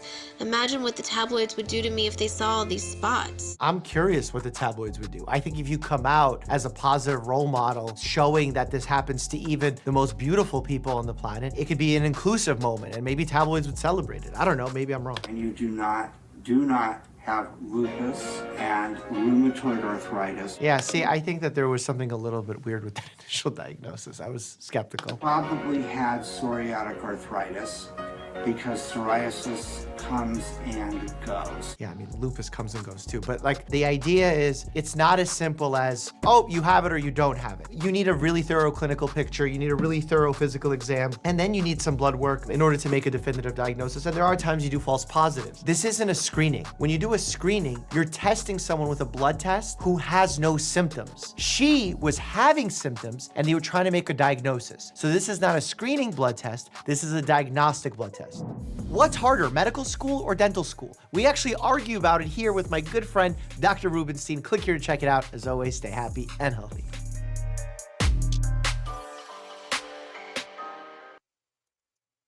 You've seen me take on law school, but it's time to take on dental school. Please welcome Dr. Daniel to the channel.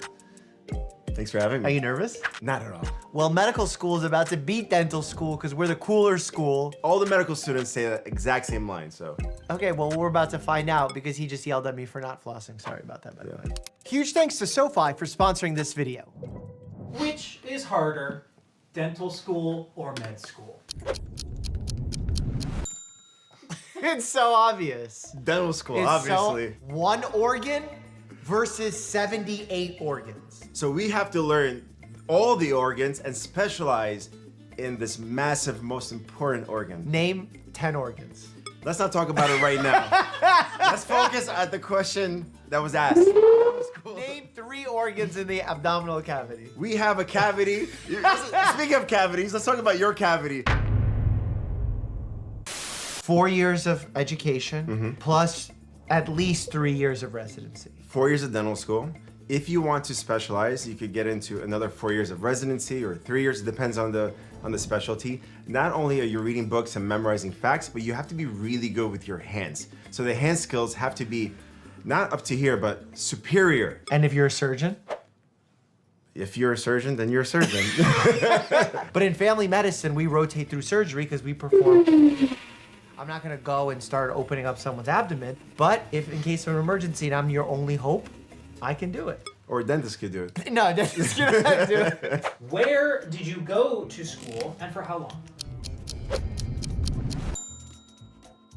I went to NYU, College of Dentistry. Okay. And I did my residency at Yale. Oh, shit. We're putting residencies on here too? But I did my degree It's in all a about the 7-year technicality. program at NYIT, College of Osteopathic Medicine, not NYT.com. Because some people do think that. New York Institute of Technology, College of Osteopathic Medicine. So this was an accelerated program. So I had to, where's your undergrad? Okay, so I'll write that too. I've been a New York guy most of my life. Okay, so how long is dental school? 4 years. And college? And undergrad?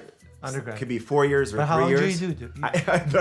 I did undergrad in 3 years. No, you didn't. Yes, I did. Stop lying. I promise you. You also did a 7-year thing? It was a make-believe 7-year thing, but I pushed through. Like summers, I Wow. took classes, so I didn't have to like spend the 4.5 years Wow, in okay. undergrad. Well- I knew what I wanted to do, so I kind of like try to steamroll through. Because and- doesn't Brooklyn College have a 7-year track for for medical school. For medical school, not dental. But yeah, 7 years is basically you go, you do the 3 years, you continue on as long as you meet the criteria of the scores and yearly GPA and all that stuff. How many schools did you apply to and to how many were you accepted? You applied to only one school? One school, and I got into one school. I would not recommend You're confident. that. I would not recommend that. Is that because you have a white coat on? That's exactly the reason. My parents, I'm very lucky, both my parents are dentists, and they both went to NYU Dental, and I just saw that as the school to go to. They gave my family an opportunity to become who they are today, and I was gonna do whatever I needed to do to get into this program and school. So the majority of you, please apply to many, many schools. I didn't apply to medical school, so this is actually not accurate. I applied to that 7-year program, which was undergrad first, and then you just happened to continue into the medical school. Right. Anyway, this is One for one. But my dad also went to the same school. It just used to be called New York College of Osteopathic Medicine. So we are following in our family's footsteps, and we're very lucky, right? We're both very lucky. Yeah, we are very lucky. Well, our parents did it both as immigrants, right? That's true. Our parents did it as immigrants who spoke different languages, and we were lucky enough to follow in their footsteps. What was the best part of medical or dental school? Some of these patients seemed like they were a cadaver. They didn't want to move. They No. looked at me. They looked at me like, "What are you gonna do here so today?" why was that the best part? Why? Because I went into this field to help people in dental school, to be able to work on patients prior to becoming a doctor. I thought it was such an amazing thing, and you start your patient skills in dental school. And who teaches you? Is there like a senior dentist that walks around and watches you and holds your hand? Like how does Yes, so you do have senior dentists, you have older classmates, and you also have doctors that have retired that are there supervising. I've actually been curious about that. Do you practice on a mold first? Yes, so we practice on mannequins that don't talk, don't respond. Really? You can take but out, it's a real, like everything in the material's the same? no. It's like plastic teeth. Oh. But is it a realistic teaching experience? Not at all. Because human beings talk back to you. Human beings, they move. They move. They're like, everything's yeah. moving. This mannequin is the perfect patient. Yeah. The mouth is open, and you could open and stretch it So as you never much as you had can. standardized? Sometimes people could even take out the teeth out of the mouth and drill it and put it back. Oh, they did that in school? Some dental students, I know you guys are watching, so. Wow, they cheated. Little cheaters, I see you. Wow, okay. So for us, it was different because we had standardized patients.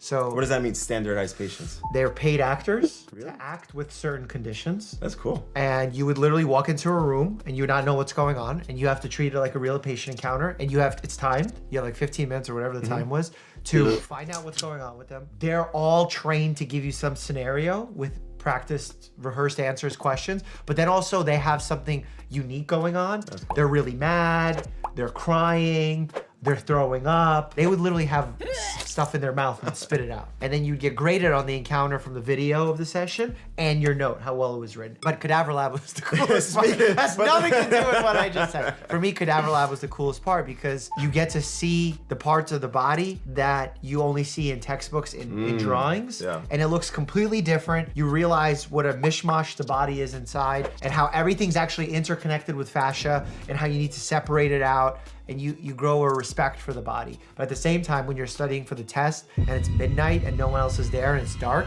it's kind of spooky. That is very spooky, yeah. It's my life goal. I haven't yet committed to this because I have some weird fears, but I want to donate my body to a Cadaver Lab. Wow. So if you're a school and you're interested in my Cadaver Lab, drop a comment. You know what? I'll take it one step further. I'll donate my teeth. As specifically as you can recall, how much did it cost to go to medical or dental school? How many years? 4 years. But I thought dental school is 3 years. 4 years. Is it ever 3 years? He just got through Spanish. There used to be like some accelerated program, but I don't think thought so. the dental school used to And I was doing some research because I went to school many years ago. $300,000? It's at almost $100,000 just school, not room and board or anything. Right Just now? $100,000. Isn't NYU medical school free? We award full tuition scholarships to all current students. Where was this when I went to school? Just a quick pause before we dive back into our engaging discussion. You know, as someone who's been through med school, I totally understand the weight of student debt. It can be tough to navigate all the interest rates and payment plans, but there's good news. SoFi is here to make things easier for you. SoFi is an awesome all-in-one finance app that can help you refinance your student loans, offering competitive interest rates and flexible repayment options. This means you could lower interest rates, potentially saving thousands of dollars, or even consolidate multiple loans to simplify the repayment process. And it's not just me who thinks SoFi is great. Over 500,000 people have refinanced more than $30 billion in student debt with their help. You could be next. Want to give it a try? Just head on over to SoFi.com/Dr. Mike. Don't forget to spell out doctor and take a minute to fill out your info. It's super quick and checking your options won't impact your credit score. With SoFi's help, you can take control of your student debt and focus on what really matters. All right, now that we got that covered, let's jump in with Dr. Daniel. What is the worst part of medical or dental school? How often did you get a test? Because I still remember my Honestly, test I felt like the second, welcome to NYU Dental School. You have an exam tomorrow. Like, what the heck? I just got in. I don't even know where I'm at. So prior to dental school, everything was on a piece of paper. You'd take the exams on Scantrons and so forth. Yeah. And I think the year that I went into dental school, they're like, we're gonna do it on the computer. I'm like, cool. Sounds very technical and cool and whatever. I didn't understand it very well. I wasn't very good at computers. So the first question, I read it. I'm like, I don't want to answer this. Next question, I click next. I don't want to answer right now. I think I know the answer. I wanted to skim through it. You weren't allowed to go back. So I'm starting off my career in dental school with like a 50. We would have 3 exams per testing segment. You would have the written exam. Yeah. Then you have your OMT, which is the hands-on exam. And then you also have your cadaver exam. So you're doing 3 exams within 1 day, and that's every 2 weeks. How would you describe your professors?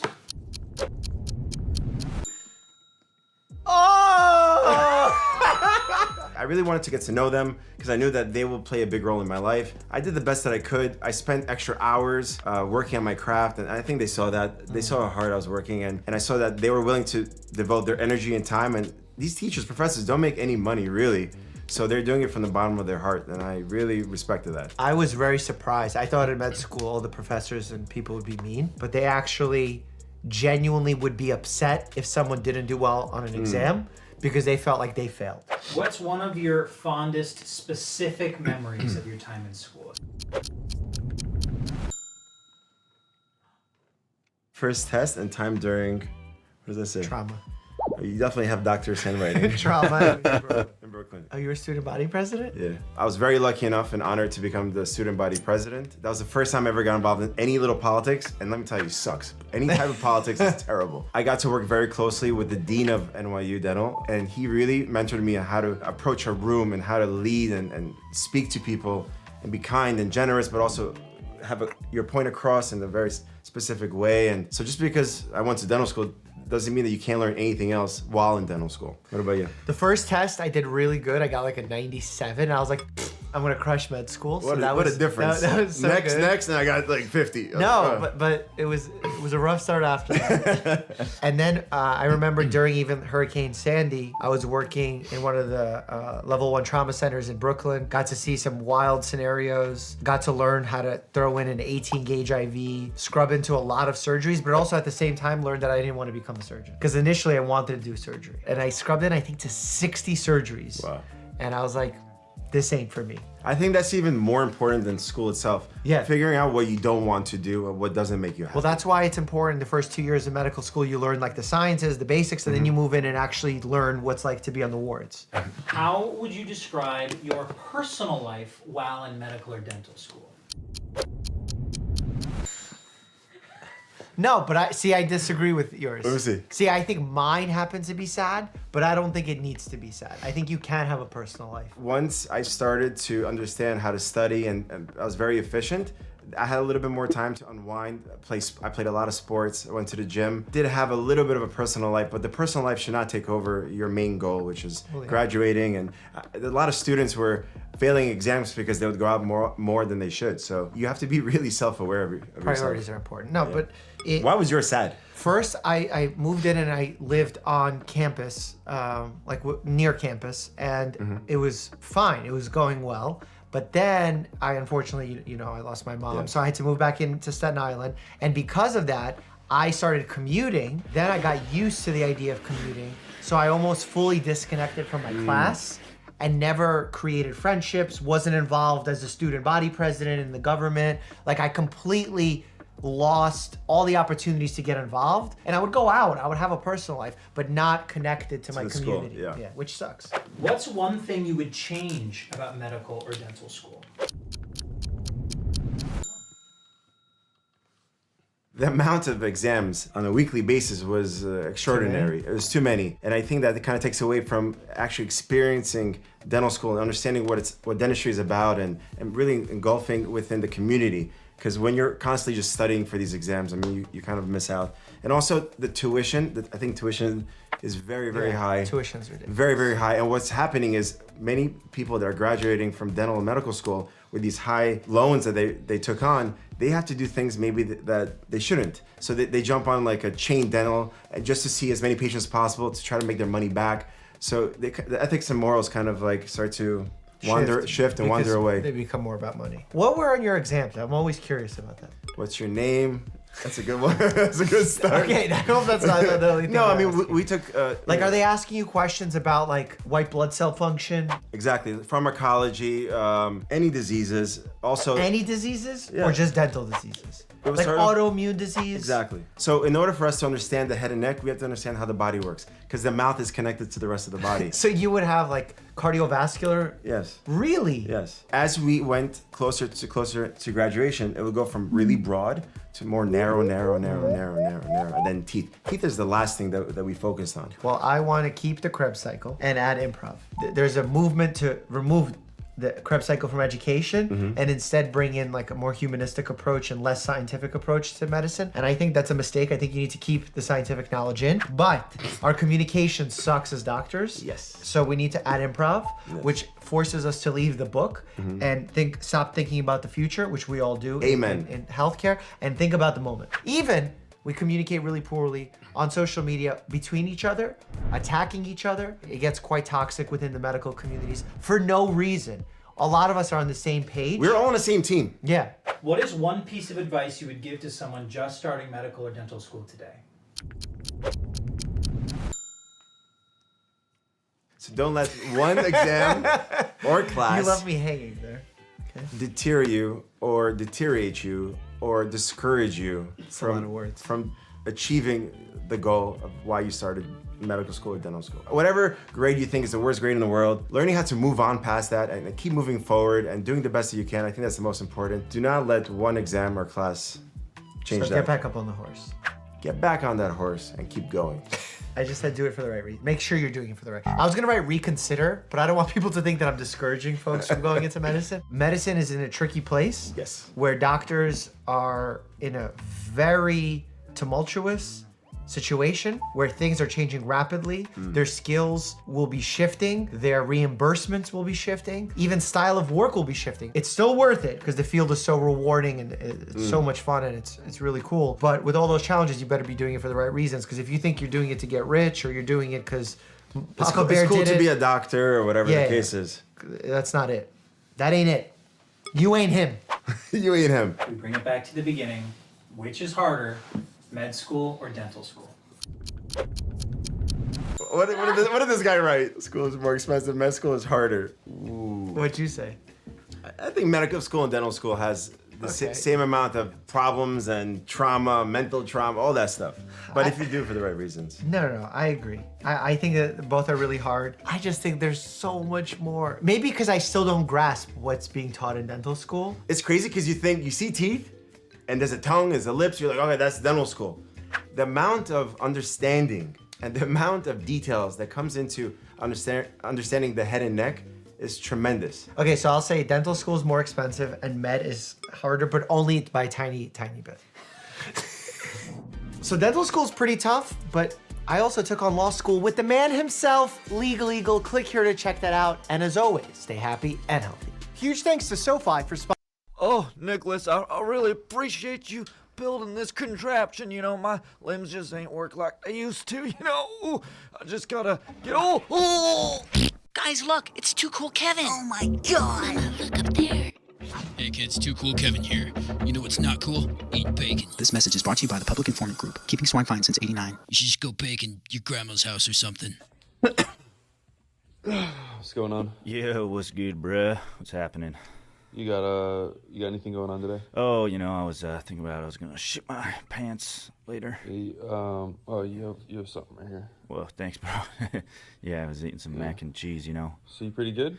Yeah, dude, I'm good, man. I was just trying to think about walking, you know, but. Okay. Mine. It's all gonna be mine. Everything that the light touches. Once I floats the catalyzed to wage war upon the dogs and the Would you like a drink, sir? Oh, can I get some meow milk, please? Yeah, milk. Thank you. Patrick Mahomes! Ref! Yeah, 25-yard penalty! Ref! Whatever, there was no ball. Hey, good looking. You like what you see? You see this flexibility right here? Try to get a grizzly to do this. I don't think so. Listen, you're cute. There's no getting around it. So I don't know if you like country music, but I was thinking maybe one of these days we go out to a field, crank up some tunes, smoke a few macanudos, even maybe toss a disc around. Utwe, ude, uye, inte, ampe. Wow, Shh. Think about it. I'll hit you back. Wish I could be part of you. Oh, Michael, I know you, man. I follow you on Instagram, dude. I just want to say from the bottom of my heart, I'm a big fan, and I really appreciate what you're doing, you know, with the SD Seal Society and all. I love you so much. Give me a lookie. Oh, do you see anything yet? No, nothing. Keep looking. You idiot. Shit. Oh, I'm sorry. Did I hear something? What? Huh? Well, who's the one who can't even fly, huh? So? You. So? Little pussy idiot. I don't need to. A pussy idiot. Bird pussy. brain. Idiot. Big idiot. Pidiot. Look like a... Yeah, you're a pidiot. Boomerang. Next person talks an idiot. Yeah.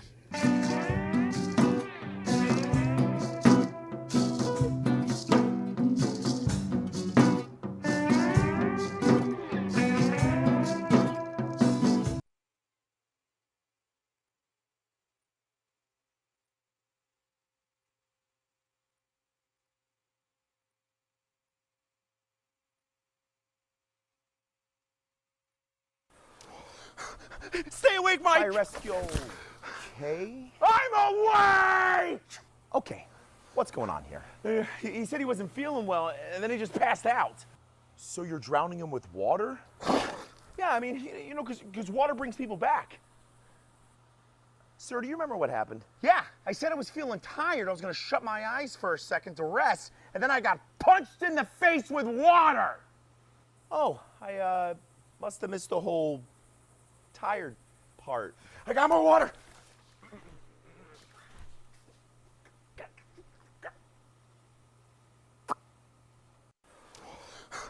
Stay awake, Mike! I rescue. Okay. I'm awake! Okay.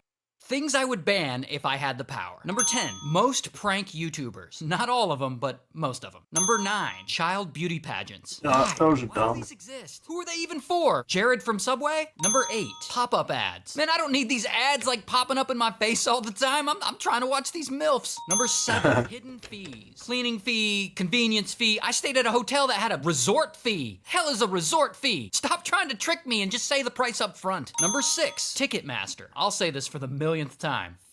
Ticketmaster. 5, Congress's ability to trade stock. Why are they allowed to do this? It's shady as hell. 4, family vloggers. I'm sorry, but your kids aren't content. 3, the prosperity gospel. Yeah, that's just what Jesus wants, for you to have a Lambo. 2, single-ply toilet paper. Who is this even for? You're gonna have to fold it and double it anyway. Why not just make it 2-ply? And number 1, corporations owning single-family homes. I know this is not like a funny answer, but this one's just really f***ing up our house. Things I would ban if I had the power. Number 10, most prank YouTubers. Not all of them, but most of them. Number 9, child beauty Every lunch for the past 2 months, I've been eating Huel Instant Meal Cups, and it's changed the game for me. It's a Look at Pelosi. She's never made more than $179,000 in a year. What does she make behind closed doors? What kind of deals does she make? $120 million. What? She's worth an 8-ball.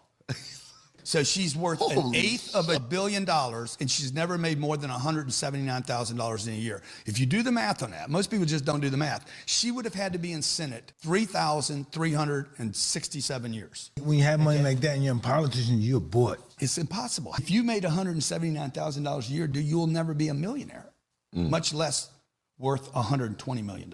That is true. All of that is true. Look at Pelosi. She's never made more than $179,000 in a year.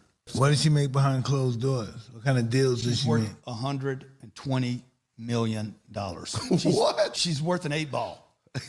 So she's worth an eighth of $1 billion, and she's never made more than $179,000 in a year. If you do the math on that, most people just don't do the math. She would have had to be in Senate 3,300. When you're working with a child actor, first thing you think is, I want to take my life with fire. This was like the exact opposite experience. She was such a doll, but I remember the producers called me before and they said, we want you to hang out with Abigail. And I was like, really? So they set up this day. She wanted to see the turtles. She drags me across Central Park all the way into FAO Schwartz. I'm in there, longing for death. I buy her a stuffed giraffe. As I'm leaving, I look at the receipt, $300 for the giraffe. You could get a real giraffe. And her mom walks up and she says, Ryan bought me a stuffed toy. It cost $300. What an idiot. When you're working with a child actor, first thing you think is, I want to take my life with fire. This was like the exact opposite experience. She was such a doll, but I remember the producers called me before and they said, we want you to hang out with Abigail. And I was like, really? So they set up this day. She wanted to see the turtles. She drags me across Central Park all the way into FAO Schwartz. I'm in there, longing for death. I buy her a stuffed giraffe. As I'm leaving, I look at the receipt, $300 for the giraffe. You could get a real giraffe. And her mom walks up and she says, Ryan bought me a stuffed toy. It cost $300. What an idiot. When you're working with a child actor, first thing you think is, I want to take my life with fire. This was like the exact opposite experience. She was such a doll, but I remember the producers called me before and they said, we want you to hang out with Abigail. And I was like, really? So they set up this day. She wanted to see the turtles. She drags me across Central Park all the way into FAO Schwartz. I'm in there, longing for death. I buy her a stuffed giraffe. As I'm leaving, I look at the receipt, $300 for the giraffe. You could get a real giraffe. And her mom walks up and she says, Ryan bought me a stuffed toy. It cost $300. What an idiot. This dog's kind of crazy with it. Hey, fool. Why you wooing at me, fool? Don't growl at me. I gotta watch you, fool. You're gonna bite someone. I don't know whose dog you are. You motherfucker.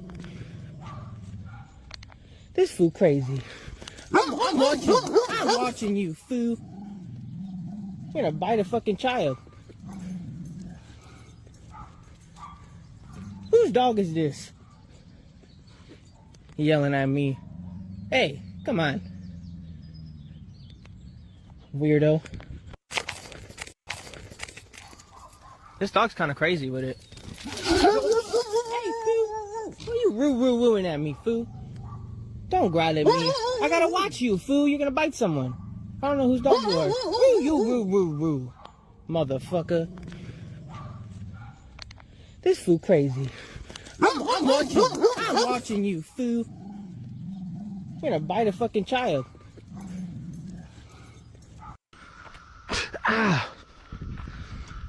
Oh, no, no, no, no, no, no. Not good. Not good at all. Not good at all. Not good at all. Not good at all. Not good at all. Okay. Excuse me. Excuse me. Could you go get a ranger? I just got bit by a copperhead. Thank you. Oh, crap. Oh, I'm shaking. I don't know what to say or think right now. These aren't supposed to be here. They're not normally in this area. I think I stepped on its tail. I wanted to make sure I contained it in case you guys have to remove it or whatever. We've actually never had a copperhead sighted on grounds, but we do have a copperhead as part of our collection. Well, congratulations. You're the first person bit by a copperhead in the Baltimore County Park in 25 years. All right, how you doing, buddy? I'm good. It just stings a little bit. It just stings a little bit? Okay. We need to get you in that Kubota. We're going to drive you out here. Thank you.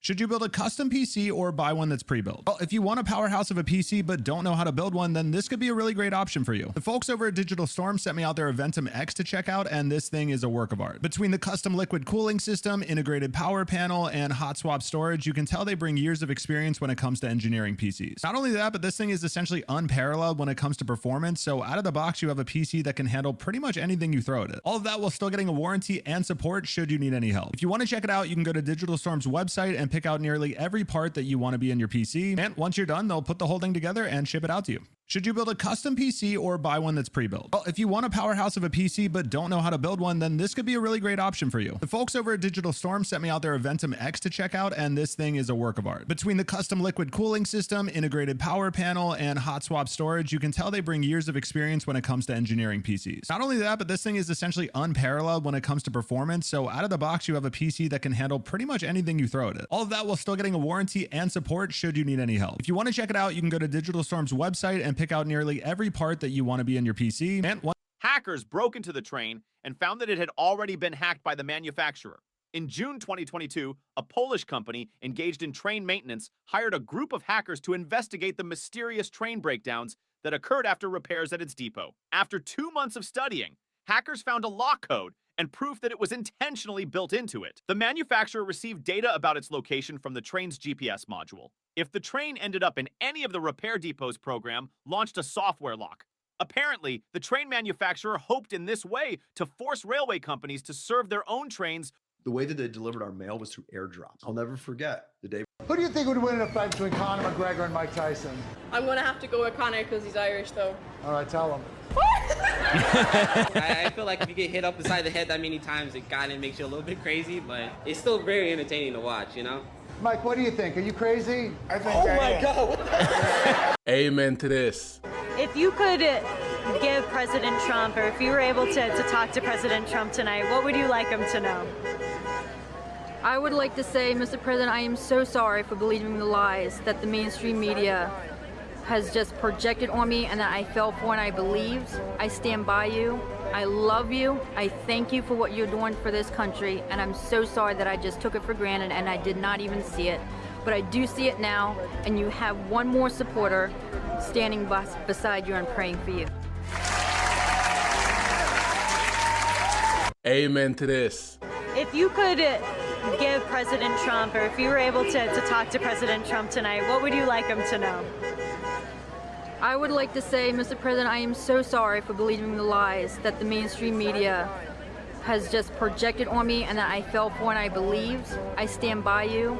I love you. I thank you for what you're doing for this country, and I'm so sorry that I just took it for granted and I did not even see it.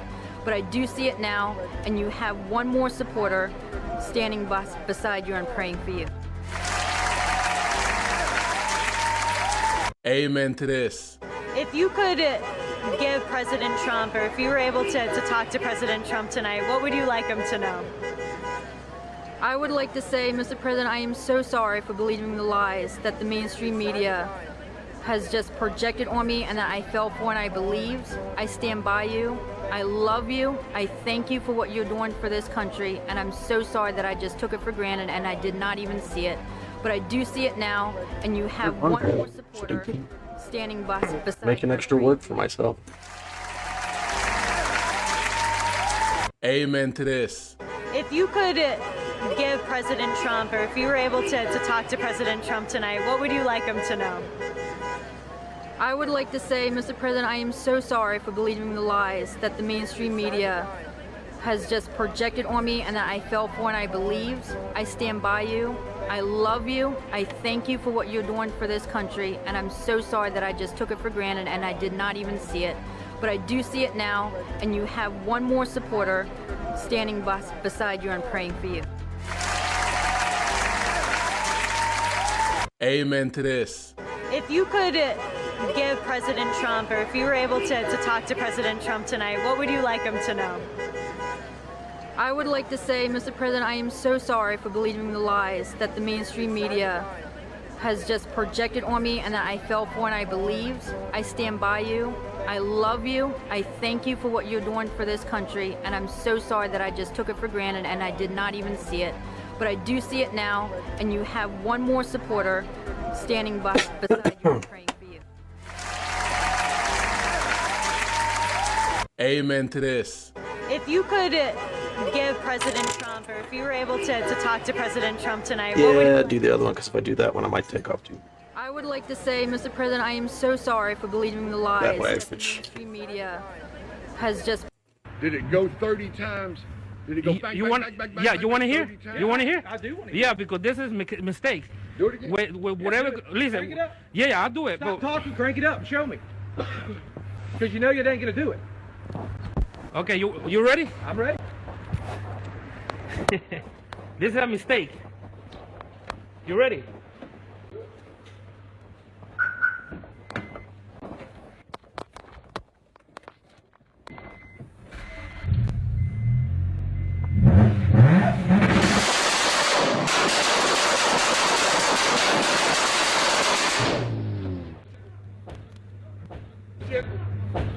Hey, this is a mistake.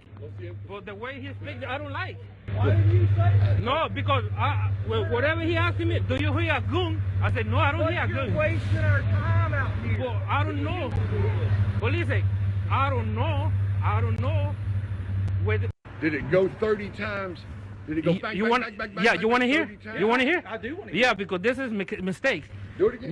With whatever, listen. Crank it up. Yeah, I'll do it. Stop talking, crank it up, show me. Because you know you ain't going to do it. Okay, That cop's a fucking douchebag. You know they're gonna do it. This is a mistake. You ready?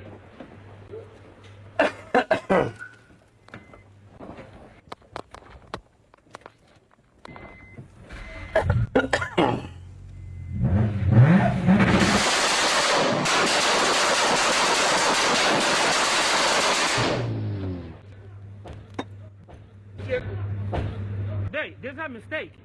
But the way he speaks, I don't like. Why did you say that? No, because whatever he asked me, do you hear a gun? I said, no, I don't hear a gun. You're wasting our time out here. Well, I don't know. But listen, I don't know. Whether Did it go 30 times? Did it go back, you back, want, back, back, back, yeah, back, you want to back, hear? 30 times? You want to hear? I do want to hear. Yeah, because this is mistake. Do it again. With whatever, listen. Crank it up. Yeah, I'll do it. Stop talking, crank it up, show me. Because you know you ain't going to do it. Okay, you ready? I'm ready. This is a mistake. You ready?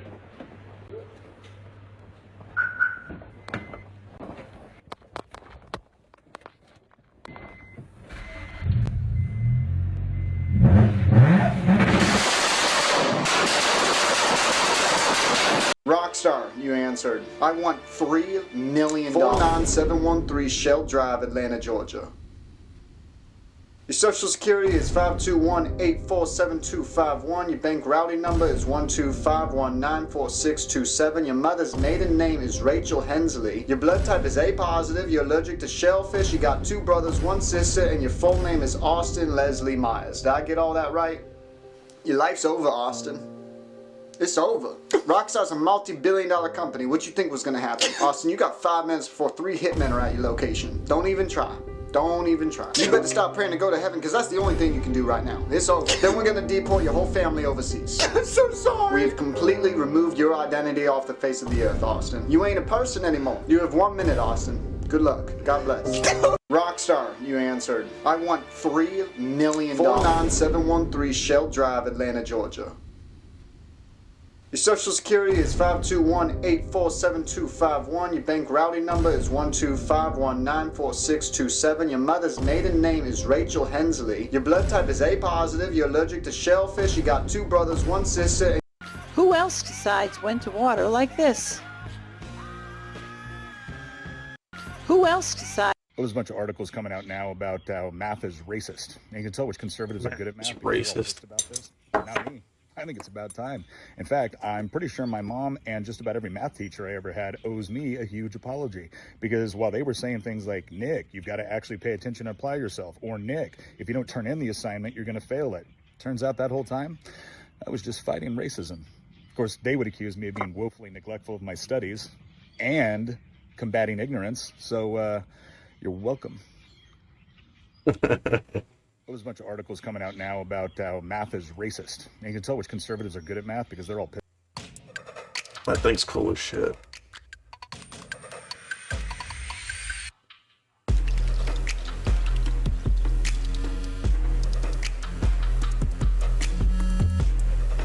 Wonder how much that costs to run it for an hour.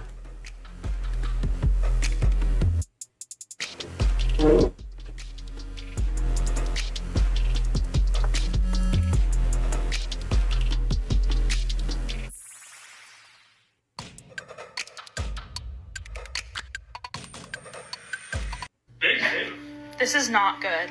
No, it's not. It is big. Oh, it doesn't like the dog. So they were just out there playing with this wolf. So if any of you guys live out in nature like this is one thing that you don't want to let your dogs play with. This clip shows 3 dogs looking outside at another canine that they were just playing with, according to the people recording this video. Firstly, the people recording this video were possibly wondering if this is a wolf, but trust me, you wouldn't know if it was a wolf. Wolves are much, much larger than coyotes. You can see this is a wolf right here in comparison. Still, even though this is a coyote, you do not want to let your dogs play with them. Wild coyotes that are not domesticated might seem like they want to play with your dog. However, they have They're going to befriend them and then they're going to fuck. Coyotes are pack hunters and notoriously known for eating people's pets and livestock. Coyotes are known for using a variety of different tactics to lure your dogs out into the woods where they're not protected by you or their friends, and the coyotes will then attack as a pack and consume them. This is not good. No, it's not. It is big. Oh, it doesn't like the dog. So they were just out there playing with this wolf. So if any of you guys live out in nature like this is one thing that you don't want to let your dogs play with. This clip shows 3 dogs outside at another canine that they were just playing with, according to the people recording this video. Firstly, the people recording this video were possibly wondering if this is a wolf, but trust me, you wouldn't know if it were a wolf. Wolves are much, much larger than coyotes. You can see this is a wolf right here in comparison. Still, even though this is a coyote, you do not want to let your dogs play with them. Wild coyotes... That's a knee slapper. Ugly. Bro. They're high as shit. Put them up.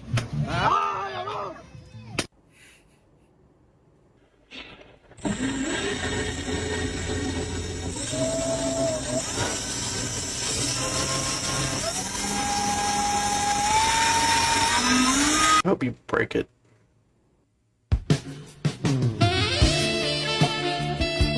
Uh-oh, uh-oh.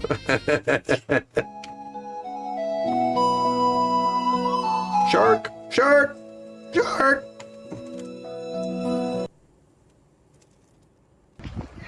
Yo!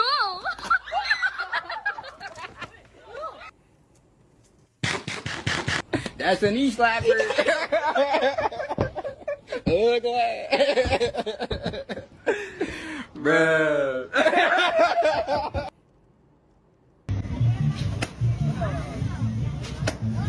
Put them up.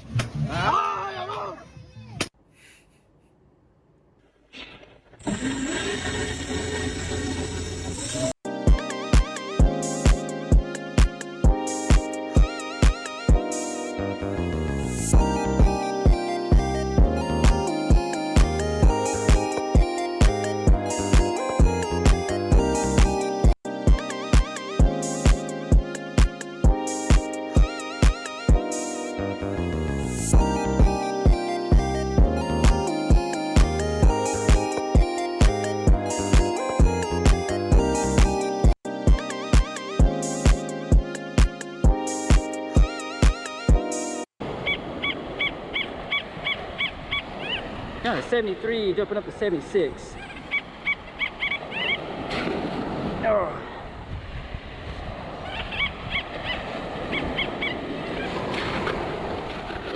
Oh. I got a deep target here. Sounds like it.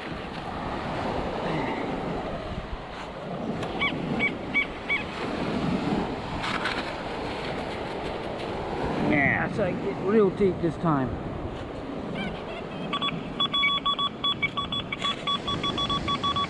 All right, 78, 79.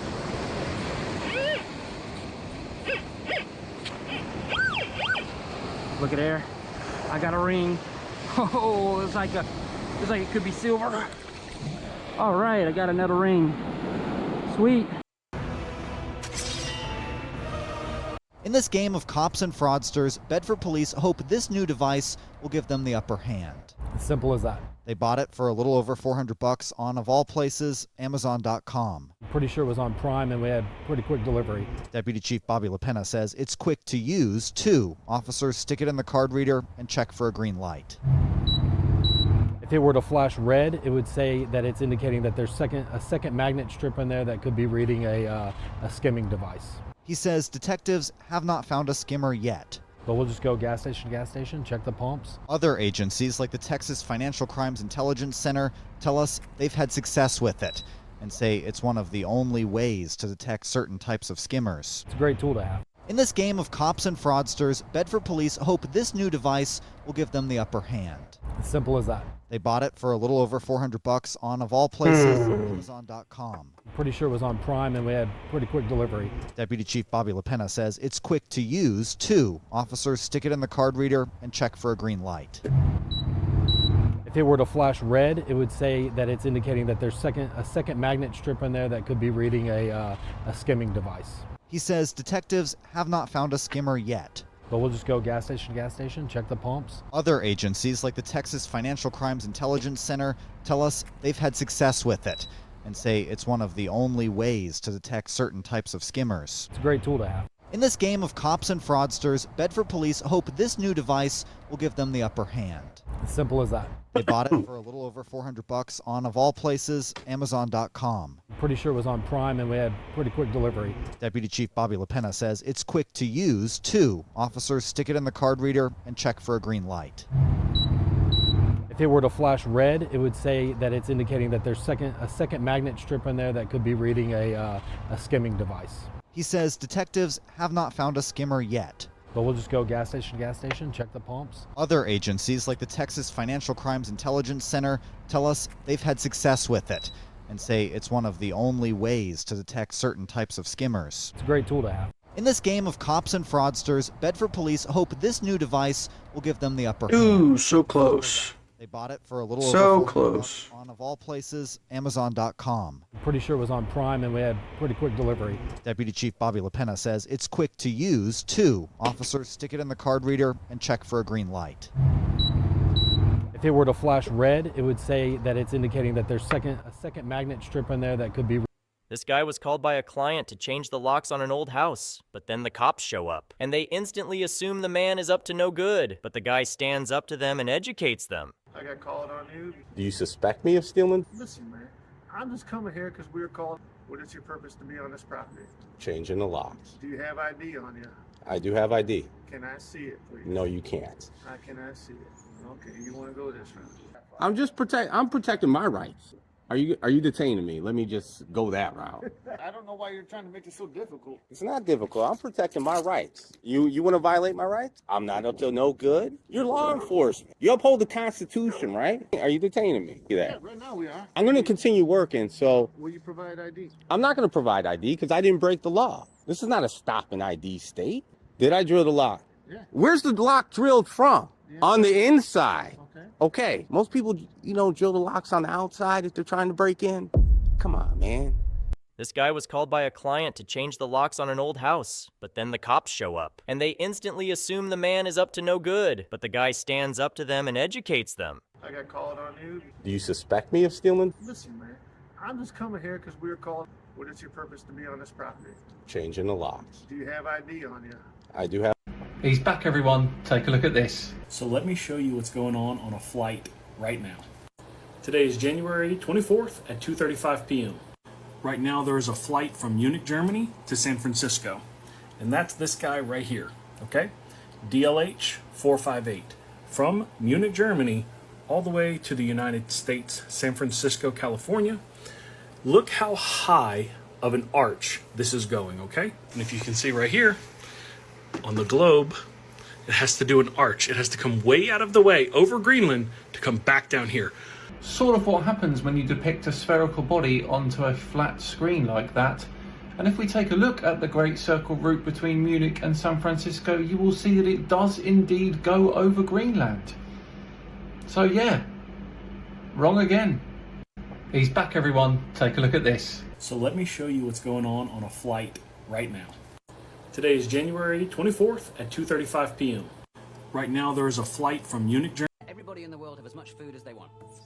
DUI checkpoint wouldn't rotate the camera, and you can't turn left. It doesn't even say DUI, it just says that the right lane is closed ahead and a sign back there.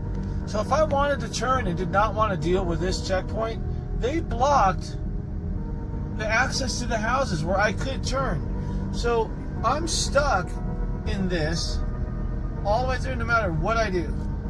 So I'm just going to set my phone right here and see what happens. The law clearly states that it is probable cause to stop a vehicle if you avoid a checkpoint, as long as the officer can clearly see you're trying to avoid it. So technically, I would actually argue, as long as you can prove that you live in that neighborhood, that's my house over there. I'm not trying to avoid it. I literally live on this street. They'll probably let you go unless you smell of alcohol, I suppose. Or that's a very, very unique scenario. DUI checkpoint wouldn't rotate the camera, and you can't turn. You lied. What are you talking about? You told us you owned a construction company, not a salvage yard. I know the way things work. The better my job, the better my son gets treated. Did your kid find anything unusual the last time he worked for you? No. Braided wire, middleweight sunny jet, lead canister, maybe just the lid. Why would he want to...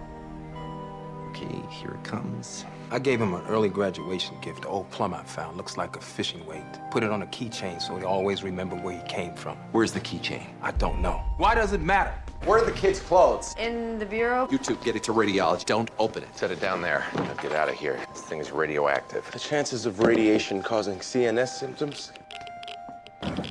Whoa. All the boys in the lead pajamas. Mr. Hall, it's not good news. A piece of metal you gave Carnell was from an industrial device used to test.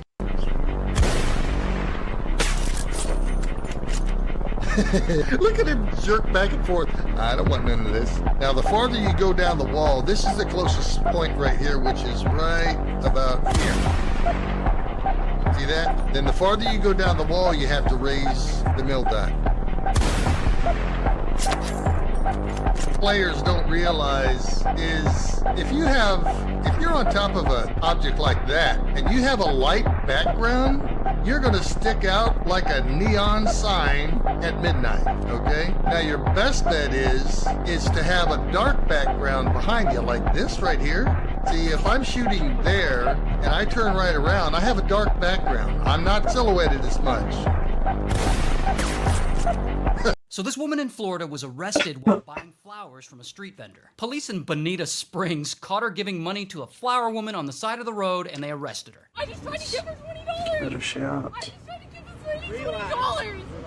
Please send this to me. My phone number is 813. And of course, the video blows up and the internet is pissed. This is ridiculous! Oh, come on now! You can't even buy flowers anymore? First of all, this happened in Bonita Springs, Florida, so shout out to Florida. So apparently in that area, it's not actually a crime to buy from a street vendor, but it is a crime to stop your car to do so. Here's the craziest part though. She wasn't actually arrested for any of those things. She wasn't charged with buying flowers or obstructing traffic. She was charged with resisting an officer without violence and failing to obey the police. So after the video blew up and everyone got mad, the Bonita Springs Sheriff's Office had to defend themselves. They posted a long reply about it on their Facebook page, basically explaining the arrested woman refused. So this woman in Florida was arrested while buying flowers. Vanessa! I could have sworn I saw her just a second ago. Perhaps see it this way. Vanessa, you know I hate pranks. Plus, I can't stand this haircut you gave me. Just be serious for 5 seconds. Oh no. Oh no. Save the drama for your llama, mama. Vanessa! Vanessa! I could have sworn I saw her just a second ago. Perhaps see it this way. Vanessa, you know I hate pranks. Plus, I can't stand this haircut you gave me. Just be serious for 5 seconds. Oh no. Oh no. Save the drama. Yeah. I'm not surprised. Listen to this. President Biden, he's often called the consoler-in-chief. He does talk to families who have lost loved ones because of his own experiences. Have you experienced that from him as you've been? I don't believe one damn thing that comes out of his mouth. Have you spoken to him? No, he has not reached out to our family. We've actually reached out to the White House and have never heard back. We asked to meet with them to kind of understand where their thinking was in calling this a success, and we've not received a response. It's been months. What a shame. No, that's not been our experience at all. Sorry to hear that. I'm not surprised. Listen to this. President Biden, he's often called the consoler-in-chief. He does talk to families who have lost loved ones because of his own experiences. Have you experienced that from him as you've been coping with the death of Nicole? No. Have you spoken to him? No, he has not reached out to our family. We've actually reached out to the White House and have never heard. This man was arrested during an emergency landing only because of a bad joke. This is a random passenger. Let's call him Passenger since his name is unknown. And this is his wife. They had booked tickets for a flight, and right after the plane took off, Passenger and his wife noticed that the emergency exit seats were empty and decided to move there because these seats are larger. But one of the flight attendants noticed this and told them to return to their previous seats, explaining that they could not simply switch seats like that. Passenger and his wife refused to move and started arguing, saying things like, "The emergency exits are never used, so nothing will happen if we sit here." However, the flight attendant continued to insist that they could not sit there. Then, out of nowhere, he made a really bad joke, and things escalated quickly. The cabin crew informed the captain about what the passenger Did he say Allah Akbar or said something? emergency landing. Right after the emergency landing, special forces came onto the plane and arrested the passenger and his wife. It turned out that he had made a joke suggesting he might have a bomb and could sit That's wherever just he fucking However, stupid. no one found it funny, and as a result, other flights were also delayed for more than 3 hours. This man was arrested during an emergency landing only He's being a because of a bad douchebag. joke.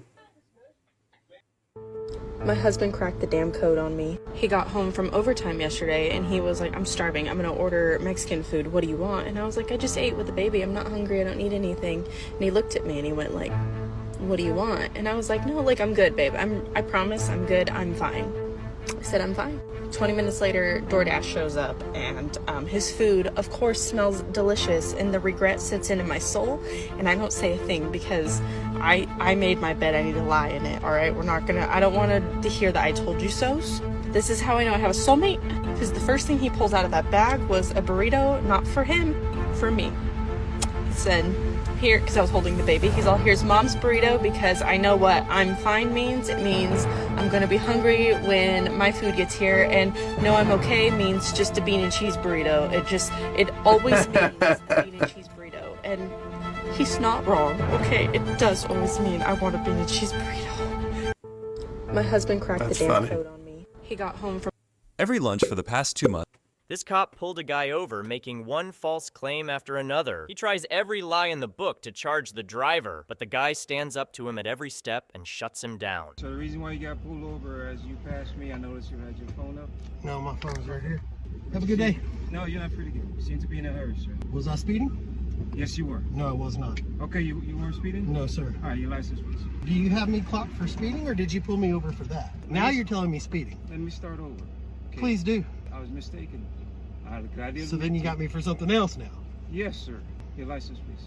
What did you clock me at? Sir, I did not clock you. Exactly, so I wasn't speeding. If you want my license and you're gonna violate my 4th Amendment, you're absolutely getting your supervisor. Do you want me to call my supervisor?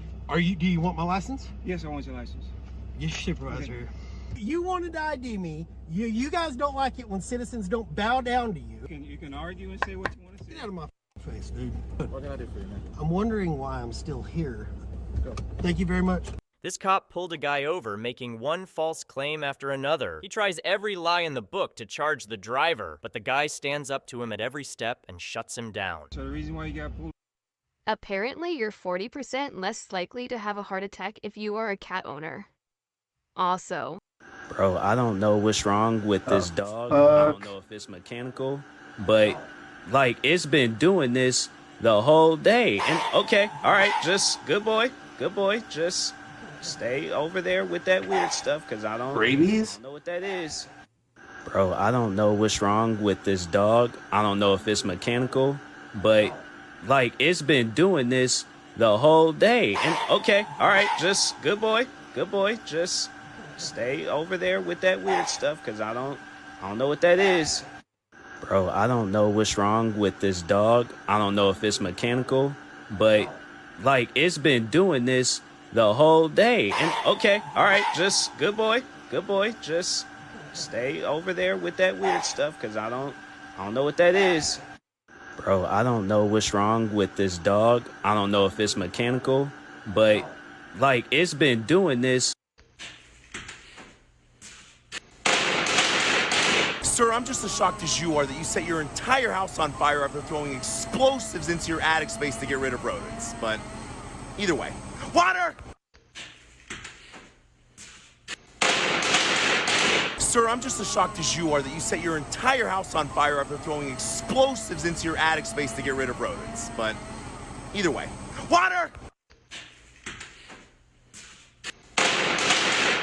Sir, I'm just as shocked as you are that you set your entire house on fire after throwing explosives into your attic space to get rid of rodents. But either way, water! Sir, I'm just as shocked as you are that you set your entire house on fire after throwing explosives into your attic space to get rid of rodents. But either way, water! Sir, I'm just as shocked as you are that you set your entire house on fire after throwing explosives into your attic space to get rid of rodents. But either way. Do you know how I know that's BS? Because there's one song and one song only that every first responder across the world would play over their loudspeaker responding to a call if they had the chance.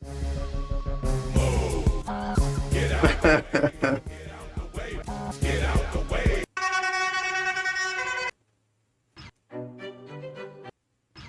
Well, Harry, I'm really sorry, man, but we've combed Penguin Island for a good 6 hours, and there is just no sign of your identical twin. I mean, we looked west Right out behind there for a him. good 2 hours. We looked straight ahead. I mean, I guess we could try due east, but maybe he hopped on that cruise ship back there and, well, just... He's not lying. Joe Biden knows what a woman is. I'll give you proof. He only sniffs the hair of girls.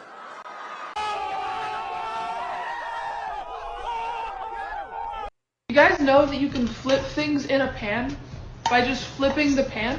Did you guys know you can brush your hose coat by clamping a brush to a pole? And just dragging him underneath it? It's just so efficient. You guys know that you can flip... You know for a fact this man is under the influence of something. Hey, if I held my finger up and told you to follow my finger, could you do it? What's wrong with G17? You're high as shit, dude. So I understand. Officer Shepard, what? 2075. 2075. Yeah, he's on something. You know for a fact this man is under the influence of something. Hey, if I held my finger up and told you to follow my finger, could you do it? What's wrong with G17? You're high as shit, dude. So I understand. Officer Shepard, what? 2075. 2075. You know for a fact this man is under the influence of something. Hey, if I held my finger up and told you to follow my finger, could you do it? What's wrong with G17? You're high as shit, dude. So I understand. Officer Shepard, what? 2075. 2075. You know for a fact this man is under the influence of something. Hey, if I held my finger up and told you to follow my finger, could you do it? What's wrong with G17? You're high as shit, dude. So I understand. Officer Shepard, what? 2075. 20.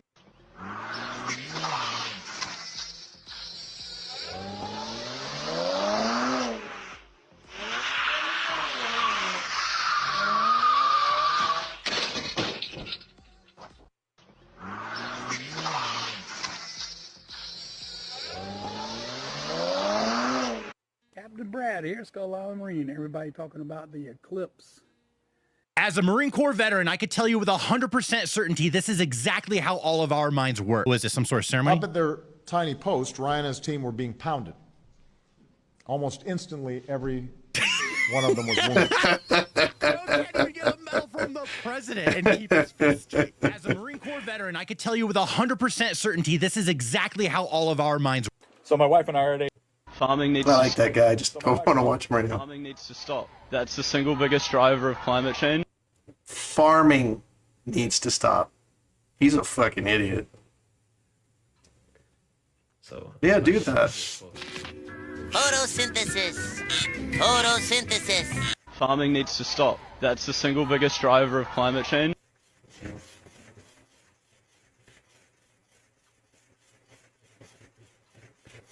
So I guess we just supposed to...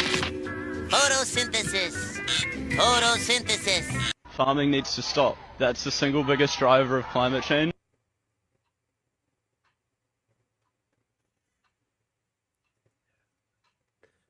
So I guess we just supposed to... Photosynthesis. Photosynthesis. Farming needs to stop. That's the single biggest driver of climate change. This mom is doing an incredible job raising her child. Check it out. Hi, can I just get an iced coffee, please? Can I get cookies? We have cookies at home. We have coffee at home. Can I have some cookies also, please? This mom is doing an incredible job. If I decided to get married, I would never take his last. This is a female blanket octopus that is rarely ever seen by anyone because they are deep sea. The females are 10,000 times larger than the males, and they're way prettier too. This female has probably already laid her eggs and is wandering off to die. This is a female blanket octopus that is rarely ever seen by. Somebody has been police. Somebody has been.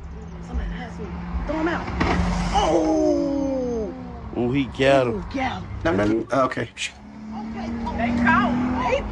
Somebody has been police. Somebody has been. Somebody has been. It's. Where is my tall? Did you get the mail when you came home? Oh, no, I'll go get it. It's fine.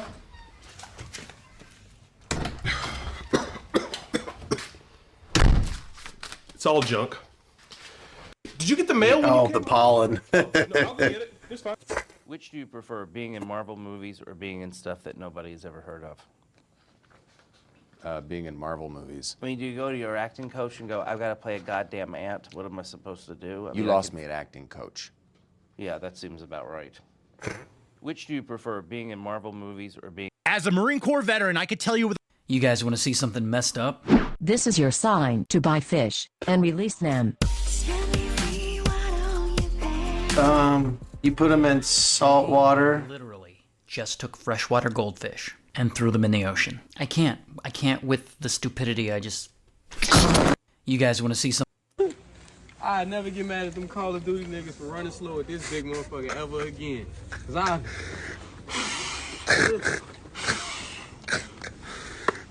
Hung. This mom is doing an incredible...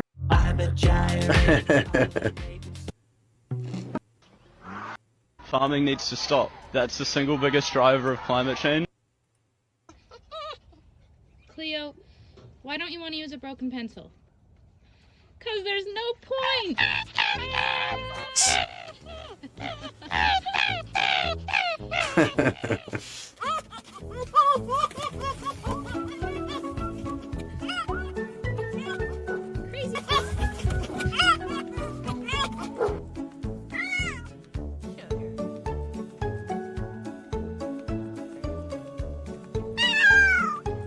That was cute.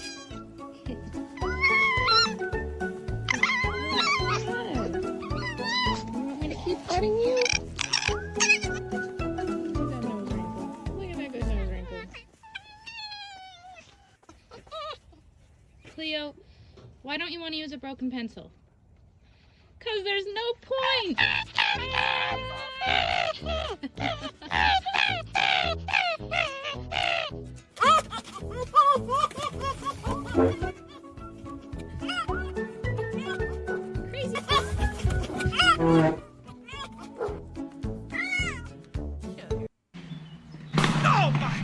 was a gunshot! Kenneth. Everyone get your heads down! Kenneth. That was a drive-by attempt, Frank! Kenneth, that was a neighbor's car backfiring. They're coming for the eggs! Kenneth! They're coming for the eggs! Oh my! That was a gunshot! Kenneth. Everyone get your heads down! Kenneth. That was a drive-by attempt, Frank! Kenneth, that was a neighbor's car backfiring. They're coming for the eggs! Kenneth! They're coming for the eggs! Look at Pelosi. She's never made more than 170. If this balloon touches the ground, I will die. And with that, we have replicated the Balloon Boy event. He is now completely invincible, and yet his life is completely in my hands. Now, we have tested this on dozens of death row inmates to figure out what exactly quantifies the ground. Notice how I can put the balloon on a shelf and it is completely fine. However, even in this container, if I place it on the ground, he will die. If you pop the balloon, there is no effect so long as the pieces of the balloon don't touch the ground. Obviously, I have a balloon of my own.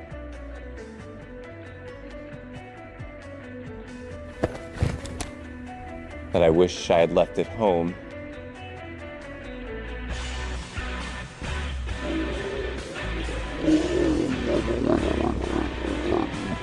If this balloon touches the ground, I will die. When this model was having some pictures taken, a police officer driving by decided to have a bit of fun. Hold on, traffic for you, hold on. Oh.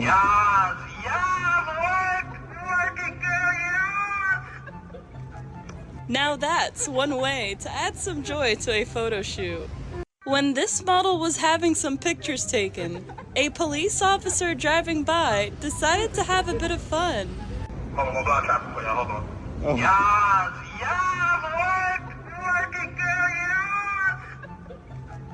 Now that's one way to add some joy to a photo shoot. These roads were too icy to drive on, so this sheriff was out closing them off. But when his partner rolled up to help, his partner's cruiser immediately started sliding off the road and into a ditch, becoming the perfect example of why the roads were closed in the first place. These roads were too icy to drive on, so this sheriff was out closing them off. But when his partner rolled up. As a Marine Corps veteran, I could tell you with 100% certainty this mom is doing.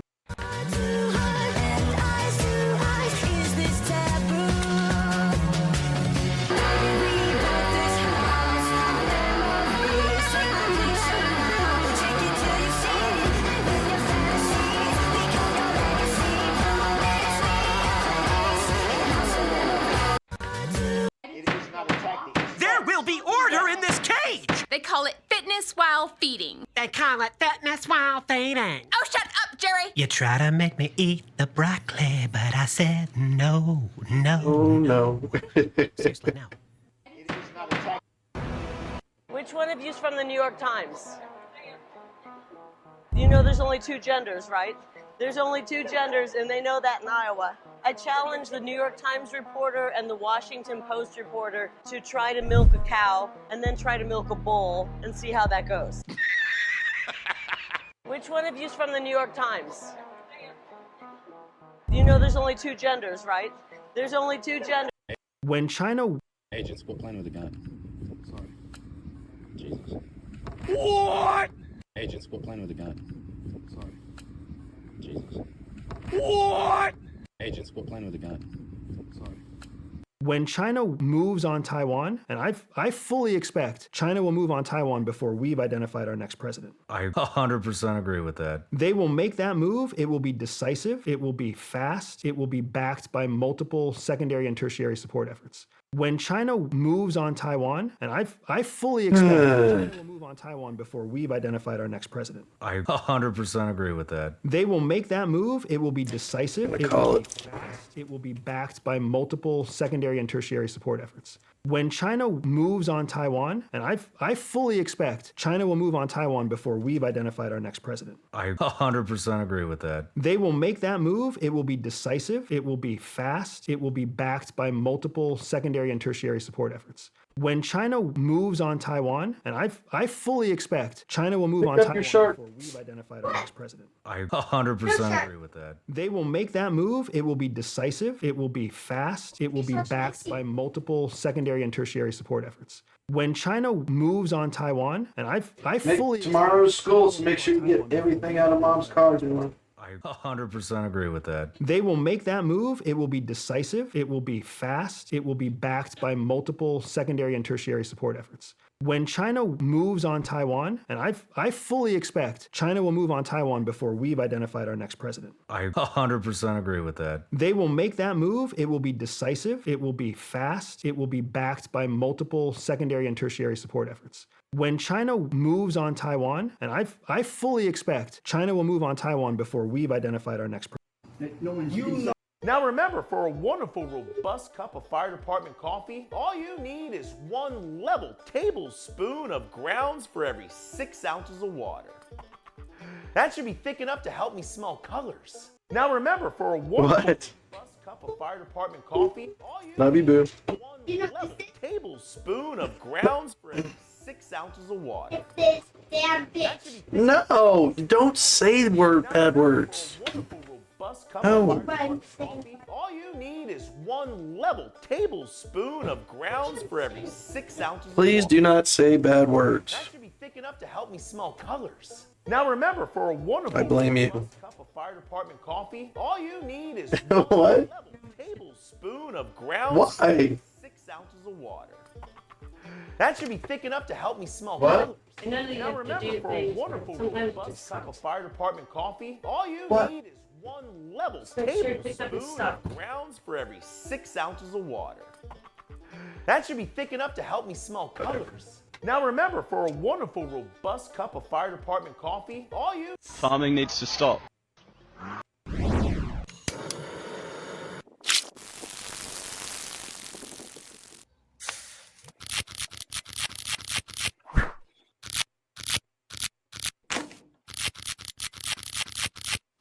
You guys setting up a little theft scheme, huh? Just wait for them to come out. You hear them trying to kick that door open from the inside. So these guys all stand there waiting.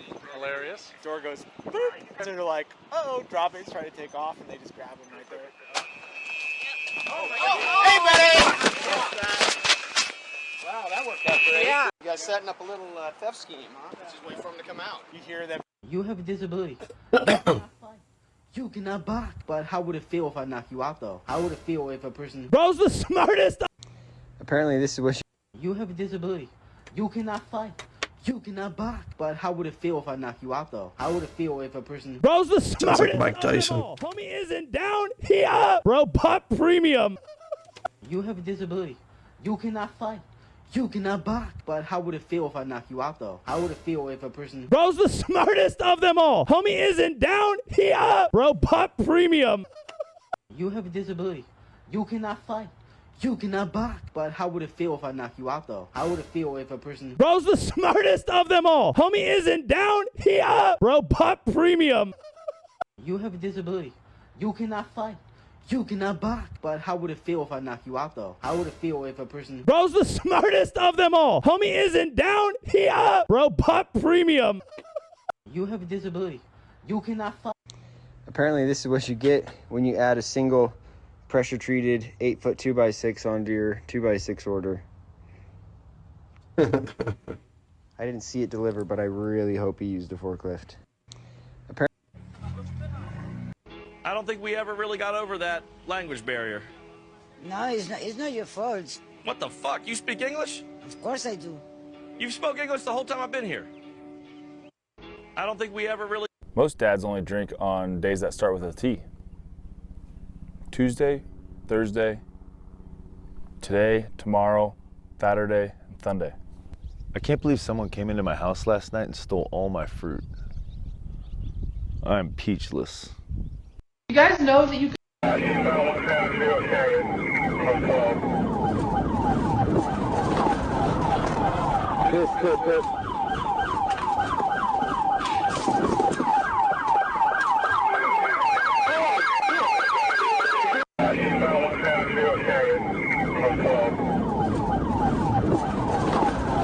You're gonna love this new release. It's an updated version of the classic Model 5, now reinforced, but more importantly, backed by this lifetime guarantee. This is super exciting because it ensures that you get to enjoy an entire lifetime of disappointment. Some rappers, it's like, yo, you're not actually hood. Like, is there some country people that are not country? Like, they'll just throw on their hunter's jackets. I can unequivocally say, if you sing about hunting and fishing and drinking and trucks and shit, and I get you on my farm, in 1 minute, I can tell if you're a poser.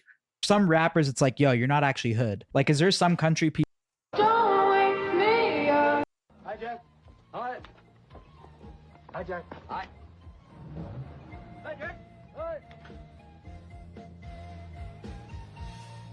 Hi, Jack. Hi. Hi, Jack. If you buy a gun in California, there's a waiting period, meaning you go to the gun store, you purchase your firearm, you have to wait at least 10 days before you're permitted to pick it up.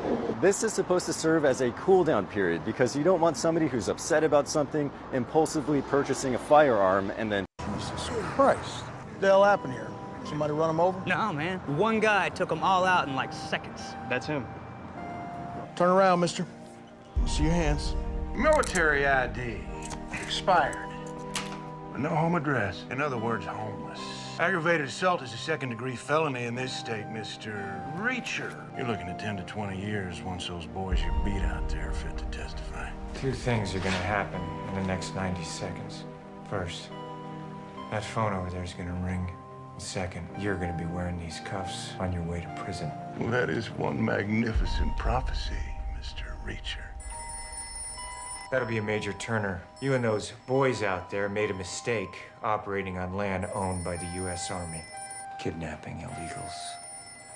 Selling them. If it were up to me, I'd just you. Who the hell are you? The guy you didn't count on. Jesus Christ. What the hell happened here? Somebody run him over? No, man. One guy took them all out in like seconds. That's him. Turn around, mister. See your hands. Military ID. Expired. No home address. In other words, homeless. Aggravated assault is a second-degree felony in this state, Mr. Reacher. You're looking at 10 to 20 years once those boys you beat out there are fit to testify. Two things are gonna happen in the next 90 seconds. First, that phone over there is gonna ring. Second, you're gonna be wearing these cuffs on your way to prison. Well, that is one magnificent prophecy, Mr. Reacher. That'll be a Major Turner. You and those boys out there made a mistake operating on land owned by the U.S. Army. Kidnapping illegals. Selling them. If it were up to me, I'd just you. Who the hell are you? The guy you didn't count on. Jesus Christ. What the hell happened here? Somebody run him over? No, man. One guy took them all out in like seconds. That's him. Turn around, mister. See your hands. Military ID. Expired. No home address. In other words, homeless. Aggravated assault is a second-degree felony in this state, Mr. Reacher. You're looking at 10 to 20 years once those boys you beat out there are fit to testify. Two things are gonna happen in the next 90 seconds. First, that phone over there is gonna ring. Second, you're gonna be wearing these cuffs on your way to prison. Well, that is one magnificent prophecy, Mr. Reacher. That'll be a Major Turner. You and those boys out there made a mistake operating on land owned by the U.S. Army. Kidnapping illegals. Selling them. If it were up to me, I'd just you. Who the hell are you? The guy you didn't count on. Jesus Christ. What the hell happened here? Somebody run him over? No, man. One guy took them all out in like seconds. That's him. Turn around, mister. See your hands. Military ID. Expired. No home address. In other words, homeless. Aggravated assault is a second-degree felony in this state, Mr. Reacher. You're looking at 10 to 20 years once those boys you beat out there are fit to testify. Two things are gonna happen in the next 90 seconds. First, that phone over there is gonna ring. Second, you're gonna be wearing these cuffs on your way to prison. Well, that is one magnificent prophecy, Mr. Reacher. That'll be a Major Turner. You and those boys out there made a mistake operating on land owned by the U.S. Army. Kidnapping illegals. selling them. If it were up to me, I'd just you. Who the hell are you? The guy you didn't count on. Jesus Christ. What the hell happened here? Somebody run him over? No, man. One guy took them all out in like seconds. That's him. Turn around, mister. See your hands. Military ID. Expired. With no home address. In other words, homeless. Aggravated assault is a second-degree felony in this state, Mr. Reacher. You're looking at 10 to 20 years once those boys you beat out there are fit to testify. Two things are gonna happen in the next 90 seconds. First, that phone over there is gonna ring. Second, you're gonna be wearing these cuffs on your way to prison. Well, that is one magnificent prophecy, Mr. Reacher. After this flight had been delayed for hours, a pilot who was coincidentally a passenger on the flight decided why not try for him to fly to its destination. So that's exactly what he did. Just watch. Our flight's delayed by 2 hours because they are -1 captain for the flight. The reason why? They've already cancelled the Budapest today. They've cancelled the Paris. The Faro is 3 hours late. And there's several other aeroplanes that are going 2, 3, 4 hours late, who knows. So just before we went through security, I thought, I wonder if this is worth a phone call.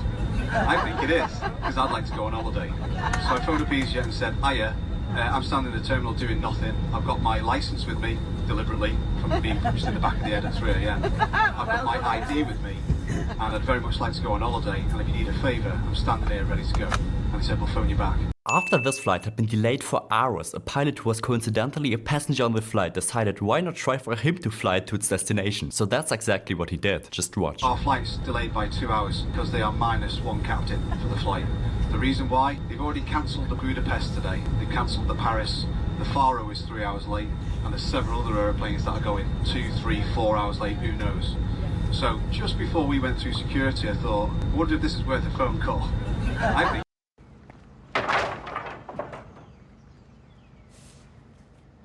Not how you would have done it. You bundle things right, and that saves you up to 10% on your... Oh, let me get that for you, sir. Oh, no, I got it. Thank you, though. Thanks.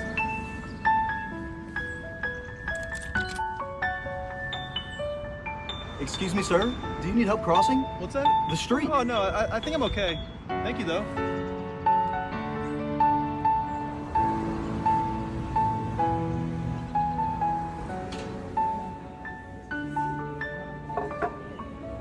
Would you like to use your discount? For what? Your senior discount. For me? Okay. Smile for your birthday. How do I look? Oh. Let's see it. Look. How old am I? Grandpa, you're 84 today, remember? Oh, yeah. This could be my last birthday. Oh, sweet pea. Grandpa, don't say that.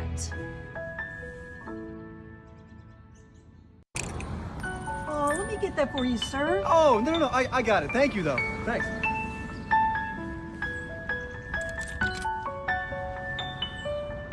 Excuse me, sir. Do you need help crossing? What's that? The street. Oh, no, I think I'm okay. Thank you, though.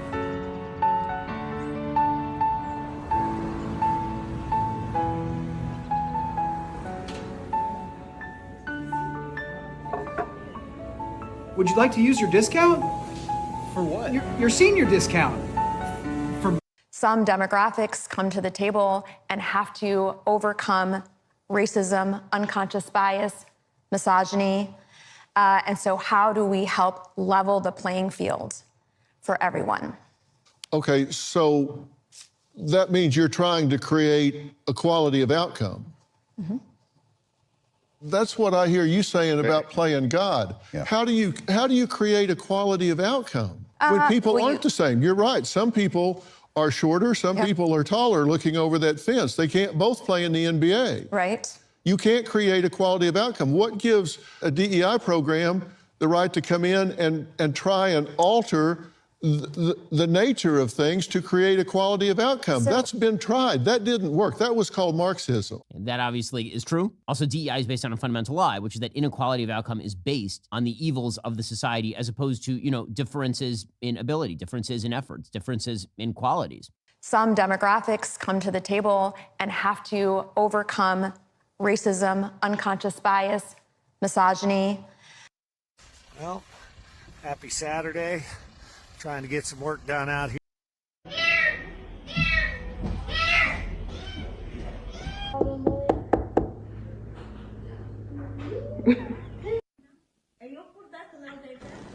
So to sum this up, in about 6 minutes on Saturday evening in St. Petersburg, a felon who was released from state prison 28 days prior, after serving 9 years for armed robbery, had a 9mm handgun with a 50-round drum magazine that he used to shoot into an occupied car, tried to kill an innocent citizen, and tried to kill a police officer.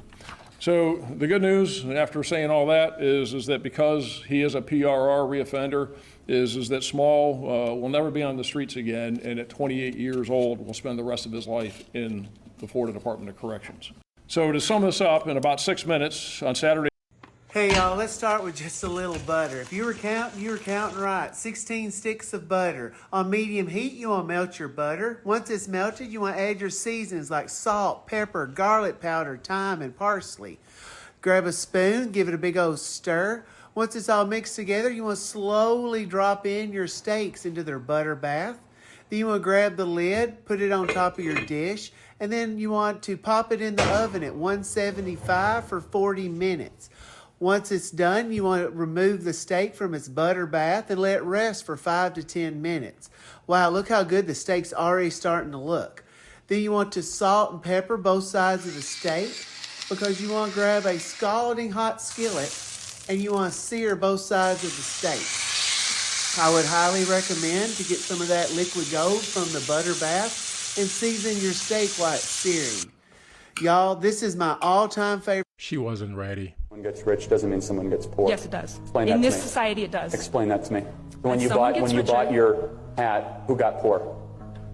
The people who made the hat. What, they voluntarily contributed their labor and they got paid for it. No, they did not. They didn't? There's workers in other countries who are enslaved to make things that I'm wearing right now. Then why would you buy it? Wearing. Because there's no other options in our capitalist country. There are no other options in our capitalist country. That's totally and factually incorrect. Make your own clothes. There aren't very many options for that. Well, so what you're trying to say is you outsource your goods and services in a capital voluntary because you don't want to spend the time to go make your own clothes. Basing an entire economic system on capital, on wealth, is not the best for each person in the world. So you would want to live in a communal society, essentially, right? So why don't you go live like the Amish right now and go do it because they live in a communal society? That's not the point. She wasn't ready. Someone gets rich doesn't mean someone gets poor. Yes, it does. Explain that In to this me. society, it does. Explain that to me. When you bought your hat, who got poor? The people who made the hat. What, they voluntarily contributed their labor and they got paid for it. No, they did not. They didn't? There's workers in other countries who are enslaved to make things that I'm wearing right now. Then why would you buy it? Wearing. Because there's no other options in our capitalist country. There are no other options in our capitalist country. That's totally and factually incorrect. Make your own clothes. There aren't very many options for that. Well, so what you're trying to say is you outsource your goods and services in a capital voluntary because you don't want to spend the time to go make your own clothes. Basing an entire economic system on capital, on wealth, is not the best for each person in the world. So you would want to live in a communal society, essentially, right? So why don't you go live like the Amish right now and go do it because they live in a communal society? That's not the point. She wasn't ready. Someone gets rich doesn't mean someone gets poor. Yes, it does. Explain that In to this me. society, it does. Explain that to me. When you bought your hat, who got poor? The people who made the hat. What, they voluntarily contributed their labor and they got paid for it. No, they did not. They didn't? There's workers in other countries who are enslaved to make things that I'm wearing right now. Then why would you buy it? Wearing. Because there's no other options in our capitalist country. There are no other options in our capitalist country. That's totally and factually incorrect. Make your own clothes. There aren't very many options for that. Well, so what you're trying to say is you outsource your goods and services in a capital voluntary because you don't want to. I'm gonna jump off.